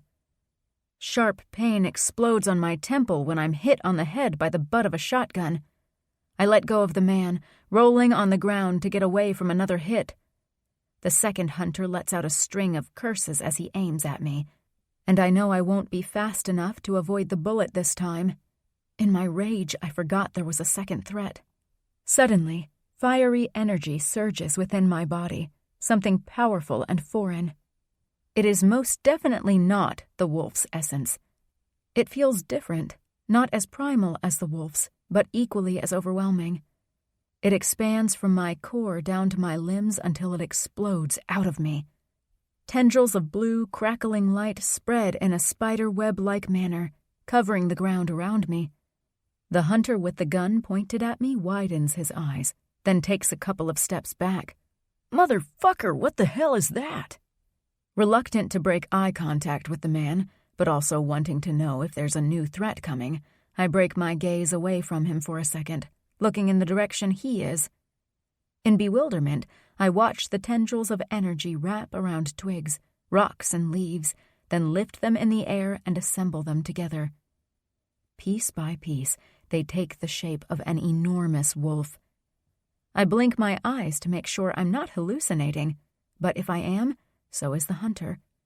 He switches his aim to the beast with shaking arms. A growl that sounds nothing like the sound a real animal would make erupts in the forest, and I feel it down to my bones. For some reason, I'm not afraid. I know the wolf monster is not a threat to me. Actually, it almost feels like we're connected somehow. I look at the tendrils of energy that still surrounds the beast's paws, and the pattern those links made on the ground, leading to me. Somehow, I am bound to the monster. But how? "Kill the wolf! Kill the fucking wolf!" Somebody shouts out in the distance, the third hunter. "Which one?"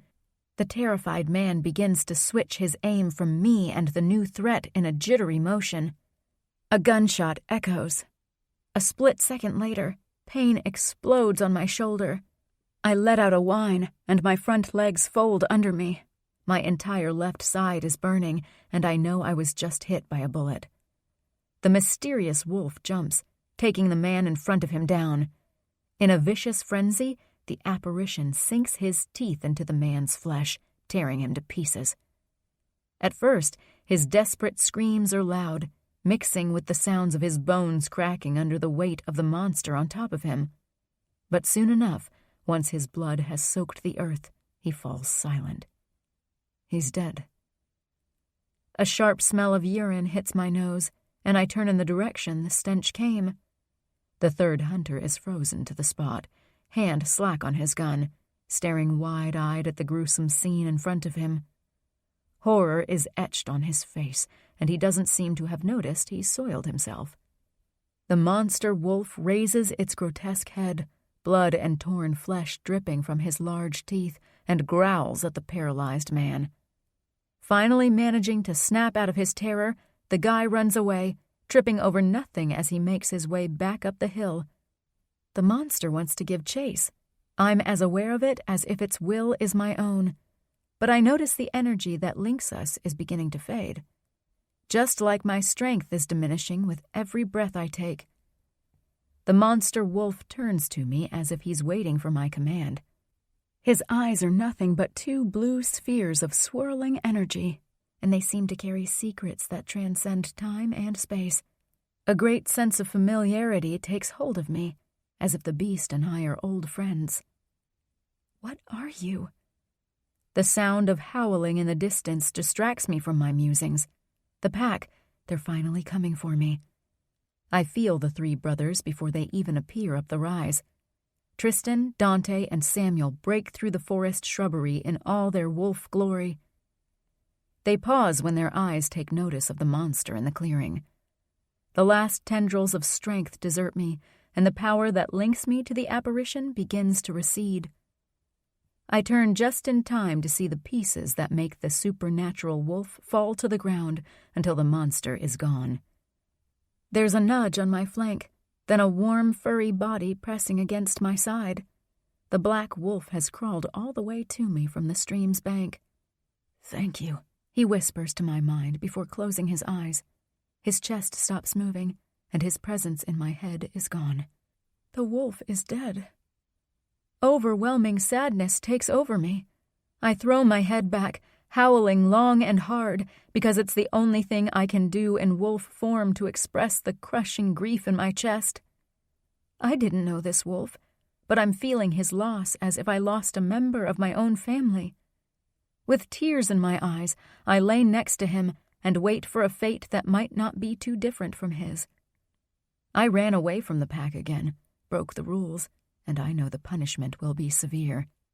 Did the Wolf brothers come at the order of the Alpha, or did they defy him? I don't know which outcome would be worse. Chapter 22. Samuel. There's a collective gasp when Red up and runs toward the forest, while Rochelle remains immobile on the ground, whining in pain. I glance at Dante first, finding him staring in shock in the direction Red went. Lyria howls and leaps forward, ready to chase Red, when the Alpha commands her to stop. "Nobody follows that wolf. I'll deal with her." Mom leans closer to whisper something in his ear. He shakes his head, then kisses her cheek. But the sadness I find in her gaze is enough to clue me in. Dad thinks Red ran away, and he's going to make her pay. I can't let that happen. Before my father can stop me, I break into a run. Jumping aside when Seth moves to block my way, I shift in midair. When my paws hit the ground, Dante's voice is loud and clear in my head. "Right behind you, brother." He soon joins me, being the fastest in the pack and all. Then he takes the lead. Another wolf is close behind me, and I know without looking that Tristan is with us as well. "So what do you think Dad will do to us for disobeying his orders?" I ask. "Flay us alive, no doubt," Tristan replies. "I'm surprised you're here," I say. "I'm not," Dante chimes in. Tristan has finally pulled his head out of his ass and realized fighting the connection to Red is futile. "It might be all moot. I'm not sure Father will let Red live after this," he replies, his tone now somber. Dante doesn't have a reply to that, and I wish now more than ever that he would say something reassuring.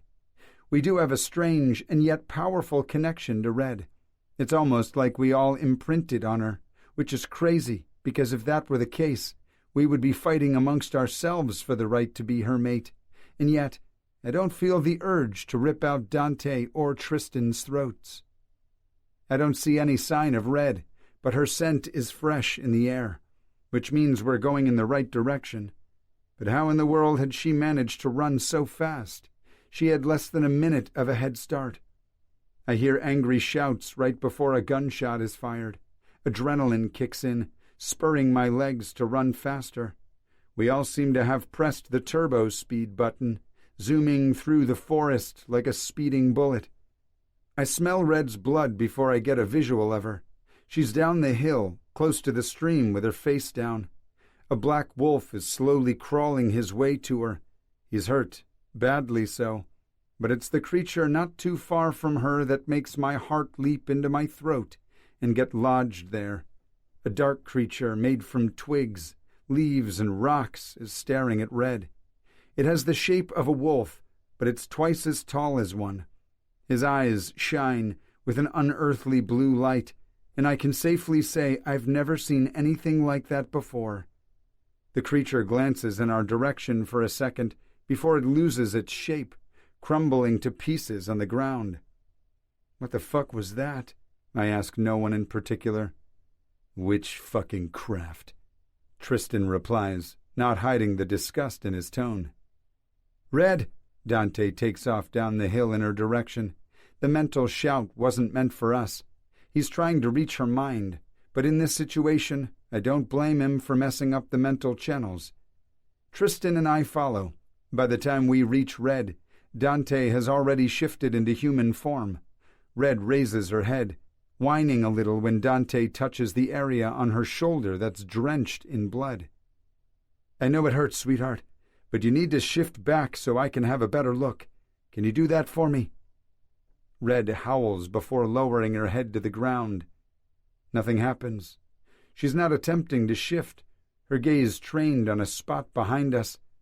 I turn to the carnage a couple of feet away from us, next to a pile of rocks and twigs, what's left of the wolf creature. There's a body that's so mangled it's barely recognizable. Limbs are torn, and where the torso should be, there's nothing left but a bloody pulp. If I weren't in wolf form, I might throw up. The sound of leaves shuffling puts me on a high alert. Flaring my nostrils, I pick up another blood scent. A second man is slinking away, trying to hide behind a boulder. I can't believe I hadn't seen him before. Shit. Dante just shifted in front of him. Dad is definitely going to flay us alive. Tristan leaps in the guy's direction. The human curls into a ball, begging for his life. My brother ignores the pleas, snagging his teeth in the man's shirt and forcing him to look up. "He saw Dante," I say. "I know." Tristan's reply is pissed, even in my head. "We need to get Red back to the compound." Dante has Red in his arms, and I wince when I see she's already shifted back. Blood drips down her arm from the torn skin on her shoulder. She got shot, and she needs medical attention ASAP. The fur on my back stands on end as a warning shiver ripples through my spine. The Alpha is here. I turn, seeing the magnificent white wolf at the top of the rise, flanked by Mom, Seth, and Lyria. Damn it. The presence of the top wolves in the pack doesn't bode well for my brothers and me. "What happened here?" my father asks. "We don't have time to explain." Dante makes the trek toward him. "Red is hurt. She needs assistance." Dad takes a step forward, baring his teeth and growling at Dante. Right now, he's not our father. He's the pack's alpha. Dante realizes he crossed a line, but he doesn't show fear or submit to our father's warning. "You can punish me all you like later, but please let me get Red some help." Mom howls, then turns to Dad. They're communicating mind to mind, a private channel that doesn't include us. Meanwhile, Tristan doesn't waver his hold on the only witness to what happened here. I have a feeling Dad won't take Red's word for it, and the black wolf she was protecting can't speak on her behalf, since he's dead. That reminds me, who the hell was he? Returning to his carcass, I take a good whiff of his fur. I don't recognize the scent, which means he's not from the area. That's good and bad at the same time. If he'd been a Shadow Creek wolf, it wouldn't be good for Red. Most likely, Dad would ship her off to those assholes up north without blinking an eye, if he thought she had any strong connection to them. So the biggest mystery remains. Why had she bolted like that? How had she known this wolf was in danger? Is it possible she has the sight just like Mom and Dante? The wolf was killed by professional hunters, which poses an even bigger problem. Hunting is forbidden in Crimson Hollow. We need to know who these men are. Were they working alone, or can we expect more of those assholes to come? Mom's voice brings me back to the here and now. She has shifted and is now examining Red's wound. "Let's get the girl mended, then we'll talk about what happened here." I decide to shift back because somebody has to carry the dead wolf back to the compound. Maybe Mom or Dad will be able to tell where he came from. "What about that vermin there?" I point at the man Tristan has trapped under his jaw. Dad howls, then answers into my mind. "I'll handle him. Then I'm coming for you and your brothers." Of course he is. We're so fucked. Chapter 23. Tristan. I was the only one who didn't shift back. Dante and Sam had their reasons. Dante carried Red, and Sam brought the fallen wolf back to the compound. I also had a load, but the scumbag who tried to gun Red down didn't deserve to be carried, so I dragged him through the forest, careful not to inflict any fatal injuries. But if he got more banged up than he already was in the journey, it was fitting. Hunters in our fucking forest. We hadn't had those since I was a young kid. Montgomery wasn't the mayor then, and I can't help but blame her for their presence now.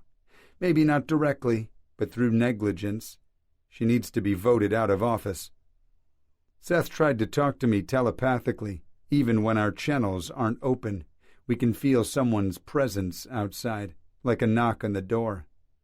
I shut him out, which I'm sure he didn't appreciate, but he has questions I'm not ready to answer. Once back in the compound, Dad orders me to leave the hunter with Seth.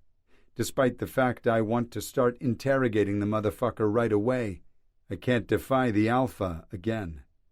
I'm in enough trouble with him as it is. In silence, I follow him into the Alpha's manor, shifting as I go since he has already done so. Sam joins us a second later, the stench of the dead wolf all over him. I don't recognize the scent, but at least he's not a Shadow Creek mutt. What did you do with that black wolf? I left him at the infirmary. Mom wants to perform the autopsy. Did she? No, she doesn't know where he's from, Sam answers, knowing exactly what I was going to ask. I glance to my right, more precisely, to the door that leads to the infirmary. Where the hell is Dante? I ask Sam. Where do you think? He went with Mom. He won't leave Red's side. Stupid Dante. Dad will kick him out of the pack. I know, but I think Dante has imprinted. I mean, we probably all have, but since he and Red hooked up, I think it might have sealed the deal. I clench my jaw hard because I can't deny there's a strong possibility my brothers and I imprinted on the same woman. The biggest question is why? What makes her so special? Sam's idea she might be like the legendary mother of wolves is hard for me to swallow. I never believed in that story. It's not in a wolf's nature to share. Dad disappears inside his office down the hallway. Even though I'd prefer to put some clothes on before facing his wrath, I don't want to keep him waiting. We find him already dressed in jeans and a muscle t-shirt when we enter his office. Even in human form, there's no doubt the man is the Alpha. Corded with powerful muscles, he could easily win a fight against me or my brothers without putting forth a lot of effort. His eyes are crackling with fury, the irises glowing in intense ember color. Shut the door, he commands, standing by the side of his desk. He's too wired to sit. Sam clicks the door closed but remains near the exit. Without being conscious of doing so, I position myself in front of my younger brother, protecting him from Dad. If the Alpha decides to strike, I'll take the first blow. As the oldest, I've always seen it as my duty to protect my brothers. I know they think I'm an asshole, and maybe I'm harder on them than I need to be, but I don't know any other way to prepare them for a future where I'm not around. You don't know how much it costs me to not punish you like the Pack's law dictates. How dare you challenge my authority like that? You were going to kill Amelia, I say. You're damned right I would. That girl has caused nothing but trouble since she arrived here. She's a Shadow Creek wolf through and through. It was a mistake to allow her to stay. She belongs with us. Sam takes a step forward, his hand balled into fists at his side. Dad cuts a glare in my brother's direction. It means to instill terror, but Sam doesn't cower. Why? Because you think you've imprinted on her? Dad laughs without humor. That girl comes from a powerful witch bloodline. I'm not convinced there isn't a ploy here to destroy our pack from within. What are you saying? I ask, a mix of worry and adrenaline swirling in my chest. Dad lets out a heavy sigh, his shoulders slouching forward as he crosses his arms in front of his chest. The aggressive stance seems to evaporate out of thin air, a change so out of character for him that it does my head in. What the hell is going on here? Dad, what happened at the meeting in Vancouver? I ask. Nothing out of the ordinary there. He raises his head, the ember color gone from his eyes. Your mother has seen my death. What? Sam and I say at the same time. Dad's gaze seems to go inward as he stares at a point over my shoulder. Right before I left, Mervina told me. She was afraid something bad would happen during my trip, so she warned me to be careful. I knew she didn't part with that information lightly. Certain visions should never be discussed. As it was, I didn't think much about it. Your mother has had visions in the past that never came to pass. But when I returned to the compound and met Amelia for the first time, I saw the shadow of death surrounding her. Do you think she's going to be the cause of your ruin? I ask, and my mind goes back to Dante's painting. She's portrayed as a queen in that picture. It wouldn't be too far-fetched to assume she was an alpha there. I saw through your eyes what she did in the forest today. She summoned that beast, Tristan. You don't know that? Sam starts, but Dad interrupts. Yes, I do. Your mother confirmed it. So if Mom also saw that, why did she agree to tend to Amelia? Why didn't she let you get rid of the perceived threat you're so afraid of? My question seems to bring even more grief to our father's gaze. Because Mom doesn't agree with Dad, Dante announces, coming into the room as silently as a ghost. Dad stares at him, grinding his teeth so hard I can hear it from where I stand. How is Red? Sam asks, ignoring the murderous glint Dad is throwing at Dante. She's fine. The bullet only grazed her shoulder. Mom gave her a sedative, so she's sleeping now. Your mother's opinion of that girl is clouded because of Dante's vision. She thinks she'll be this pack's salvation. Dad sneers, his face morphing into something vile, something not like my father at all. The sudden changes in his mood are giving me a whiplash. When you die, only one of us will be able to stay and become the new alpha, Sam says. But if Red is like the mother of... That woman is not the mother of wolves. Dad hits the wooden desk so hard it cracks the surface. She's a Shadow Creek mutt who can't follow simple rules. And today, she just proved she will be this pack's damnation. An urge to defend Red comes out of nowhere, overriding the will to submit to the alpha. I peel my lips back and growl, taking a step forward. You're not killing her. I won't allow it. Are you challenging me, boy? Do you really want to go that route? Dad meets me halfway, baring his teeth as well. You're not making sound decisions. You have no proof that Red is the enemy, I counter. My words seem to penetrate my father's brain. The rage seeps from his expression, replaced by a troubled glint in his eyes. It only lasts a split second before he narrows them in a cold manner. I do not wish to kill you, Tristan, so I'll forget you ever spoke those words to me. He turns to Sam and Dante, who are standing still with muscles tense, ready for battle. That goes for you two as well. Whether you like it or not, I'm still the alpha, so my word is final. If I want that woman gone, she will be gone, one way or another. Dante moves closer, his green eyes flashing ember now, and his canines elongated. I move to block him. There's something going on with our father. He's not acting like he used to. His emotions are all over the place, and he's letting them control him. I need to speak to Mom about it. A loud knock echoes in the room, and we all turn to look at the closed door. Who is it? Dad growls. It's Seth. Dad spares me one more glance of disdain before telling the enforcer to come in. I don't need to read my best friend's thoughts to know he came to deliver bad news. What happened? I asked. The hunter we brought back is dead. How is he dead? Did you kill him? My tone is accusatory, and Seth winces in turn. Of course not. I put him in a cell, didn't touch the guy. I peeled my eyes away for 1 second, and then I heard gurgling. I turned to find the scumbag convulsing on the floor, frothing white foam from his mouth. He must have had poison on him. He'd rather die than be interrogated. Son of a bitch. Sam runs his hand through his hair, and I share the sentiment.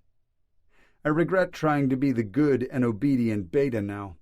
I should have followed my instincts to interrogate the guy right away.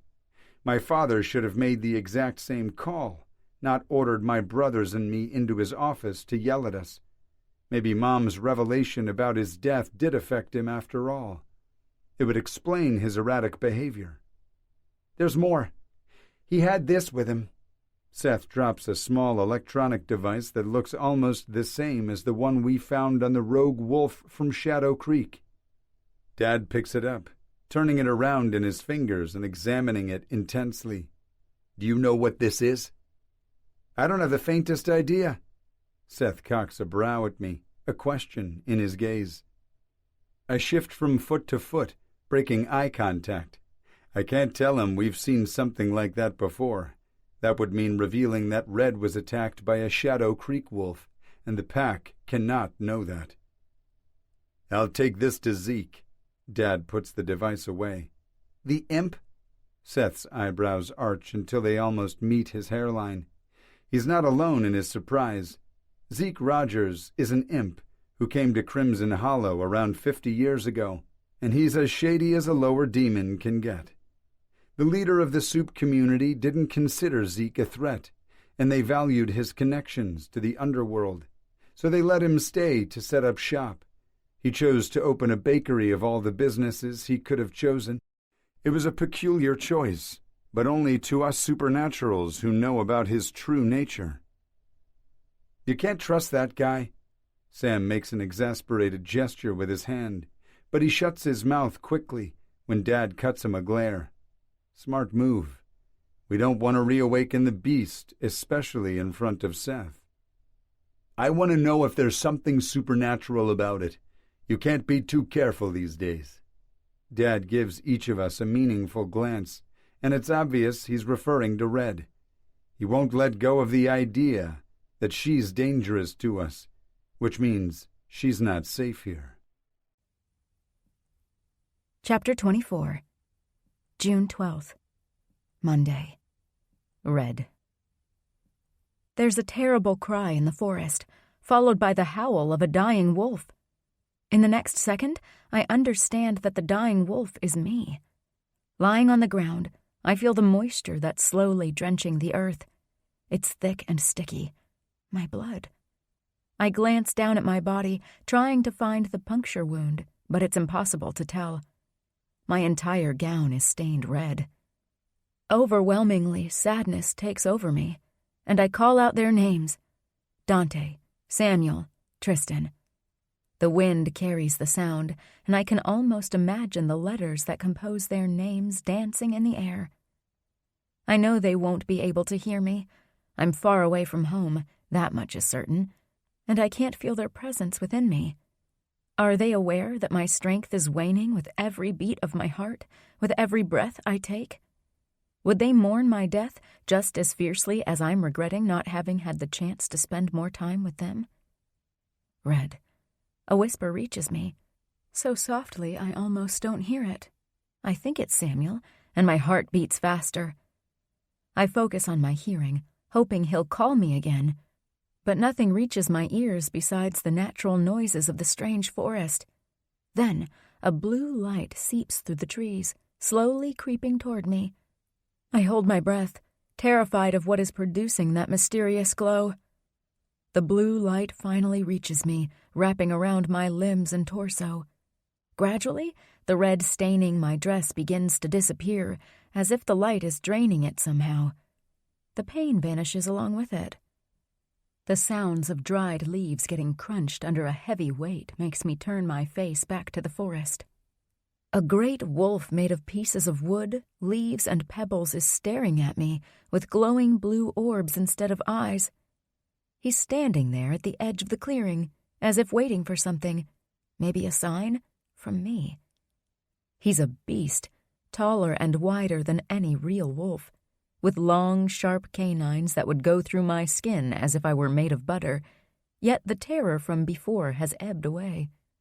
The reason is simple. I know that wolf. I've summoned him. I don't know how the knowledge is now in my head. Maybe through the energy linking us? Why are you here? I ask. You know the reason. Through time and space, even after death, we'll always protect you. The beast speaks to my mind, sounding like several people are speaking to me all at once. Who is we? The wolves bound to you. I don't have any wolves bound to me. I just became one not too long ago. You'll remember with time, Mother of Wolves. Mother of Wolves? What the hell is he talking about? The wolf retreats, taking with him the ebbs of blue energy. He vanishes into the forest. Then a blinding light assaults my sight. I throw my arm over my eyes to protect them, groaning in the process. Amelia, you're awake, Samuel's husky voice says from nearby, making tingles run down my spine. What's up with the bright lights? I groggily ask. You're in the infirmary. You got shot. Don't you remember? The memories begin to flood my brain. At first, I have a hard time separating what's real and what was part of the dream I just had. Most importantly, I don't know if the great wolf did indeed show up for me when I was facing off with the hunters. Yeah, now I do. I touch the place on my shoulder, finding a bandage there. Samuel grabs my hand, lacing our hands together. He smiles at me, but the gesture doesn't reach his eyes. My heart twists inside my chest, and I fear dark times await me. What is it? I ask. You can't seem to go a day without causing trouble, can you? He tries for levity, but I'm not buying it. Samuel, what did the Alpha say? I could lie and say you have nothing to worry about, but if I did, I'd be doing you a disservice. You're scaring me. I squeeze his hand, wishing he would just spill it already. Is he going to kill me? Not for the time being, but he wanted to, Red. If we hadn't defied him and gone after you, you would already be dead. I close my eyes, thinking how my strange compulsion to save that black wolf put the Wolf brothers in deep trouble with their father. From the little information I gathered, I'm aware that going against the Alpha's orders can be punishable by death. And yet, they did it for me. Why would you risk your lives like that? I open my eyes again, needing to see the truth on Samuel's face. He touches my temple, then runs his fingers down my cheek. Because you're important to us. The door to the infirmary bursts open. Dr. Mervina comes in, followed by Tristan and Dante. Their somber expressions put me on high alert. How are you feeling, Amelia? Dr. Mervina asks. Like shit. You really ought to stop ending up here. She lifts the bandage off my shoulder. You're almost healed. That's good. What's going to happen to me? Is the Alpha going to kick me out of the pack for forfeiting the challenge? Don't worry about Anthony for now. Dr. Mervina watches my face closely before continuing. Tell me what happened at the clearing, Amelia. I'm not quite sure. I got a vision of the Black Wolf. He was hurt and being pursued by dark-clad hunters. How many were there? Tristan asks. 3. One of them got away. Fuck. He begins to pace in front of my bed, and I can honestly say I've never seen him look so frazzled. His usually properly styled hair is messy, and he hasn't shaved in a while. I got one of them before I was shot. I'm not sure what happened to him. We brought him alive to the compound for interrogation, but before we could do so, he killed himself, Samuel answers. What? How? Poison, Dr. Mervina says. He didn't want to be interrogated, which makes us believe they're not your garden variety hunters. They had all the same tattoo on their necks. A raven, I say. I catch the worried glances Dante and Tristan share, so I ask, does that mean anything to you?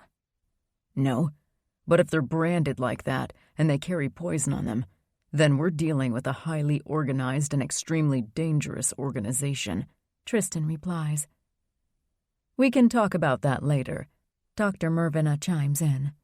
I'd like to discuss the other phenomenon that occurred in the woods, the great wolf apparition that you summoned. You've seen it too? I wasn't imagining things? I saw it through Dante's eyes. By the time we arrived at the clearing, he was already gone. How do you know I summoned it? I ask with a hint of suspicion. Can the woman peer into my thoughts too? Because I've dreamed about it. I've seen you use your powers to bring forth the guardians of wolves. Guardians of wolves? What's that?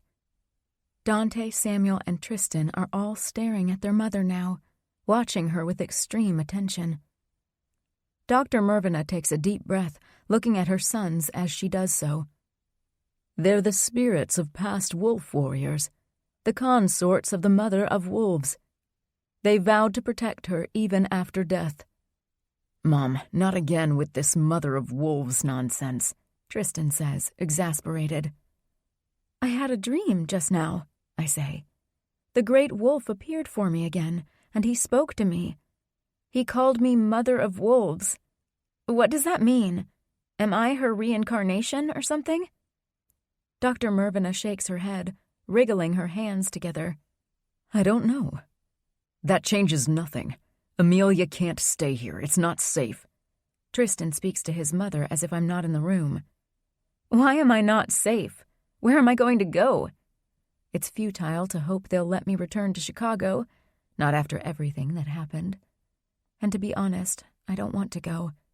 There are too many unanswered questions about my new existence, and I can only find the answers here in Crimson Hollow. To my place in the city. Tristan stares hard in my direction, the tight set of his jaw telling me there's no room for arguments. Why can't I stay with Dante? My studio is too close to the compound. We need to get you out of our father's sight. What about your place, Samuel? I plead. I don't want to stay under the same roof as Tristan, not for 1 second. I tried, Red, but the band practices at my place. We really don't want other supernaturals to know what's going on. Other supernaturals? I assumed everyone in the Howlers were wolf shifters, but truth be told, I hadn't seen any of the other band members around. I'm curious about them, but not enough to ask questions. I have more important things to worry about. How about I just stay here, then? I ask stubbornly. No, absolutely not. Dr. Mervina almost shouts, and then it finally dawns on me. A rift has been created between the Alpha and his sons, and I'm right smack in the middle of it. Okay, I turn to Tristan, who is openly glaring at me. But if you treat me poorly, I'll be on the first flight out to Chicago. It's a meaningless, empty threat, and he knows that. He doesn't take the bait. I promise I'll be on my best behavior. Now let's get you out of here before Dad changes his mind again. I catch the small wince from Dr. Mervina and the sadness that clouds her eyes. Something is definitely going on with the Alpha, and I have a feeling it's not only related to me. Chapter 25. Red.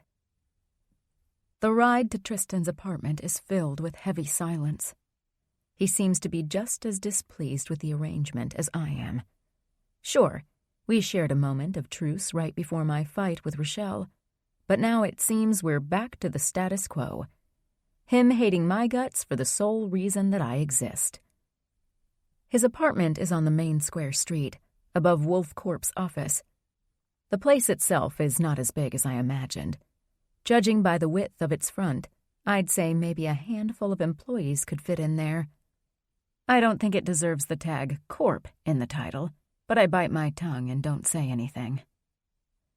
Antagonizing Tristan right now when I have to stay at his place for an indefinite amount of time is not the smartest idea. In front of his office, I peer through the window. There are a couple of people working there, but no one pays any attention to my snooping. Tristan bypasses the entrance to his office and unlocks the door next to it instead. I glance at the intercom, noticing there's no name on the tag. Either he doesn't want people to know he lives here, or there's no need to disclose that information because it's common knowledge. A flight of steep, narrow stairs appears once the door swings open. Without waiting, Tristan takes them 2 at a time. I keep pace, and once we reach the landing, I find an immaculate and roomy apartment with big windows that let plenty of light in. To my right, an open kitchen equipped with state-of-the-art appliances is also in pristine condition. A massive dark gray leather couch in an L shape takes up most of the living room. It faces a large, flat-screen TV mounted above the fireplace. A bear pelt rug is placed in front of the couch, which is a surprise. I turn to him with an eyebrow raised. "Interesting choice for a rug?" He gives me a haughty glance. "That was a gift from the Alpha of the Thunderborn Sleuth. It's a great honor to receive it." Wait, there are also bear shifters in Crimson Hollow? Of course. Bears, eagles, coyotes.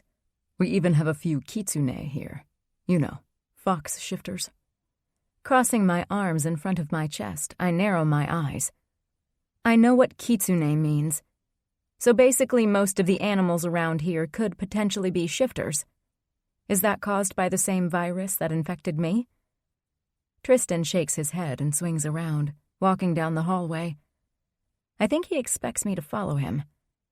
"I don't know if that's true, but I don't think so. You'd have to ask my mother about that." He disappears inside the first room to his left.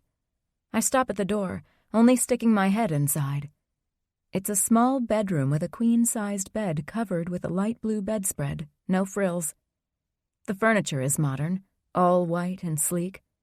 There are 2 nightstands, one on each side of the bed, and a dresser with a mirror above it.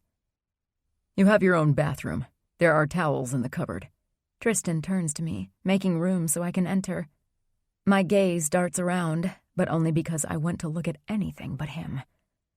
I hug my middle as a sense of uneasiness takes hold of me. So many life-altering moments are happening in such a short period of time that I barely have time to process everything. How long am I going to stay here? "As long as needed.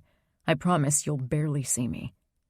I finally glance at him, furrowing my eyebrows a little. You defied the Alpha, your dad, to protect me. I don't get it. Tristan doesn't say a word. Instead, he keeps staring at me with his intense gray eyes that seem to be brewing a storm in them.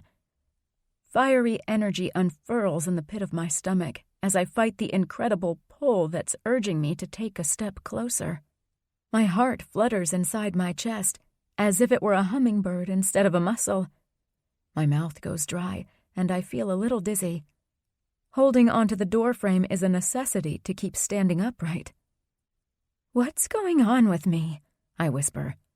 "You're feeling it too, aren't you?" "Yes. What is this? I felt the same with Dante before." My eyes widen at the same time I cover my mouth with my hand. "It can't be. Is this—" I take a deep breath, trying to control my emotions. "Is this imprinting?" "Probably." "I don't want to imprint on you." It's almost a whine. I hold the doorframe tighter, leaning against it as well. I feel suddenly feverish. "You don't want to imprint on me, but you have no problem imprinting on Dante or Sam?" Tristan's voice sounds more like a growl. "They weren't assholes to me when I had barely turned into a shifter." I rest my face against the cool wall, needing some relief. "Tell me how you feel right now. Sick?" I nod, unable to speak. Tristan closes the distance between us, and all the muscles in my body tense. I suck in a breath when he touches my face, my mind and my heart starting a war with one another. I want to give in to the overwhelming feeling that's demanding I accept Tristan's proximity, but my mind won't let me. "That's how I felt for the longest time, but maybe not as bad as you." His thumb caresses my cheek, and I let out a whimper. "You don't like me. You never did. And now there's this weird bond between us. How is this fair? Where's the free will to walk away?" "I never said I didn't like you." His eyes drop to my lips, and my tongue darts out without me willing it to do so. Fuck, my entire body is betraying me. "I don't want to feel this way. How can I make it stop?" "Don't fight it," he breathes out, his voice rough, needy. "You mean give in?" "Yes. Would that be so bad?" Tristan's eyes have turned molten, filled with raw lust. And I'm not immune. There's a sudden throbbing between my legs now, and I feel like the worst person in the world that I'm willing to toss away my pride for a taste of him. Yes, very bad. I take a step closer, and Tristan takes it as a sign that I'm done fighting. With a gentleness I wasn't expecting from him, he brings his lips to mine. Just a soft brush at first, before his tongue pries my mouth open. I let go of the door frame to clutch his steely arms, feeling his strength down to my bones. With a groan, he deepens the kiss, taking proper possession of my mouth. Liquid fire surges from within, spreading through my body at the speed of light. The dizziness is gone, but my head is still fuzzy for entirely different reasons. Tristan's hands run down my spine until they're resting on my butt cheeks. When he squeezes them, I jump, my legs going around his trim waist. I let out a moan of delight when my core presses against his erection, and then it's game over for me. My mind is still rebelling a little, but I shove those pesky thoughts to a dark corner and forget them for now. I'm letting my body take control. Tristan takes a few steps back. Before I know it, we're toppling over onto the bed with him between my legs. I don't know what's making me hungrier now, his hands exploring my body or his mouth devouring mine.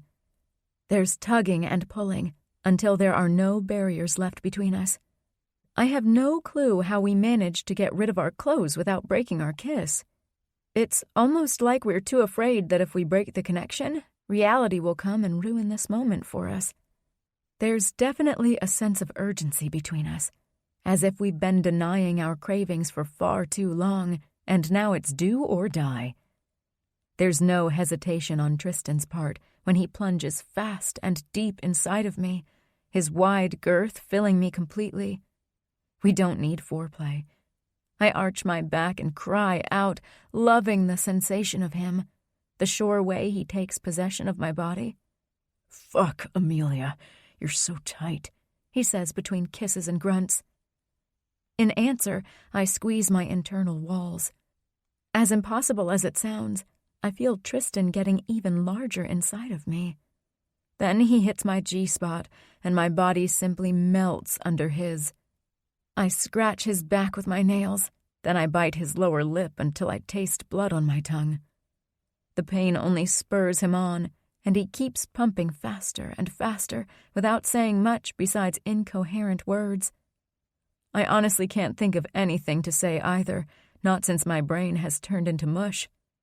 All it can process right now is the amazing tension that's building between my legs. With a loud roar, Tristan's entire body tenses before his warm seed fills me. That sends me over the edge as well, and I end up howling as I come hard and fast. It takes a few minutes for my breathing to return to normal after such an earth-shattering orgasm. Tristan has rolled off me, and he's now lying by my side, staring at the ceiling and breathing hard. Without the lust and the crazy impulse to jump the guy's bones, I'm run over by an intense sense of shame. Heat spreads through my cheeks, and without being aware of doing so, I make a disgruntled sound in the back of my throat. I attempt to get out of bed, but Tristan touches my wrist, holding me in place. "Wait." He rolls onto his side, and I face him. "Was I too rough?" The muscles around his mouth are tight, and his eyebrows are furrowed as he watches me closely. I don't squirm under his scrutinizing gaze. On the contrary, I stare deep into his eyes as well. The angry storm is gone from them. In its place, I read genuine concern there. "No, you weren't." His eyebrows furrow deeper, as if he doesn't believe me. "I tried to go easy, but..." He shakes his head. "It was so damn hard. I never imagined it would be like this." "What would?" "Mating." Guilt sneaks into my heart swiftly as reason returns with a vengeance to the forefront of my mind. Groaning, I throw my legs to the side of the bed, then rest my elbows on my knees, hiding my face between my hands. "What's wrong?" He touches my back, and the pleasure it gives me only works to double my guilt. "I can't believe I did this to Dante." "Ah, so that's what this is all about. You're still attached to your human monogamy traditions. I shoot a scathing glare at him from between my fingers. Wolves are monogamous. At least, that's what I thought. Tristan leans on his elbow, watching me with the hint of a smile on his lips. I don't want to feel anything more than annoyance for him right now, but my heart has other ideas. It beats out of sync, giddy as hell. Tristan's post-sex looks are not helping either. His hair is a wild mess, and his lips are red from all the kissing. He's never looked sexier, and I have to fight the urge to kiss him again. True, but haven't you realized yet that you're not a regular wolf? So now you're also buying the mother of wolves theory? I ask, suppressing a shiver when I remember the dream. What if I am her? You've imprinted on Dante, me, and my guess is also on Sam. If you weren't different, we would be at each other's throats because, like you said, wolves don't share. So you're saying if I went and slept with Dante or Samuel, you wouldn't mind? Tristan watches me for a couple of beats without saying a word. Then he reaches over and runs his fingertips down my arm. Goosebumps break out all over my skin. As much as it surprises me to admit it, no, I wouldn't mind. Does that mean you're the legendary mother of wolves? I don't know. I've never believed in that story. And what are your thoughts regarding the great wolf apparition in the forest? You saw it too, right? He nods, then glances down. This is Crimson Hollow. There's a lot of weird shit in this town. Weirder than shifters? He raises his head. Yes, much weirder. Speaking of which, I need to see one of those characters. Who? Tristan hops out of bed. He doesn't answer me right away, so I press him. Tristan? He bends over to grab his boxer shorts from the floor, pulling them on as he answers.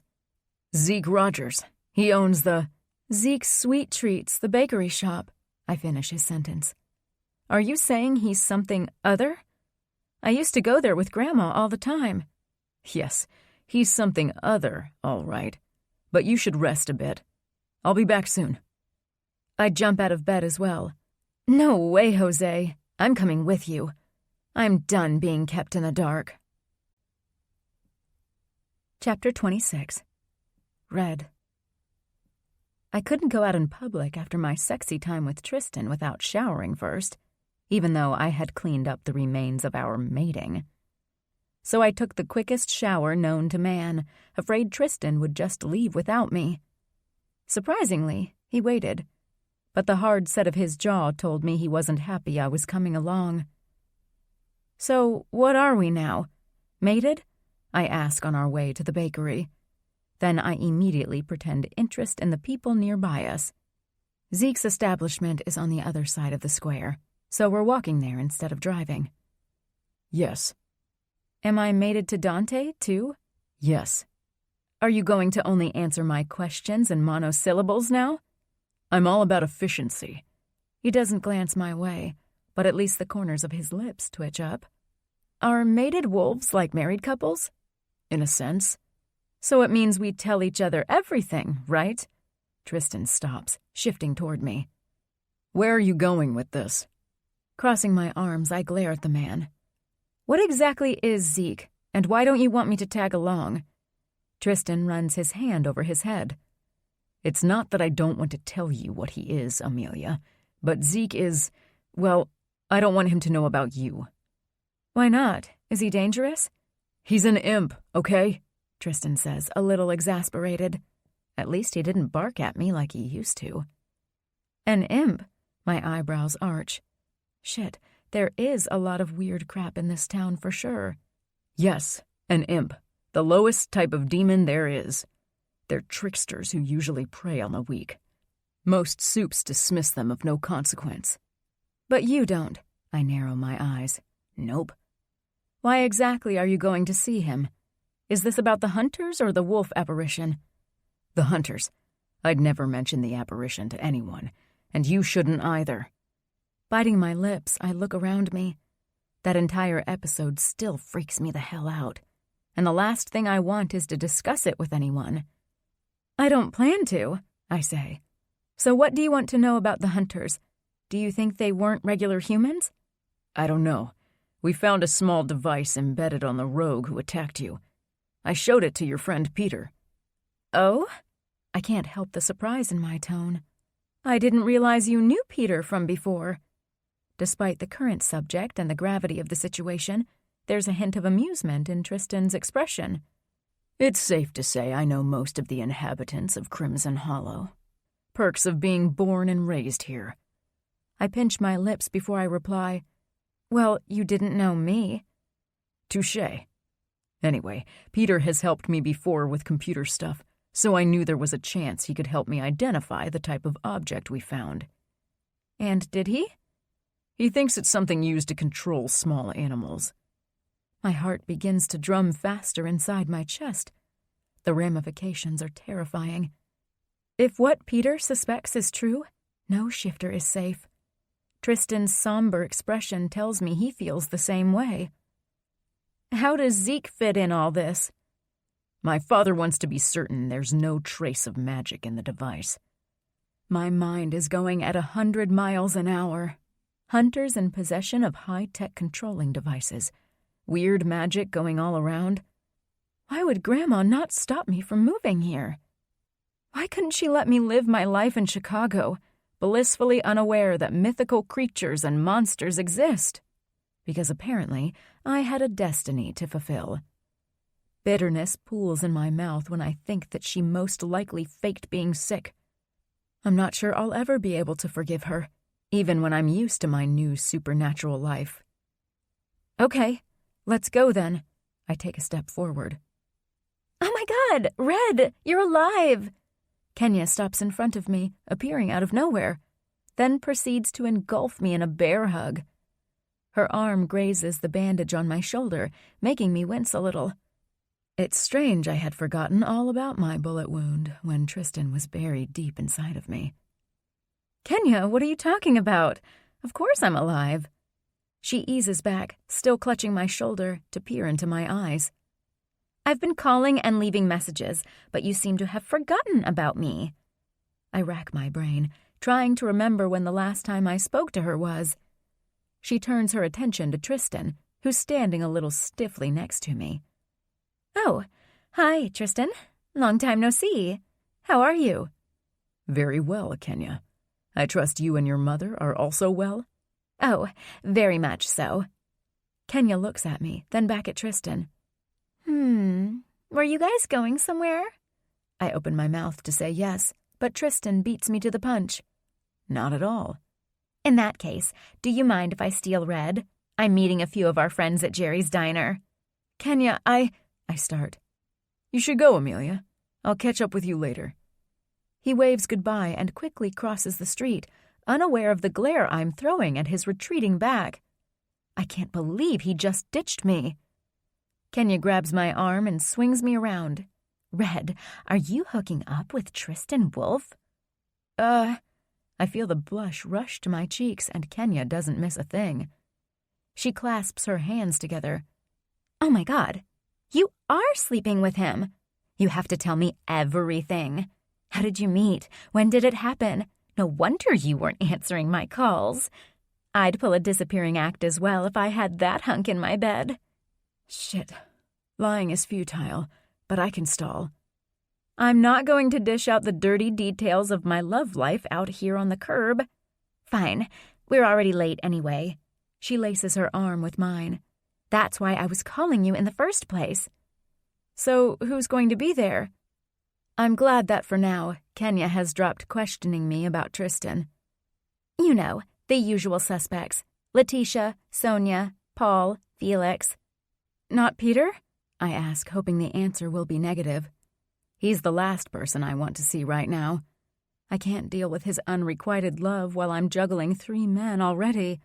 Plus, I know he'll have 1,000 questions about my fake job at the compound. No, he had to work. He did say you were working for Dr. Mervina now. Was that how you met Tristan? Yes, that's how we met. Funny. I never pegged him to be interested in college students. I've always heard he prefers older women. Kenya probably didn't mean her comment to be malicious, but jealousy grabs my heart in a vicious hold and won't let go. I can't deal with the image of Tristan hooking up with any other woman. But at the same time, a great sense of insecurity drops over my shoulders, making them sag with the weight. I'm not the most experienced lover. Had he thought I sucked? I've only slept with 3 people my entire life. Ugh.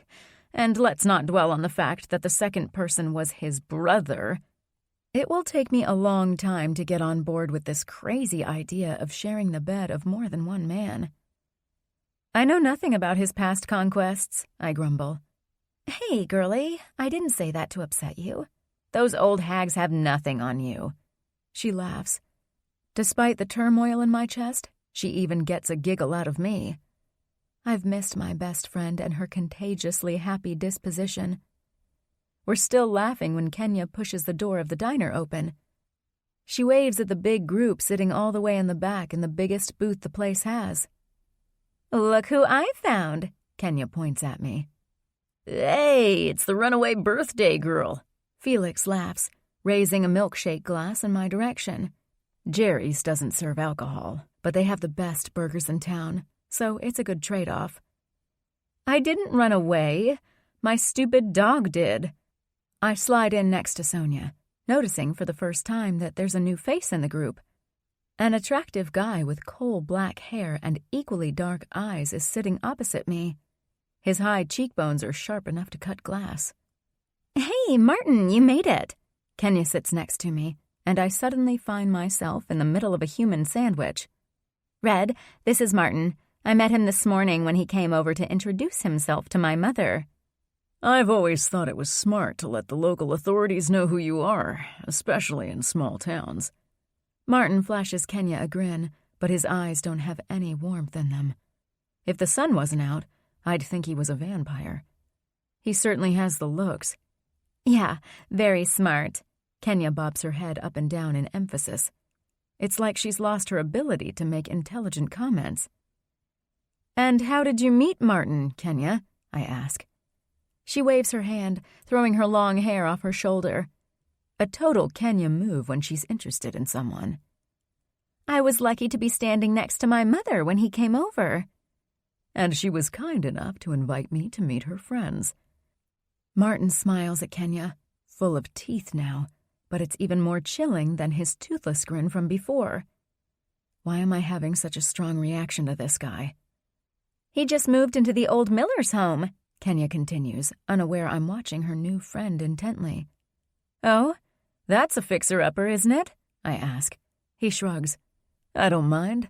I like to use my hands. Kenya and Sonia sigh simultaneously, reminding me of the girls who were in love with Gaston in the Beauty and the Beast movie. Okay, I get it. He's pretty enough to be on the cover of a magazine, but there's something off about the guy that I can't quite place. Where are you from, Martin? I start to play with the salt and pepper shakers on the table to keep my hands occupied. Milwaukee, originally, but I lived in Chicago for the past 10 years before deciding I needed a change. Red is from Chicago, too, Sonia says, and I wish she hadn't opened her mouth. Oh, yeah? Martin stares at me, curiosity shining in his eyes. What brought you to Crimson Hollow? Family. I don't elaborate. His intense stare is giving me the creeps. Letitia, who is sitting next to him, touches his arm to get his attention. Next to me, Kenya stiffens. I do the same. Kenya is getting tense because she has competition. Adrenaline is spiking in my veins for entirely different reasons. Martin has a tattoo on his neck, the exact same raven the hunters in the forest did. My blood turns cold. It's just too much of a coincidence. Hunters invade our forest, and now this guy shows up sporting the same tattoo? He must be one of them. Kenya, could you please let me out? I need to use the restroom. Yeah, sure. Out of the booth, I make a beeline toward the restroom, pulling my cell phone out of my bag. Then, like an idiot, I remember that I never exchanged digits with Tristan, or any of the brothers for that matter. Oh my God, I'm such a dimwit. Hey, having phone trouble? I jump, finding Martin standing right in front of me. What? You were looking at your phone like it had insulted you or something. No, nothing of the sort. I hastily put my phone back in the bag, wincing a little when the brusque movement jolts the wound on my shoulder. Come to think about it, why is it not healed yet? All the other times I got hurt, it hadn't taken more than a few hours for the wound to knit back together. I filed that realization away, intending to ask Dr. Mervina later. Are you hurt? Martin asks. Damn it, he's too observant. But considering he's probably part of a sadistic group hell-bent on killing my people, it's not surprising. My people? I've never thought of the wolves as such until now. I pulled a muscle while I was at the gym. Nothing major. You have to be careful. Always warm up before workouts. There's an easygoing smile on his lips, but I can see clearly as day the hint of danger in his eyes. No wonder I was getting bad vibes from him from the get-go. For sure. I have to go. I edge around him, my heart beating so fast there's a chance it might leap out of my mouth. At the door, I wave at Kenya, trying to catch her attention. She frowns when she sees I'm about to head out. I make the sign that I'll call her later, then I bolt. I have to find Tristan. Chapter 27. Tristan. Why would an imp choose to run a bakery?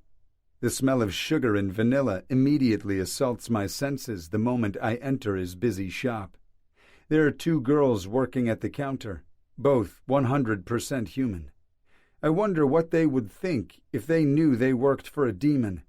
The youngest of the duo, a teenager with red hair and freckles all over her face, beams a smile in my direction. I'll be right with you, sir. I'm actually looking for Zeke. Is he around? Yes, he's in the back. A door behind the counter opens, and out comes the owner of the place, the infamous Zeke Rogers. With light blonde hair and baby blue eyes, he looks more like an angel than the opposite. But all that's needed is a cursory glance into his eyes to see the glint of malice and mischief there. Tristan Wolfe, to what do I owe the pleasure of your visit? Come looking for a special cake? The imp smiles, knowing full well I didn't come for a cake. May I have a word with you in private? Zeke raises both eyebrows, and the cunning in his gaze becomes even more acute. I have to be on high alert here. The imp is notorious for trying to trick people into bargains that only benefit himself. Naturally. Come with me. He motions for me to come behind the counter. Then I follow him to his back office. The smell of sweet treats becomes even more unbearable as we get near the kitchen. How can you stand the smell? I cover my nose. Trust me, my friend.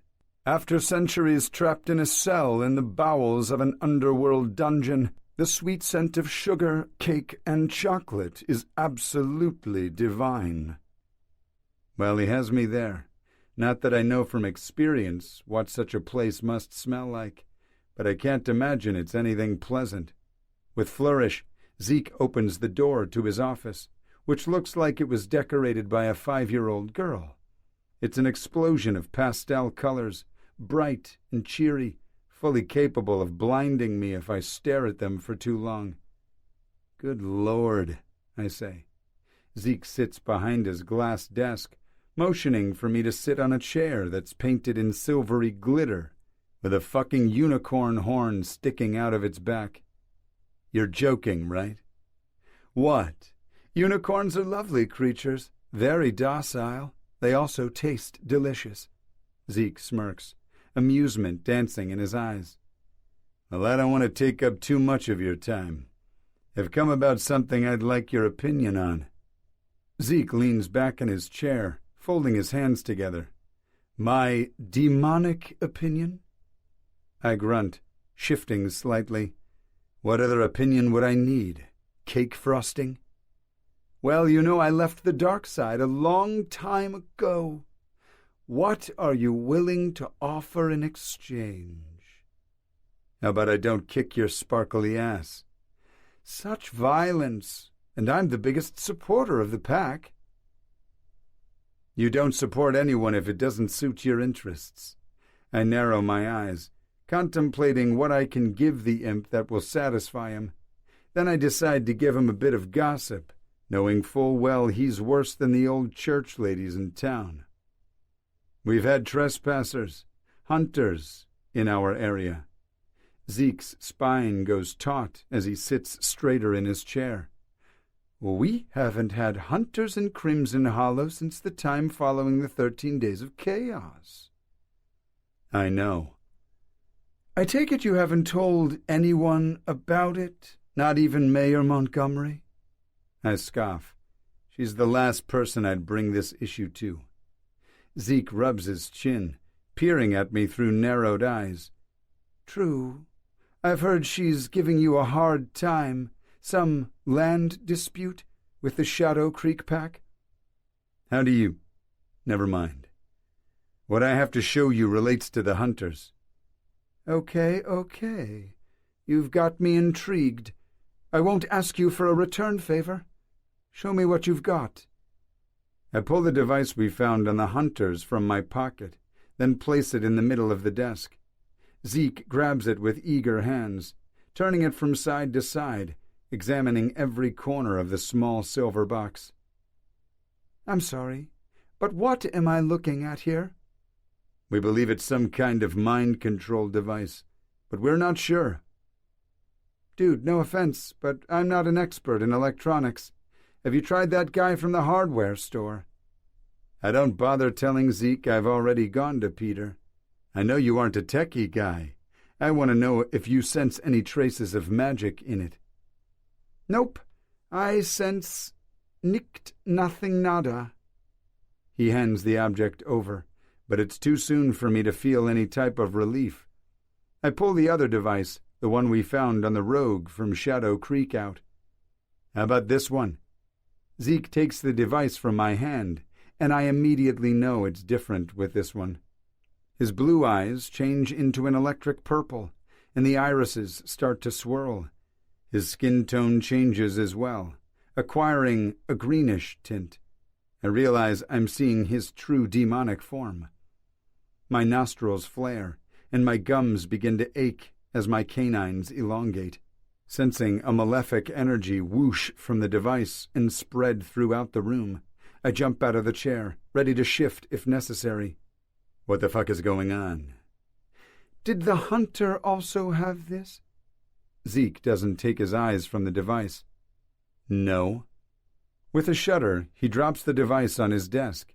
It clinks against the glass surface, the evil presence I felt dispersing. What the hell happened here, Zeke? Breathing hard and with eyes as round as saucers, Zeke keeps staring at the device as if it's going to come to life. At least his skin is no longer green, and the electric purple irises changed back to blue. Something extremely evil and powerful touched that thing. The imp shudders. A demon? I ask. Not any demon. An archdemon. Not wanting Zeke to touch the damned object again, I remove it from his sight, shoving it in my jeans pocket. To say I'm not a little afraid to carry it now would be a lie. I fucking hate demons. What are you going to do with that? Zeke asks. I don't know. I'll give you a piece of free advice. His tone is solemn, unusual for the guy, and it has my undivided attention. Destroy it. Burn it with sacred fire. I clench my jaw because the only soups with the power to summon sacred fire are the witches, and I'm not going to them for help. I'll keep that in mind. Chapter 28. Dante. Mom, what's going on with Dad?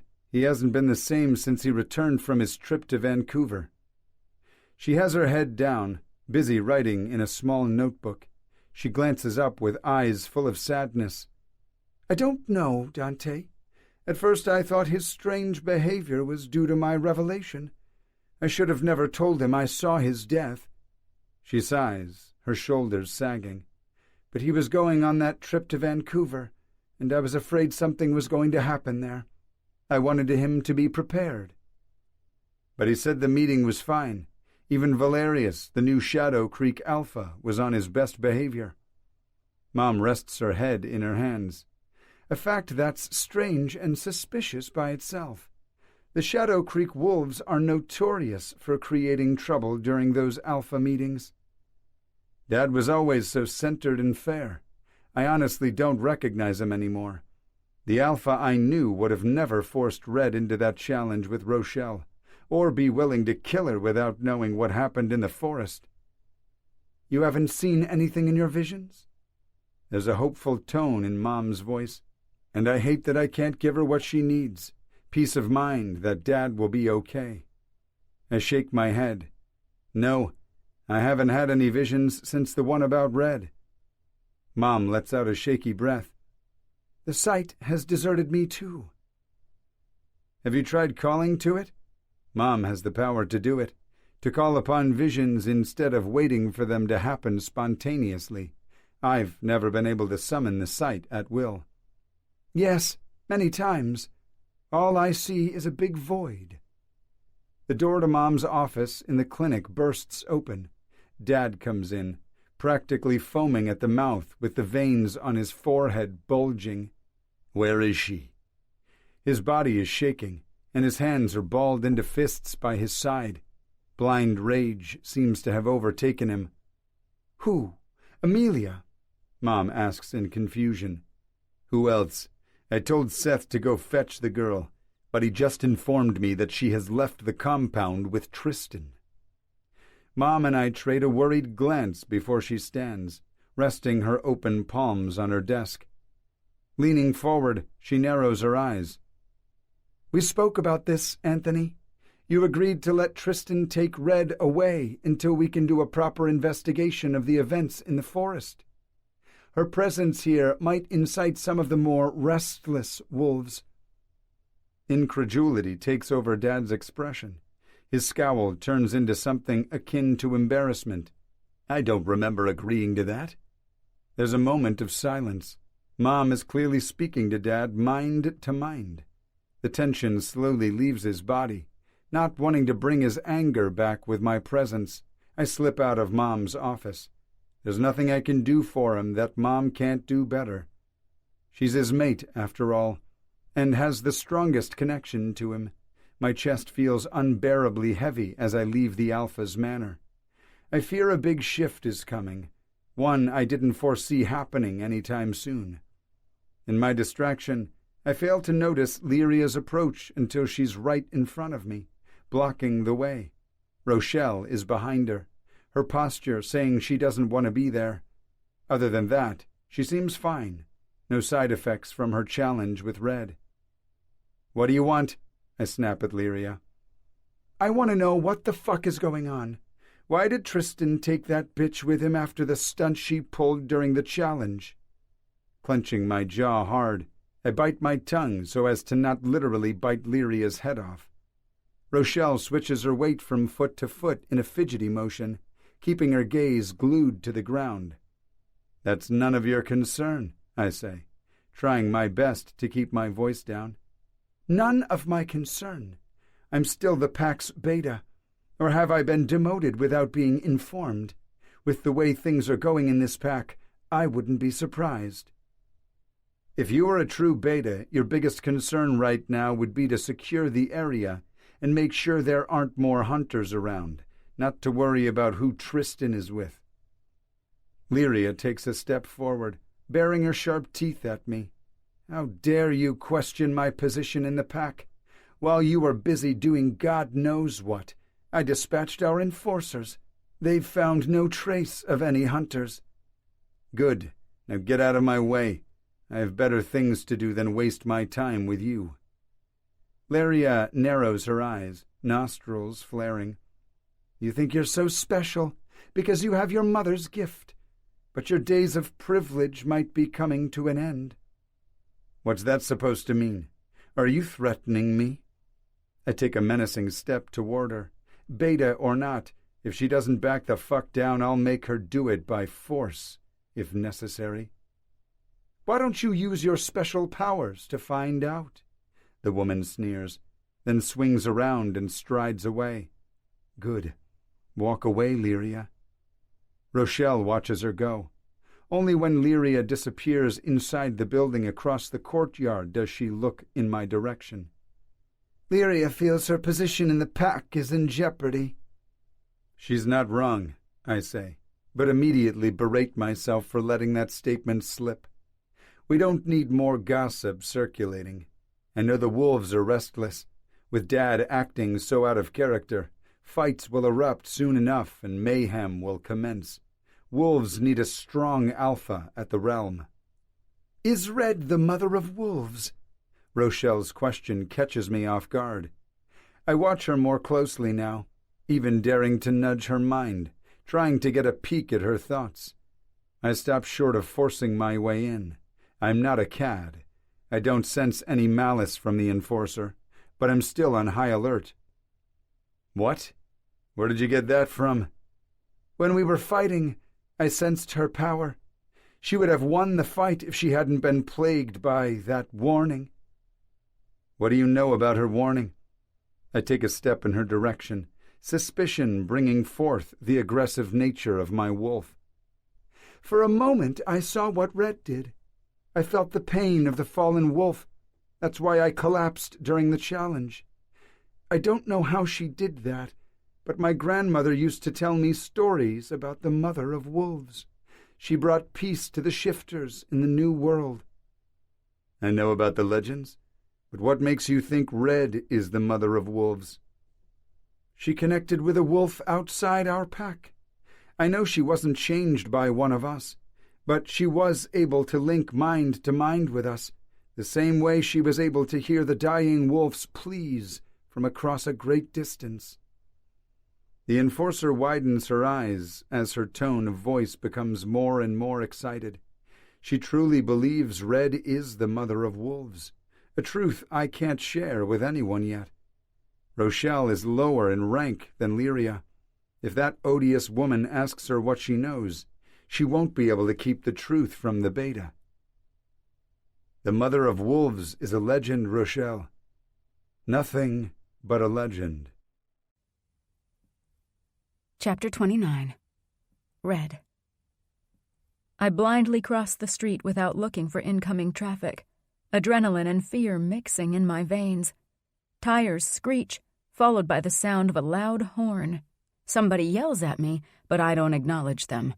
I have to find Tristan. I must look like a deranged woman, running across the peaceful square like the devil is after me. Just as I reach the other side, about to play chicken with traffic again, Tristan exits Zeke's Sweet Treats. I call out his name so loudly he looks startled. He glances at the street before crossing it with long strides. Worry creases his features by the time he's standing in front of me. What happened? I met one of the hunters. His eyebrows meet his hairline before his expression turns into one of fury. Where? At the diner. Kenya introduced me to him. He just moved to Crimson Hollow. His name is Martin, and he has a tattoo of a raven on his neck, just like the hunters in the forest. Tristan grabs my arms, squeezing them a little as he peers intently into my eyes. Go back to my apartment and wait for me there. What? No, I'm coming with you. Please, Amelia, do as I say. Things have just gotten a hell of a lot more complicated and dangerous. I don't care. If I'm in the middle of this mess, I have the right to know all the details. And I don't want to worry about your safety more than I already do, Tristan shouts, making me wince. His eyes soften while he cups my cheek gently, in stark contrast to his outburst of a second ago. Please, Red, do this for me. Something shifts inside of my chest, and my resolve begins to crumble. It's not his touch that's doing it, but the way Tristan's voice broke just now. His tough guy armor cracked a little, and he didn't try to hide it. Fine, I'll wait for you at your place. Please be careful.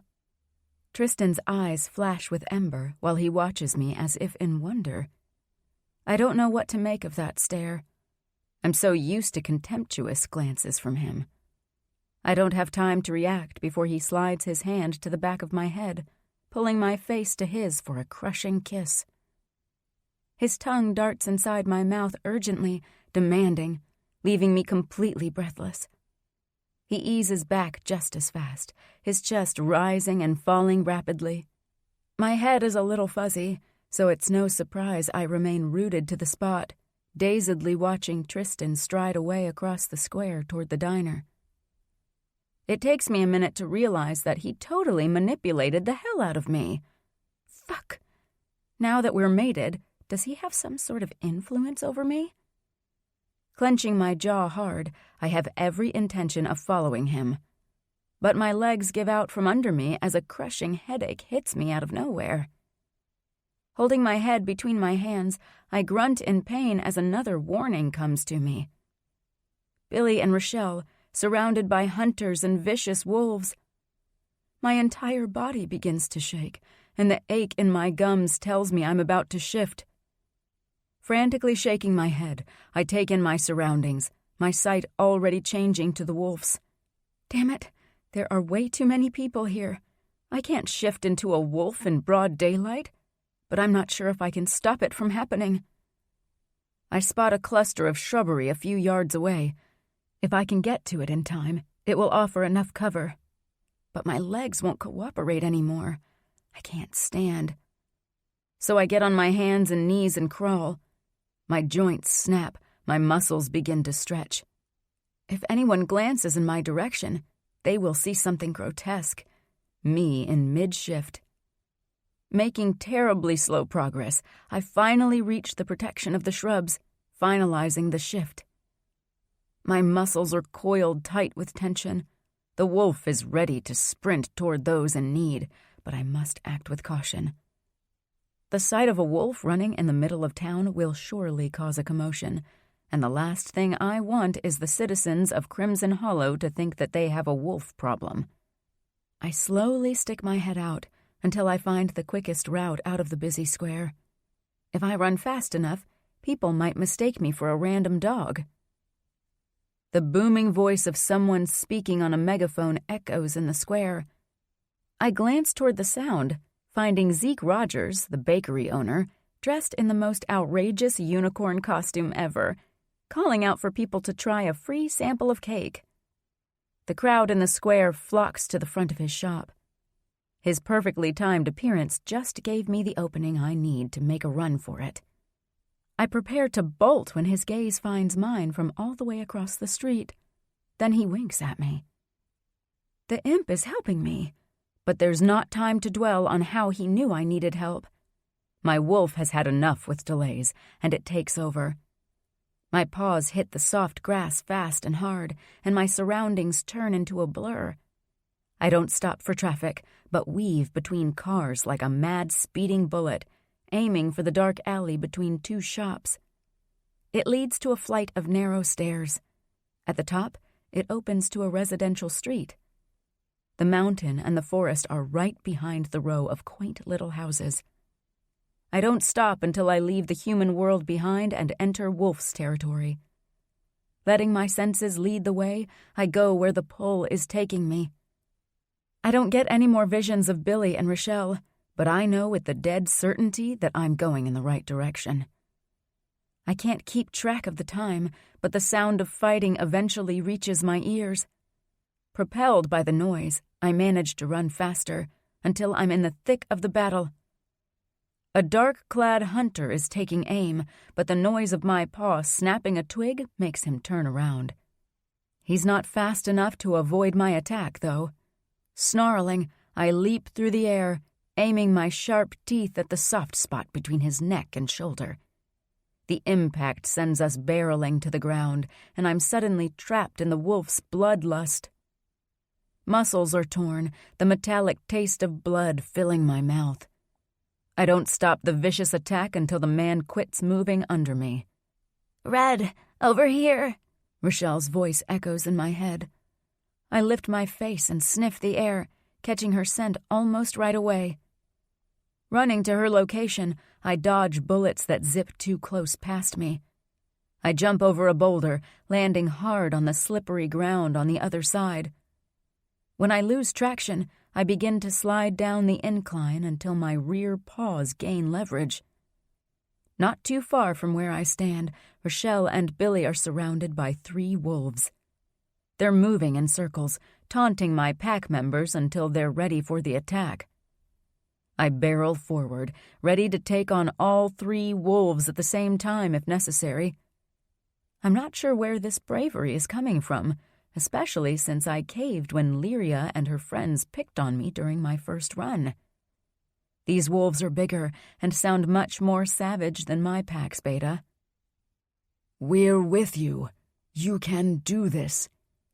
The voice I recognize as the one belonging to the great wolf sounds in my mind. It could be my imagination, but it gives me confidence and determination. Even if I die today, I won't let my friends perish. I tackle the wolf closest to me, catching him in mid-jump. We roll on the ground several times, snarling and trying to get a bite of each other, until I manage to clamp my jaw around the soft tissue of his shoulder. The beast lets out a whine, but the wound I inflicted does nothing to weaken him. He dislodges me before sinking his teeth into my back. I shake from side to side, bucking and kicking until I dislodge the wolf, who hits a boulder nearby. The blow slows him down, and I take that opportunity to glance in Rochelle and Billy's direction. Billy is having trouble fending off one of the wolves. Rochelle jumps in between the two, engaging the enemy to take her on instead. Billy moves out of the way. He's limping, and I catch a whiff of his blood. "Go back to the compound, Billy. Get some help."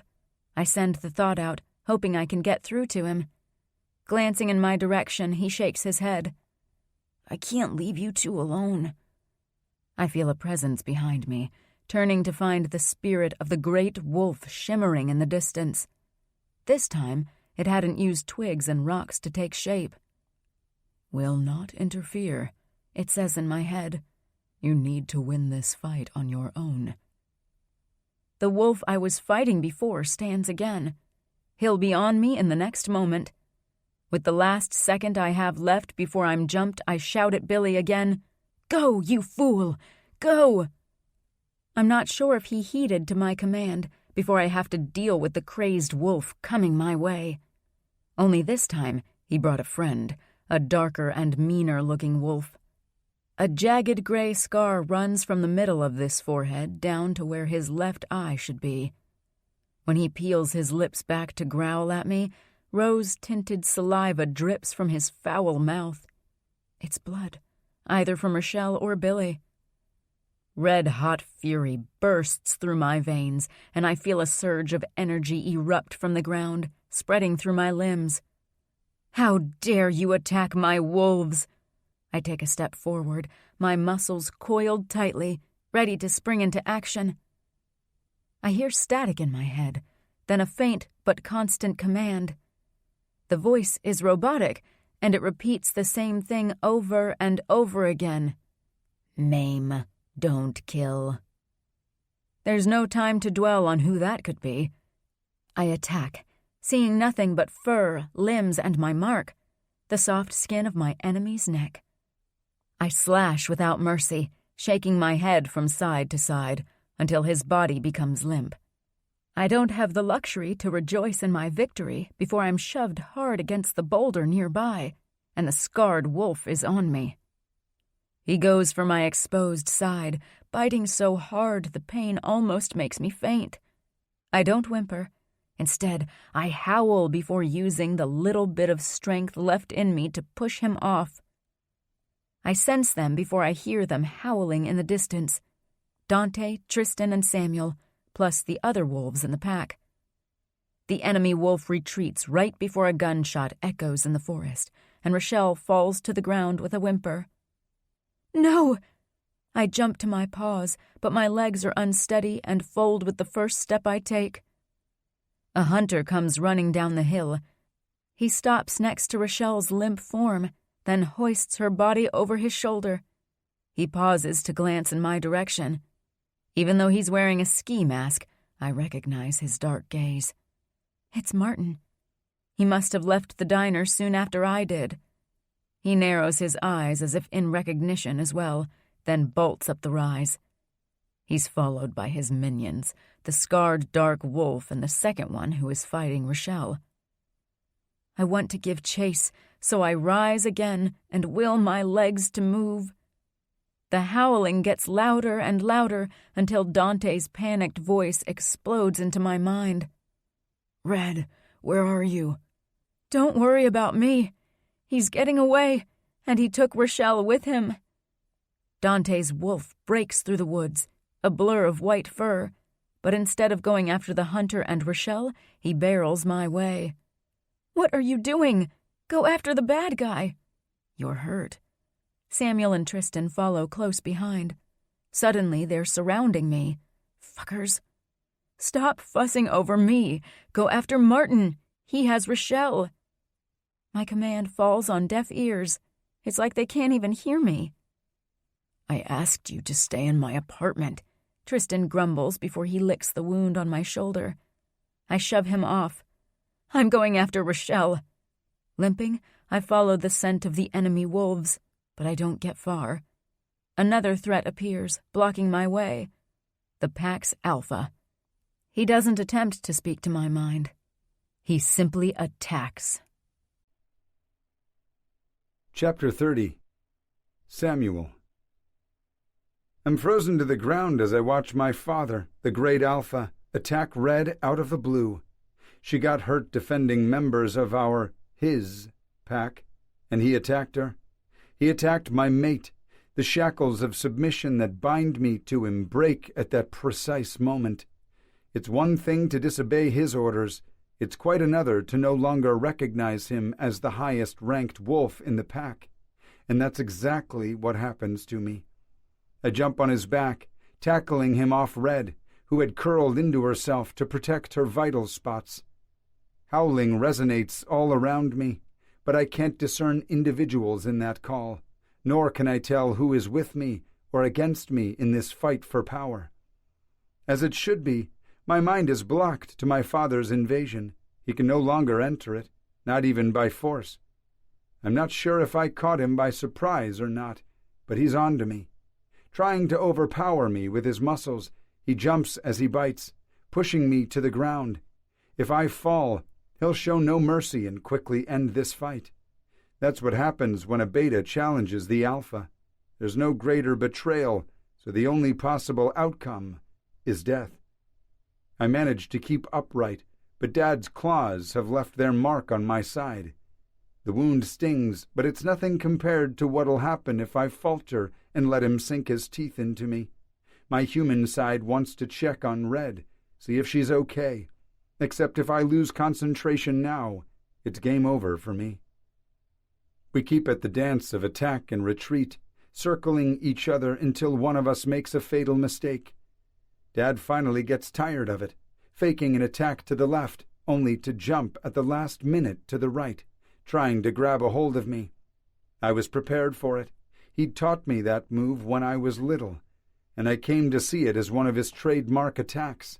Few wolves are fast enough to switch course last minute, though, and I barely escape unscathed this time. Dad loses momentum. I take the opportunity to hit him with a clawed paw, scratching him on the side. Throwing his head back, he howls in pain. Then he turns on me with so much hatred in his gaze that he resembles a rabid wolf, a rogue. Realization hits me then. Dad is somehow being controlled, just like that rogue wolf who attacked Red was. But how? I don't see anything protruding from the back of his head. My moment of hesitation is my doom. Dad barrels into me, sending me careening across the ground until I reach a patch of rocks. Pain explodes up my spine, and then nothing. I can't feel my legs, can't move. All I can do is watch Dad stalk me, teeth bared and growling. This is it.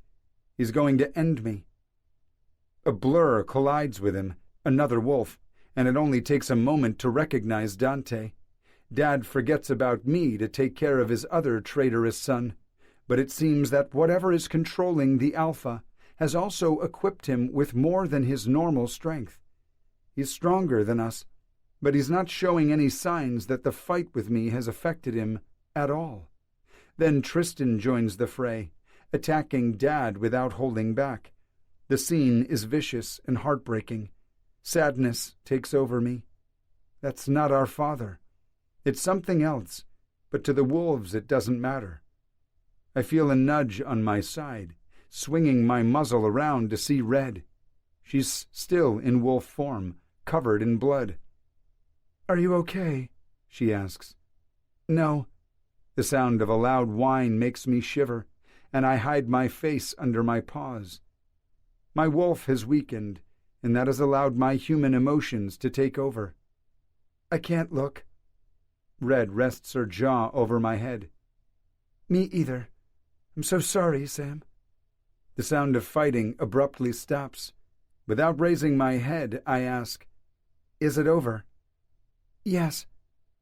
One by one, the members of the pack begin to howl, until the sound combines into one voice, one harmony. It's the morning signal. Removing the paw covering my eyes, I survey the battleground. Dad is lying on his side, not moving. His pelt is covered in blood, but there's a slow rise and fall to his chest. He's not dead, and my heart jumps at the knowledge. Scanning farther, I take in the condition of my brothers.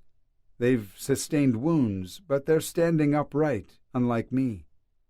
Tristan glances in my direction, his gaze falling on Red first before switching to me. "We couldn't kill him, Sam. We simply couldn't." His statement is loaded with meaning. It's clear now that Anthony Wolfe is no longer fit to be alpha. But without a clear victor from the challenge, who will take his place? Chapter 31. Dante. The reality of what my brothers and I just did doesn't hit me until Mom changes back into human, kneels next to our father, and cries in gasping sobs. An immense sense of guilt presses against my chest, almost caving it in. But when I saw our father attacking Red, reason fled from my mind. True, Sam reacted first, but it was only Tristan keeping me in place that prevented me from joining the fight. When Dad hurt Sam badly, Tristan finally let me go. We both finished what our younger brother had started. Tristan had the opportunity to end it all.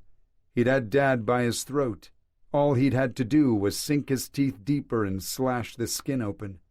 If he'd done so, he'd have been the new alpha. But he couldn't go through with it. Because of that, the pack now has no leader. Mom, as the female alpha, could take on the role, but it wouldn't be long until some young pup challenged her authority or tried to force her into mating. Red leaves Sam's side, trotting with a limp to where Mom is standing. Lyria lets out a growl, leaping into Red's path. She's daring her to take another step farther. I want to move in front of Red, protect her from the pack's beta, but now is not the time to play the bonded male role. Sinking my paws deeper into the ground, I lock my muscles tight and fight the instinct. A quick glimpse in Tristan's direction tells me he's fighting the same battle. Despite her injuries, Red bares her teeth, taking a step forward. The fur on her back is standing on end. She won't submit to Lyria. Pride fills my chest. Red has finally stepped into the role she was born for. She snarls at Lyria, inching forward a little more, unafraid of the beta. They stay locked in that aggressive stance for a moment until Lyria retreats, an outcome I wasn't expecting. Maybe she smelled Tristan's scent all over Red, then figured out he and Red are mated. How long until the enforcer and the rest of the pack discovers Red is mated to all three of us? I can't imagine that going well. Lyria returns to the group of enforcers, still eyeing Red with hatred, but for now, I don't have to worry about her. Mom turns to me. "We need to get your father back to the infirmary as soon as possible." I'd nod if I was human. As a wolf, I simply do what she asked and shift back. I won't be able to carry Dad otherwise. My body is scratched and bleeding in several places. Dad got me good a few times. If Tristan hadn't joined the fight as well, I'd be in similar shape to Sam, hurt so badly I couldn't get up. I should have intervened sooner. Shaking my head, I kneel next to my father, pressing my fingers against his throat. His pulse is weak, and he's lost a lot of blood. I also take the time to inspect the back of his head, searching for a clue as to why he acted so crazed, just like the rogue wolf who attacked Red had. There isn't a controlling device attached anywhere, but I do find a patch of puckered skin. Looking more closely as I part the fur, I see a light pink scar there. Dread trickles down my spine as suspicion takes hold of me. "What is it?" Tristan asks telepathically. Not good news. I pick Dad up, hating the feel of his limp body in my arms. A great lump lodges in my throat. Before he was the alpha, before he went mad, he was our father. He never let his position in the pack interfere with our upbringing. Always found the time to be around my brothers and me. He was kind and patient. A truly devoted dad. There's no time for sentimentalities, though.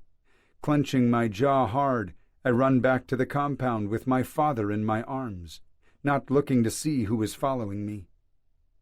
A few seconds later, I sense a wolf at my heels. Mom. She changed back, and not because she's faster on 4 legs, but because she doesn't trust the other wolves at the moment. Leadership instability is a dangerous thing in a pack. Red. I'm so sick of the ways things are done in this pack, so when Lyria jumps in front of me, blocking my way, I don't think twice before I'm challenging her.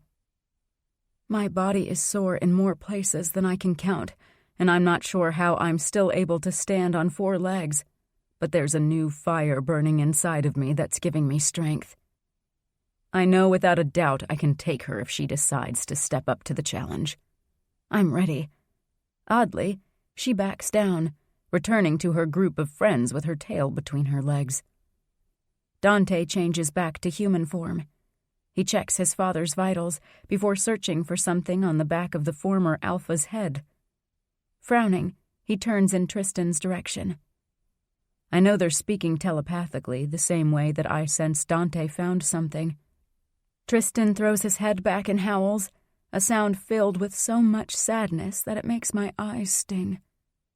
He goes to Samuel, who is still in the same prone position as before.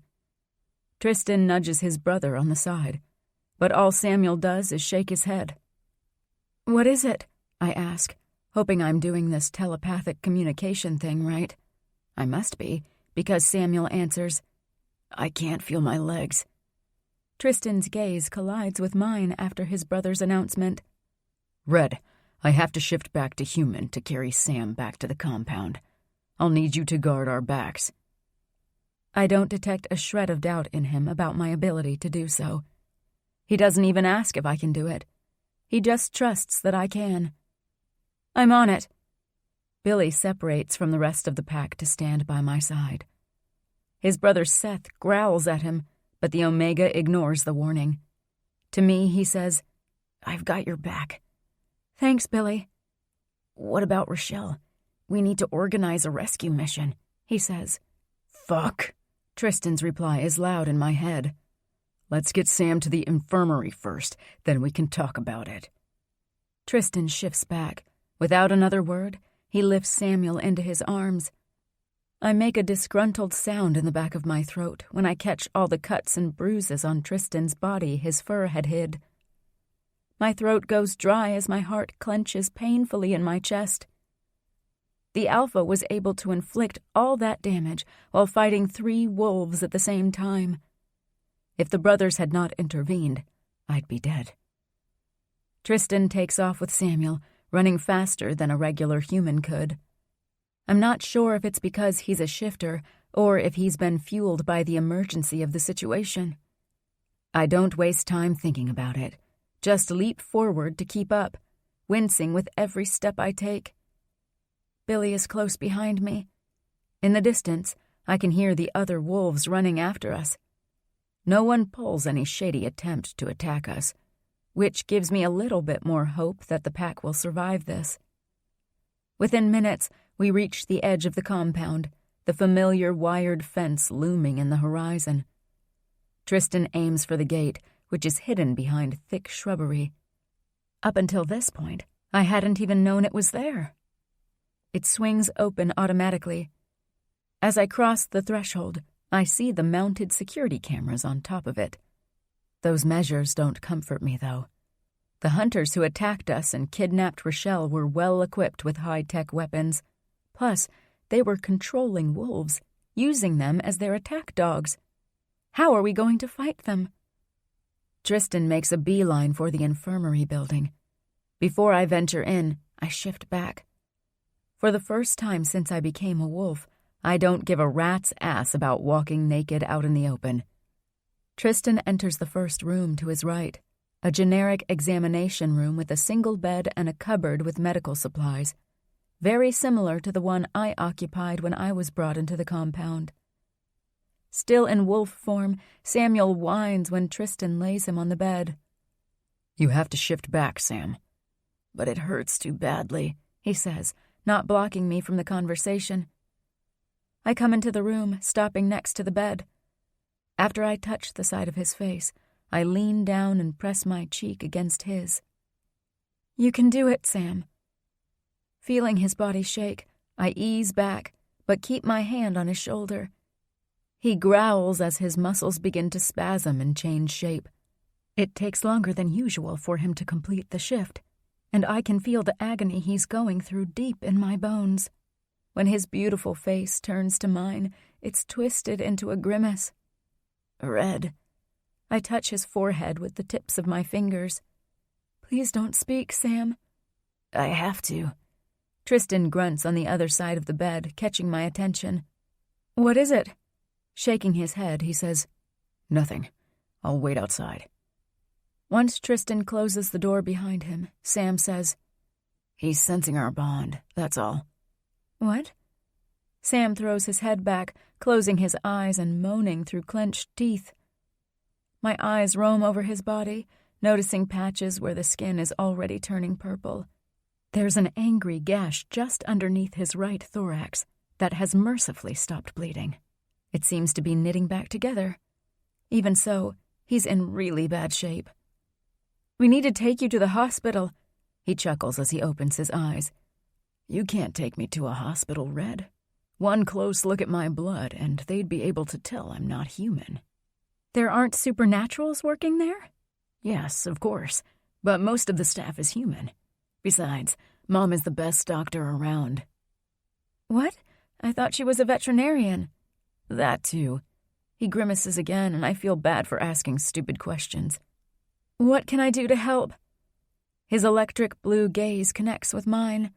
For a moment, it's clear of pain. Instead, a fiery and intense emotion shines in his eyes, waking up radioactive butterflies in my stomach. A shiver runs down my spine. The room seems like it's spinning out of control, and the only stable thing in that vortex is Samuel. Gasping, I finally understand this crazy emotion is the mating bond taking place. I also felt similar intense feelings with Dante and Tristan, and now Samuel. How can one person be equally connected to 3 men? "Lie next to me," he whispers. "Won't I hurt you more?" "No." I hesitate for a moment, glancing over his many injuries. He needs medical attention ASAP, but it seems only his mother can help him right now. In the end, I can't deny his request.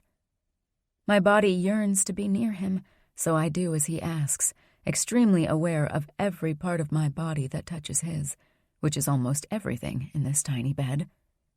I lie on my side, facing him, but he remains on his back. "How are your legs?" I ask, almost in a whisper. "I can feel them now, but I almost wish I didn't. They hurt like a mother." A sense of relief, albeit small, spreads over my chest. If he can feel them, then he's not paralyzed. Can I get you anything for the pain?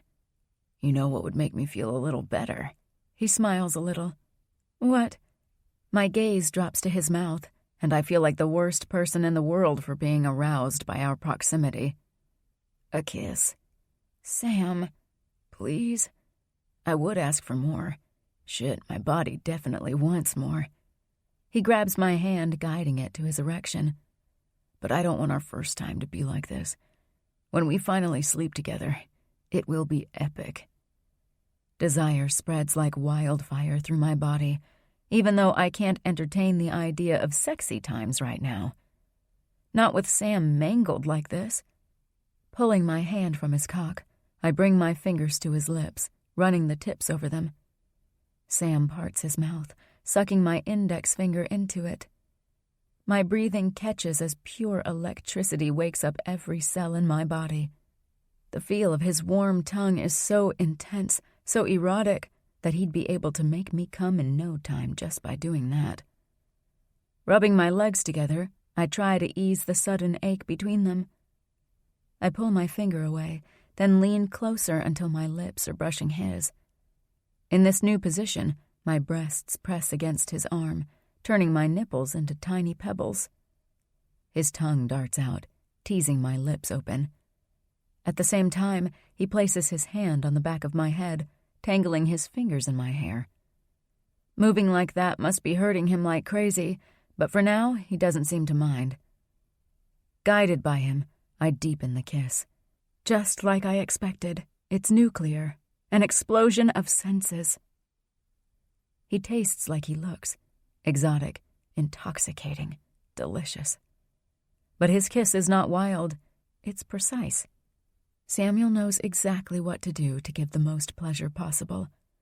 I feel awake, more alive than ever, and my entire body begins to tingle. He makes a sound in the back of his throat that's all male, and I have to fight the instinct to roll on top of him for a ride.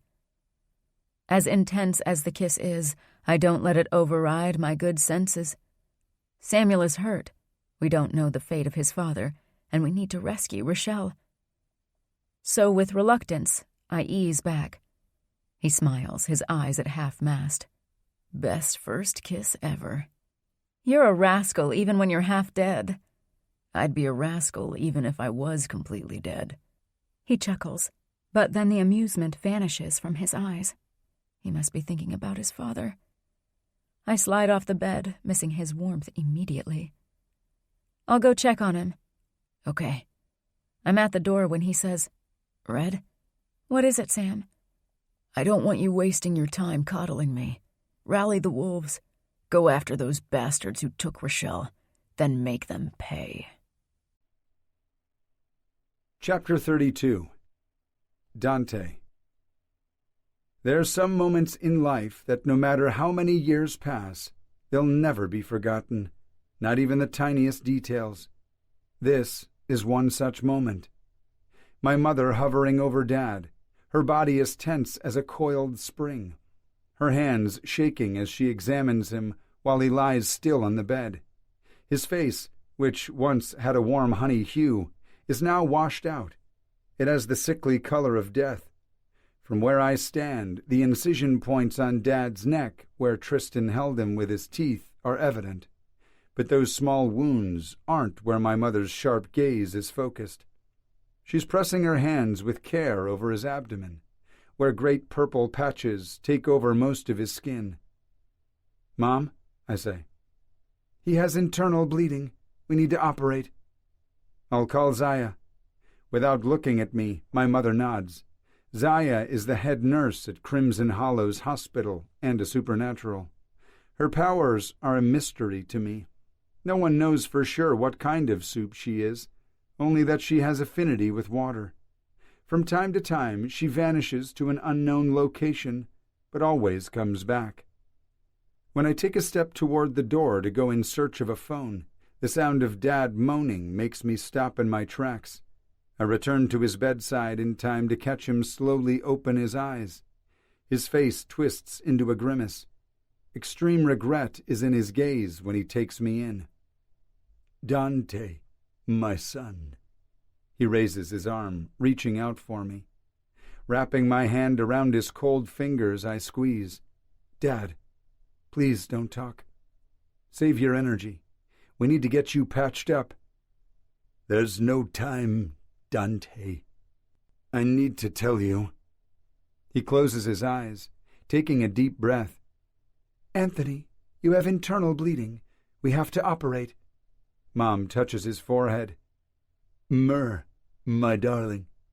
Dad looks at her. I'm so sorry. Sorry for what? Mom's voice trembles. A choke I can feel deep in my heart. For not taking your word seriously. For not being extra careful. What are you talking about, my love?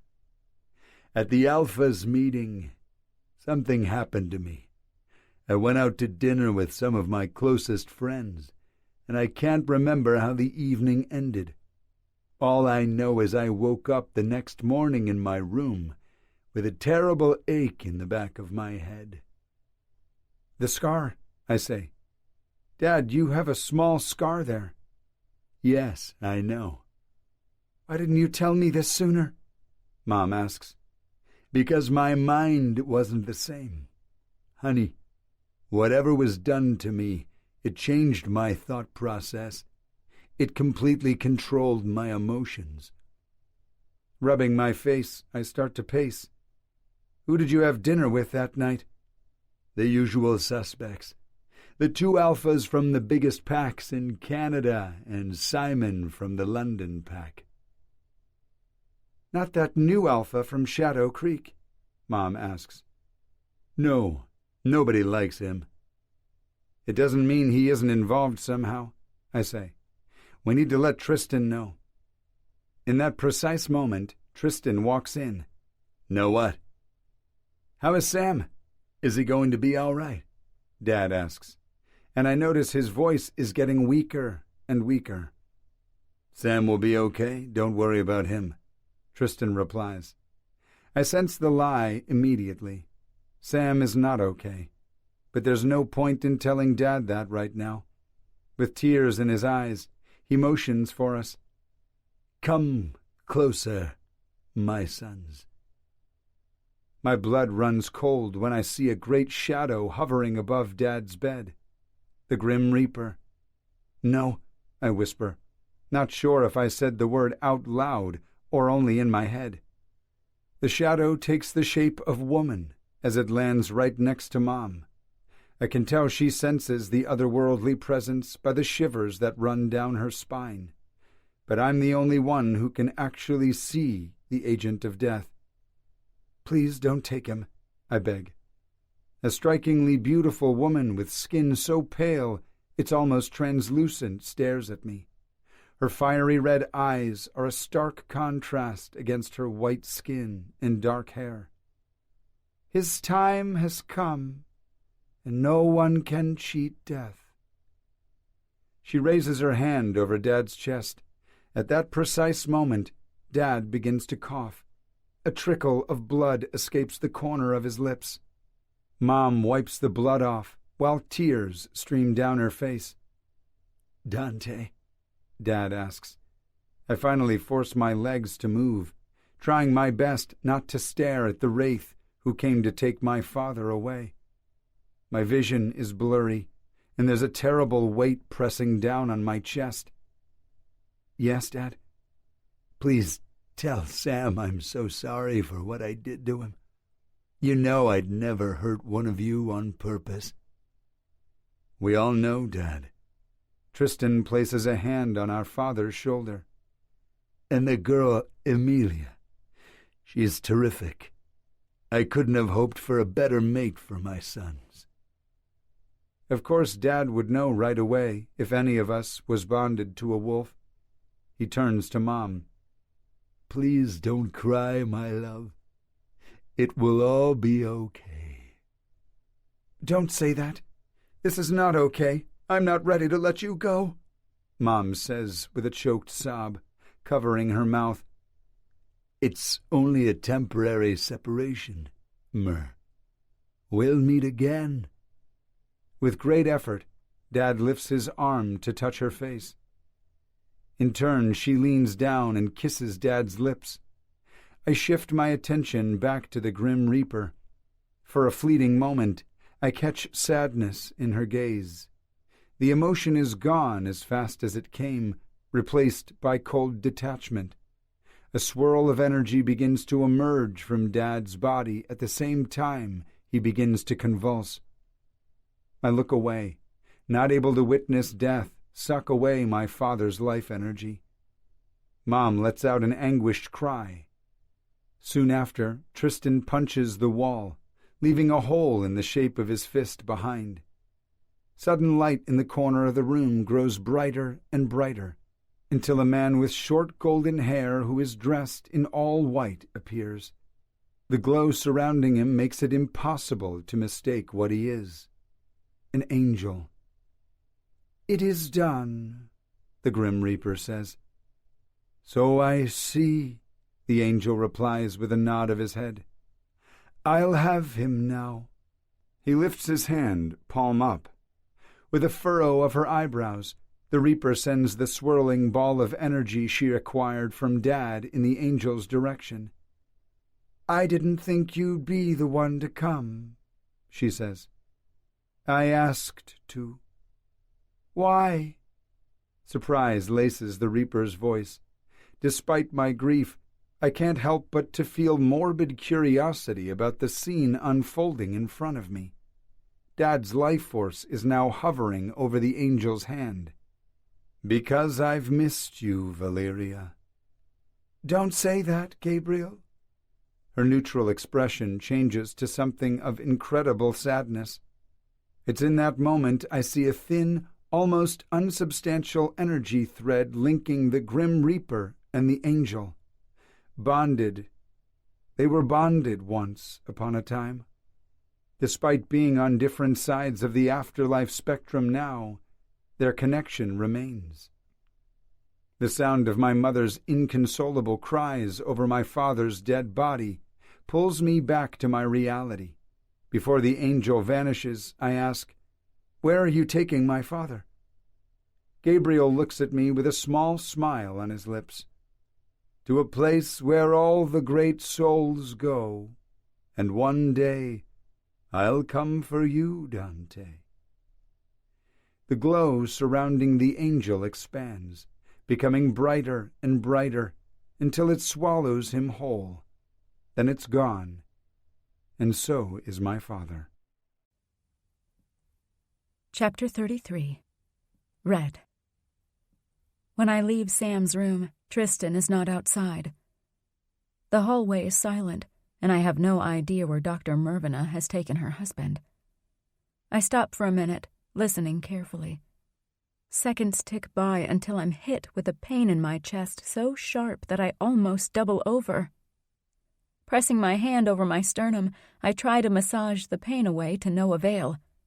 Then I hear Dr. Mervina's anguished cry down the corridor, and I know the worst has happened. The Alpha is dead.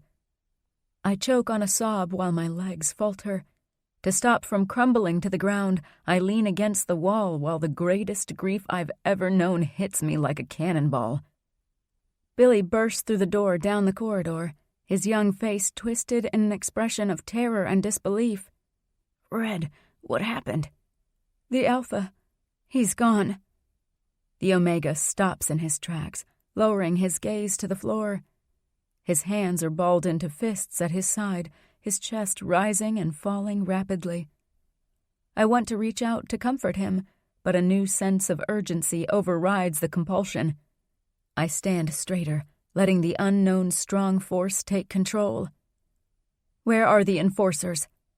"Everyone is assembled in the mess hall." "Let's go then." I stride toward the exit, not waiting for Billy. "What are you going to do? Shouldn't we wait for the betas or Dr. Mervina?" "No. They're grieving, and they should be allowed that moment. Unfortunately, we cannot wait. The longer we delay a rescue mission, the less chances we have of finding Rochelle." I march across the quad with purpose. My mind is made up, my body ready. When I enter the busy mess hall, it's with squared shoulders and chin high, The conversation ceases the moment my presence is acknowledged. Seth, Billy's brother and one of the most experienced enforcers, takes a step forward. The Alpha is dead. It's more of a statement than a question, but I answer anyway. Yes. Loud murmurs erupt in the room, and I can sense all the conflicting emotions within the pack. Some are shocked, others are sad, but a great many are angry and blaming me. "Who is the new Alpha, then?" a younger man at the back of the room asks. "Anthony Wolf is dead, but his mate, the female Alpha, is still very much alive." My voice is loud and hard. I don't want any of the most volatile wolves to start getting fancy ideas. "What do you want?" Lyria stands up, glaring at me. "We need to organize a rescue party. Or did you already forget that one of your own was taken today?" "I didn't forget." Her gaze turns into slits while her lips become a thin, flat line. "Good. What are we going to do?" someone asks. Lyria opens her mouth to reply, but I cut her off. "We'll return to the place where Rochelle and Billy were ambushed. See if we can pick up a scent." "Who the fuck do you think you are?" Lyria breaks away from her group of friends, striding in my direction with purpose. "Do you think that just because you fucked Tristan, it automatically grants you authority?" "This has nothing to do with authority," I say through clenched teeth. "You're nothing in this pack. You don't tell us what to do. I'm the beta. I'm the one in charge." "If you're in charge, then why the hell were you sitting on your ass doing nothing?" I take a step forward, ready to punch the bitch in the face. "I don't have to explain myself to you. You're nothing but a lowly Omega." "We need to get moving.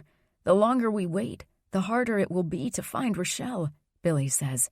"Shut your trap, Billy. You forget your place." Seth rises, glaring at the young man. "Billy is right. We need to act now," I say. Finally, I see some heads nod. "And I say we wait until a new Alpha has been picked."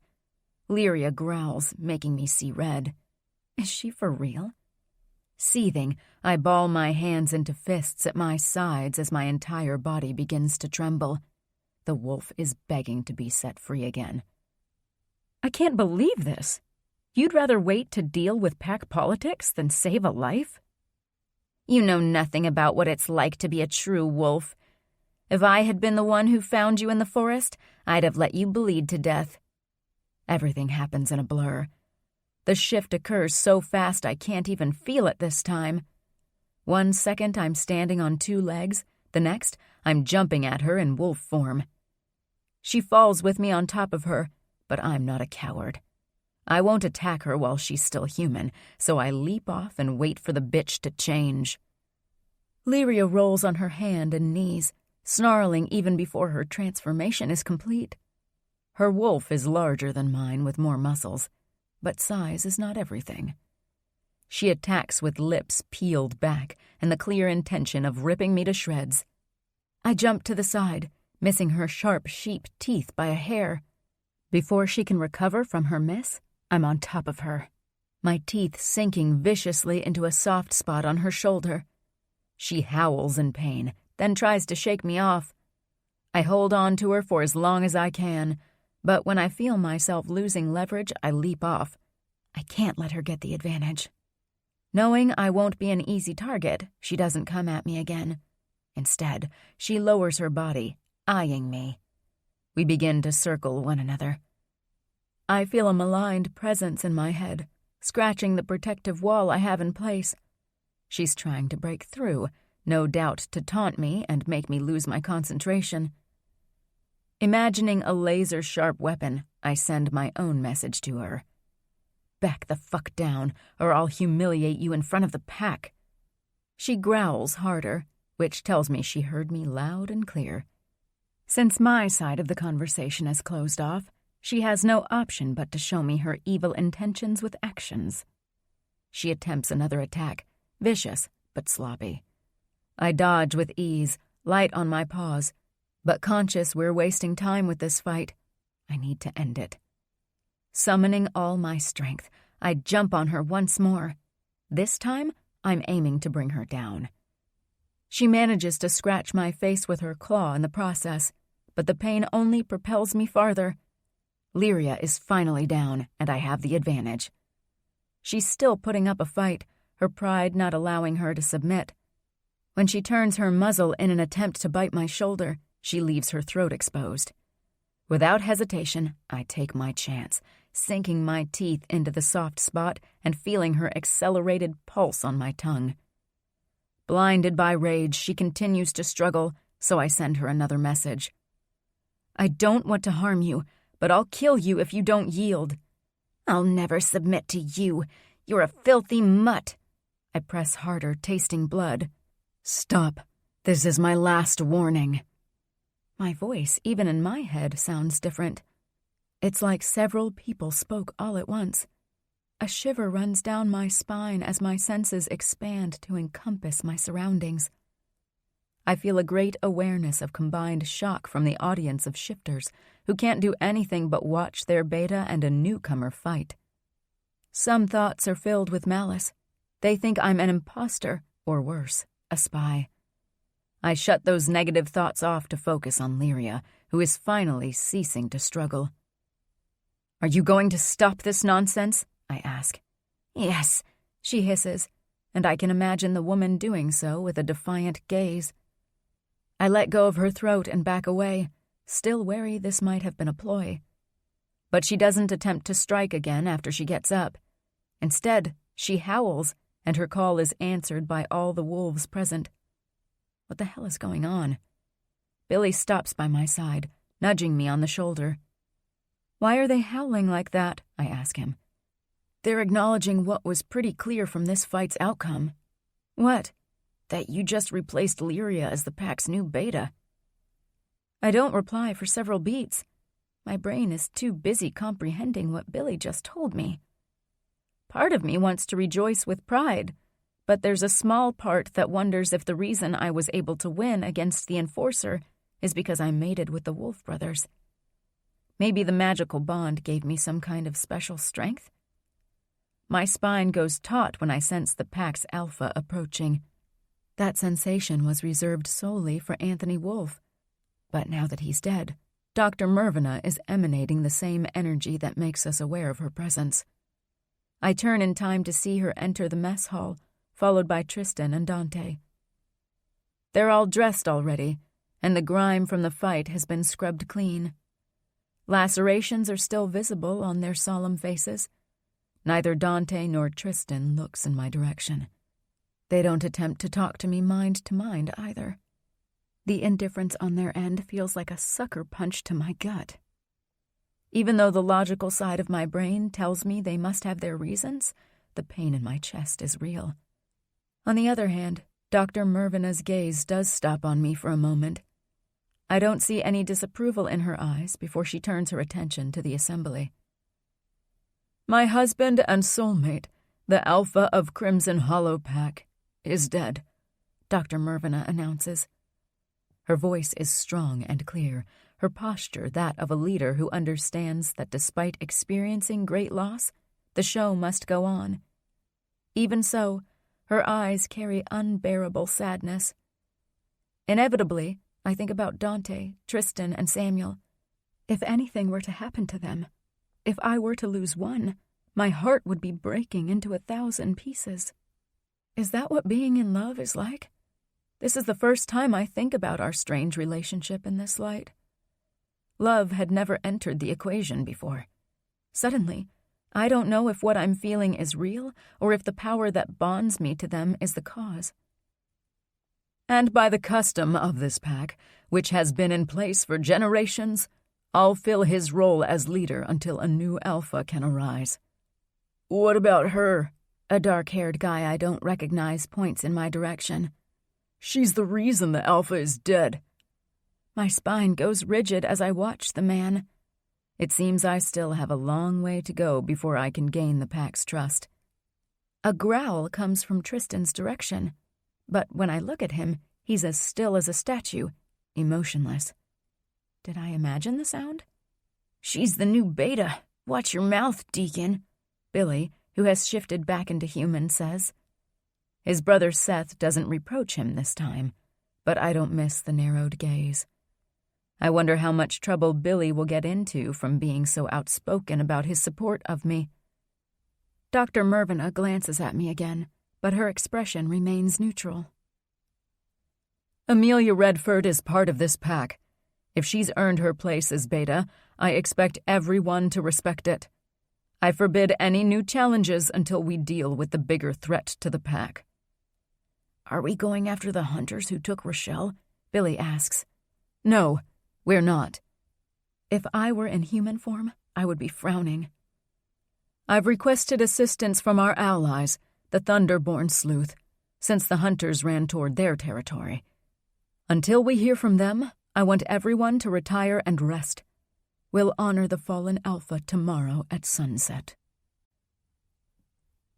Chapter 34. Red. I wait until everyone leaves the mess hall to make the trek back to the Alpha's manor. It's only when I cross the threshold of the big house that I shift back. My entire body aches since I still haven't had time to recover from the injuries I sustained during the fight with those rabid wolves.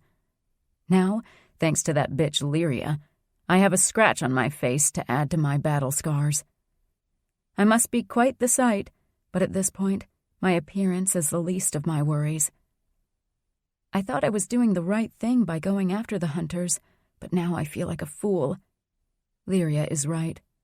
I know nothing of pack business, and maybe I should stop pretending I do. My shoulders hunch forward as I enter the manor with my gaze lowered, so I'm caught by surprise when a pair of strong arms wrap around me.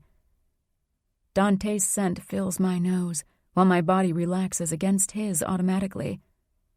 It's like I was born to be in his arms, and I wish I could mold myself to him. I knew you had it in you, he whispers in my ear. Congratulations. I ease back, tilting my head up so I can look into his eyes. That bitch had it coming. Dante, I'm so sorry about your father. Dante watches me for a moment, his green eyes brighter than usual, before he leans forward and kisses my forehead. Me too, but I know he's okay. Do you know what happened to him? Why he attacked me? Yes. We believe my father was betrayed during the Alpha's conference in Vancouver.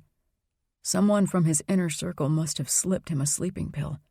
During the time my father was passed out, a chip was implanted into his brain. A chip? A controlling chip much more advanced than the device we found on the rogue who attacked you. Why would anyone do that?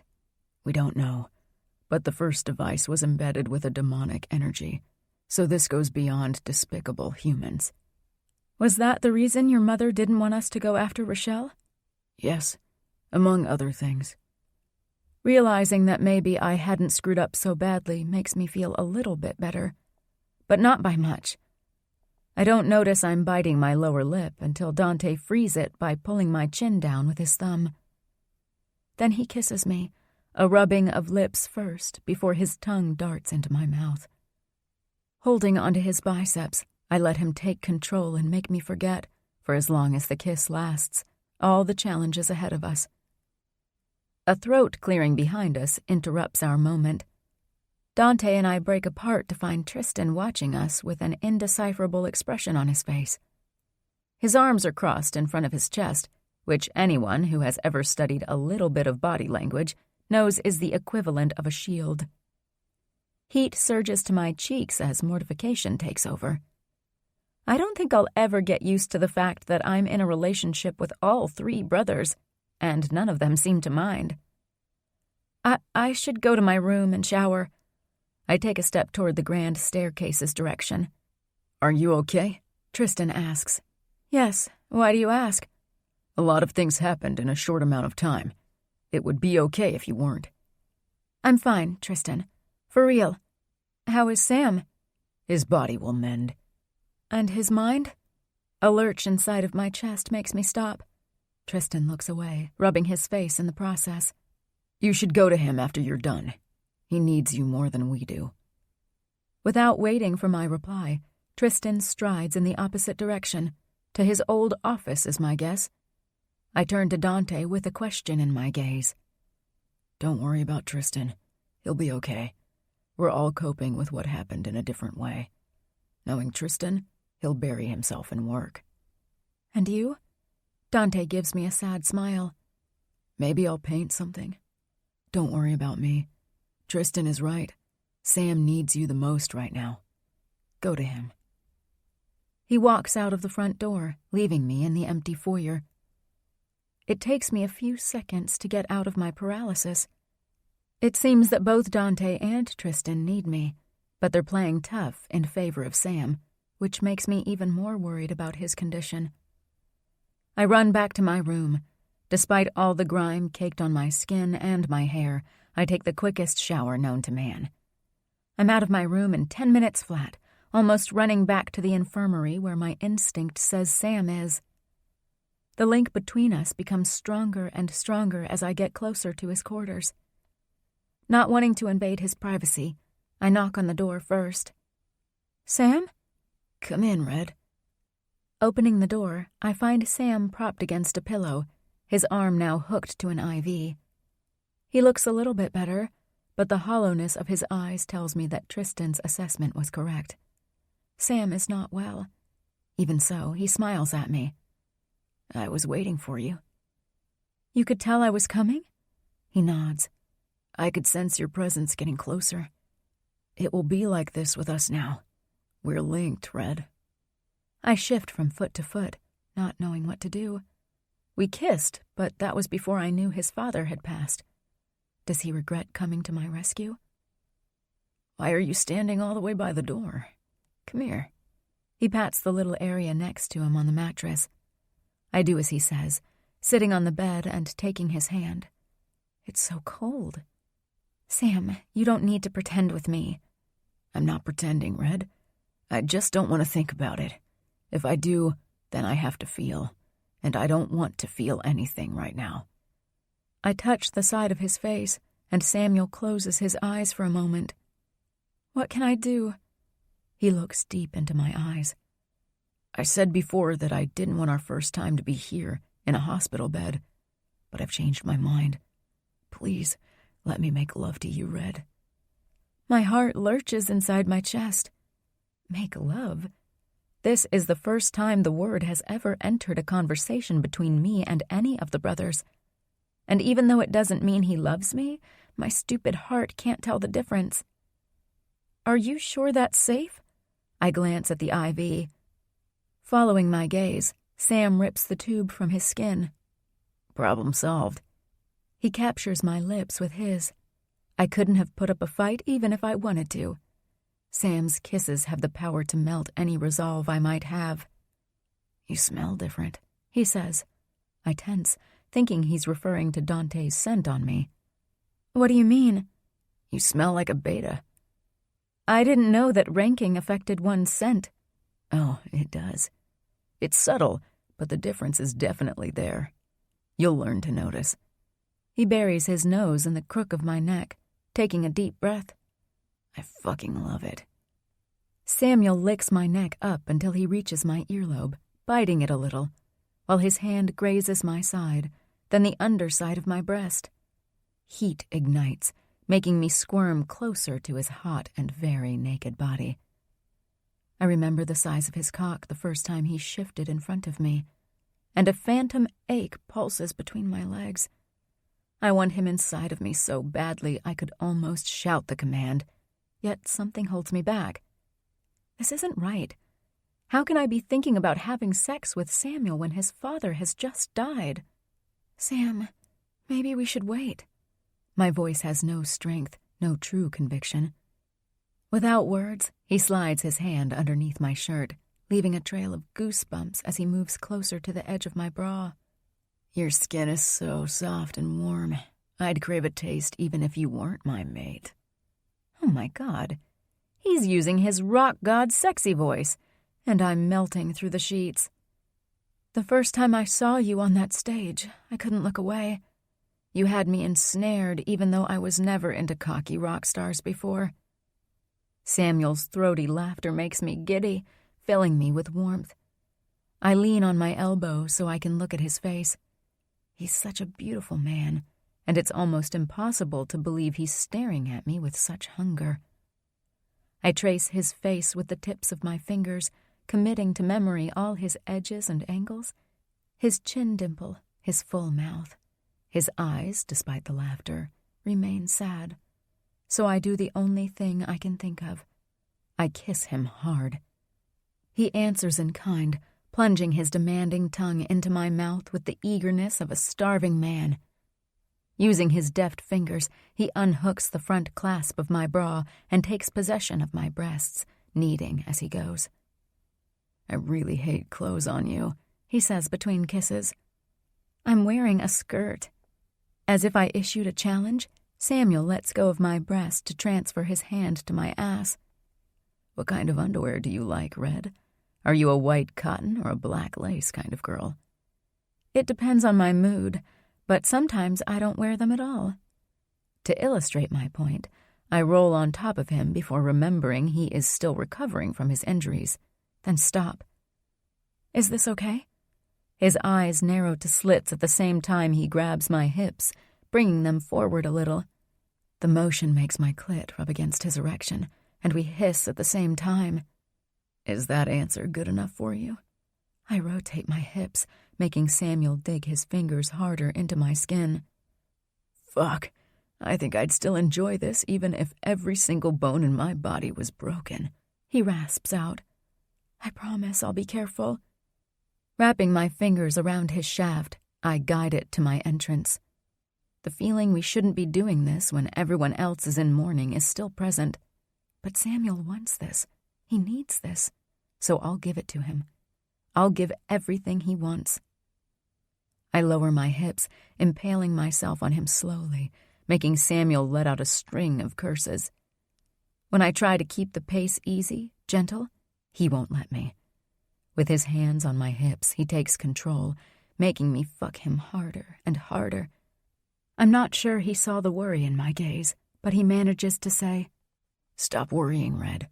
You're not hurting me, but I might die a little." Leaning forward, I capture his face between my hands and kiss him. Then it happens, the blissful, overwhelming, earth-shattering orgasm that breaks me and then puts me back together all in the same breath. I cry out, but the sound is muffled by Sam's tongue. Not much later, I feel him expand inside of me. Then it's his turn to make undiscernible sounds with the back of his throat. Everything slows down until we stop moving altogether.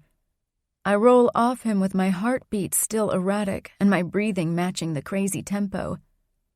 Resting my hand on his chest, I close my eyes while I wait for the world to stop spinning. We don't speak for several minutes until Samuel begins to shake. Alarmed, I open my eyes in time to catch his face twist in the worst anguished expression I've ever seen on a man. He covers his mouth with a fist to suppress a loud sob, then turns to me, hiding his face in the crook of my neck. "He's dead, Red. He's dead, and it's all my fault." I run my fingers through his hair, murmuring, "No, it wasn't your fault, Sam. It wasn't your fault." My reply goes unanswered, and I don't know if he even heard me.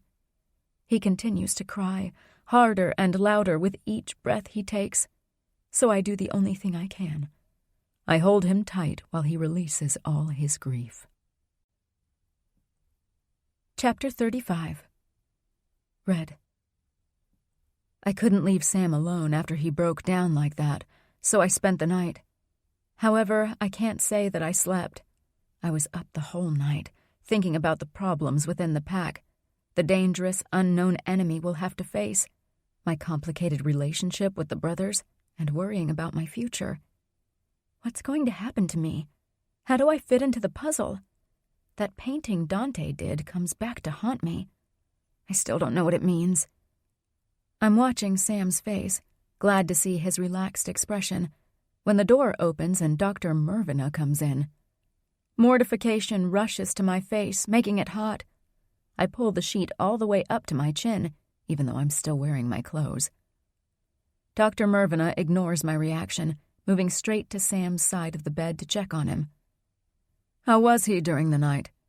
"Good. He slept like a baby." She places a hand on his forehead, then her gaze shifts to the IV that's no longer attached to his arm. With a tisking sound, she proceeds to find another line. I decide I should give her room to do her thing, so I slide off the bed. I'm going to check on Dante and Tristan, I say, not knowing why I feel compelled to tell her. Tristan went into town, but Dante is in his studio. Okay. I stop for a moment to take Dr. Mervina in. Her eyebrows are furrowed in concentration, and she has her professional mask on. But I wonder how she can function like that. I'd probably be a blubbering mess if I'd lost my mate. How are you holding up? I ask. I don't know yet. She glances at me. For now, all my focus is on discovering who betrayed Anthony. My mind is set on retribution.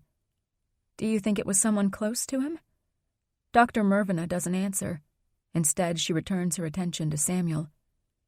You should go check on Dante. I'm sure he'd want to see you. I know a dismissal when I hear one. Okay. Would you tell Sam I'll be back to check on him? Of course. I don't go to Dante right away, veering to my room first, wanting to shower and change clothes. I'd feel weird going to him still having Sam's scent all over me, and I'm not sure if that's ever going to change. By the time I take the path that leads to his studio up the mountain, it's already mid-morning. The bright sun shining through the canopy of trees feels a little out of place when there's so much darkness going around. I'm halfway there when I hear someone approaching. I turn around, finding Lyria coming in my direction. My entire body tenses up. If she wants a repeat of yesterday's showdown, I'd be more than happy to oblige. What do you want? I ask. Relax, I'm not here to fight with you. Then what? You're the beta now, and as such, you have the alpha's ear. I cross my arms, watching the enforcer. So?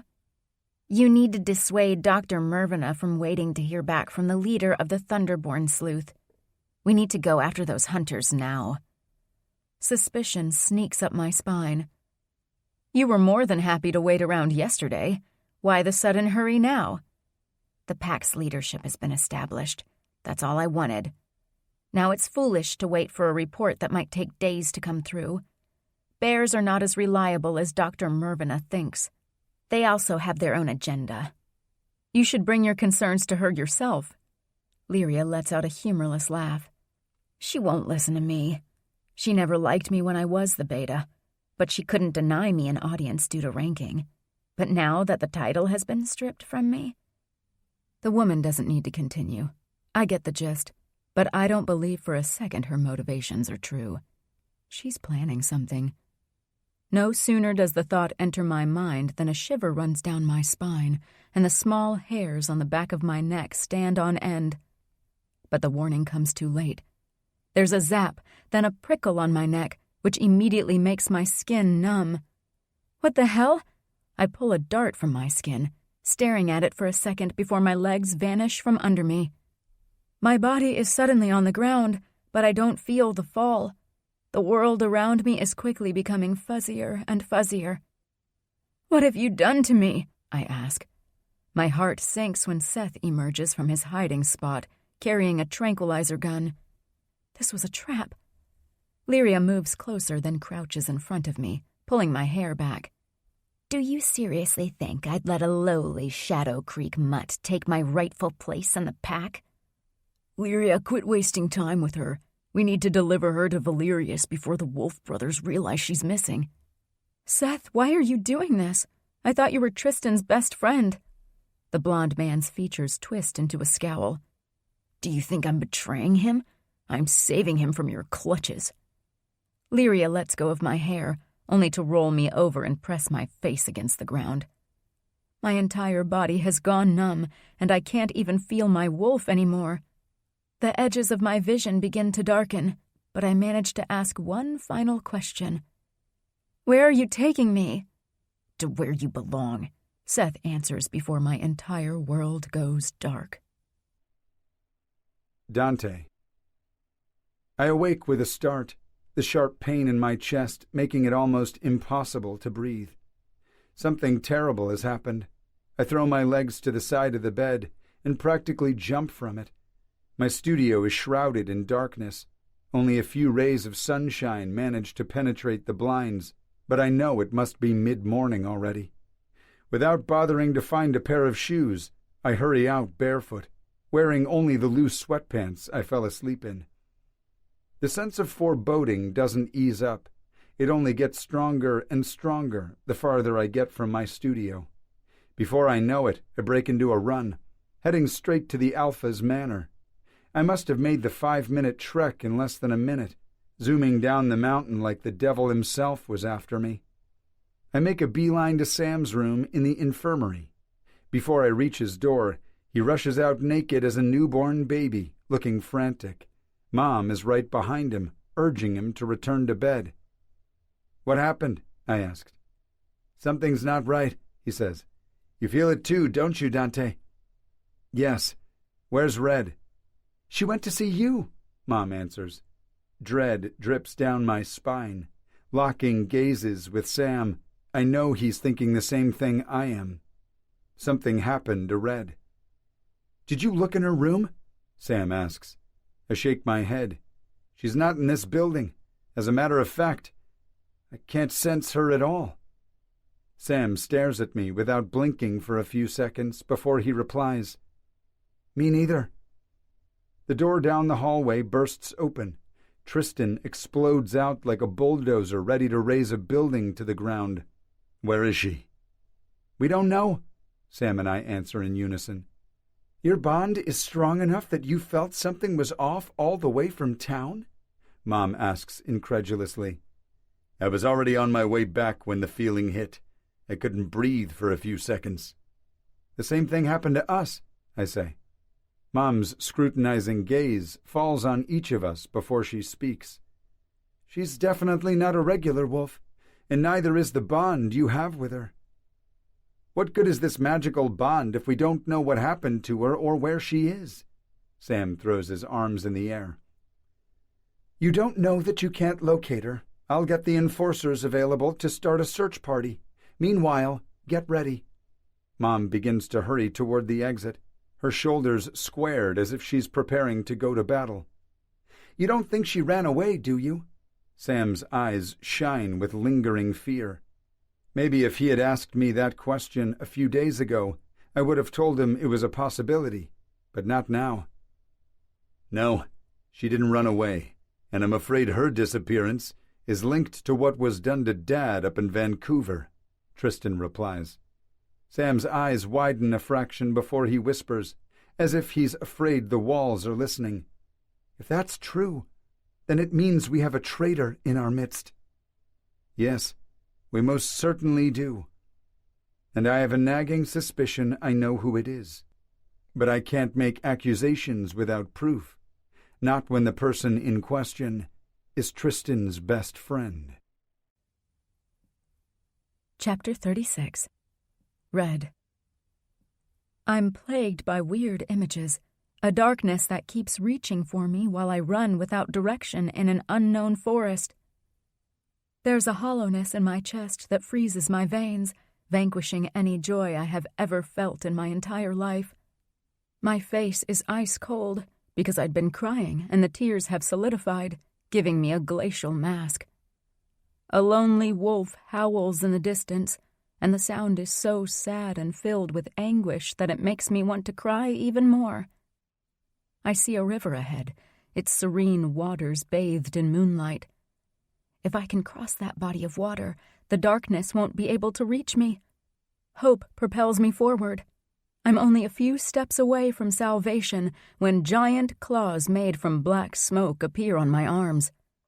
At first, they have no substance until they clamp around my limbs, sharp talons digging into my skin.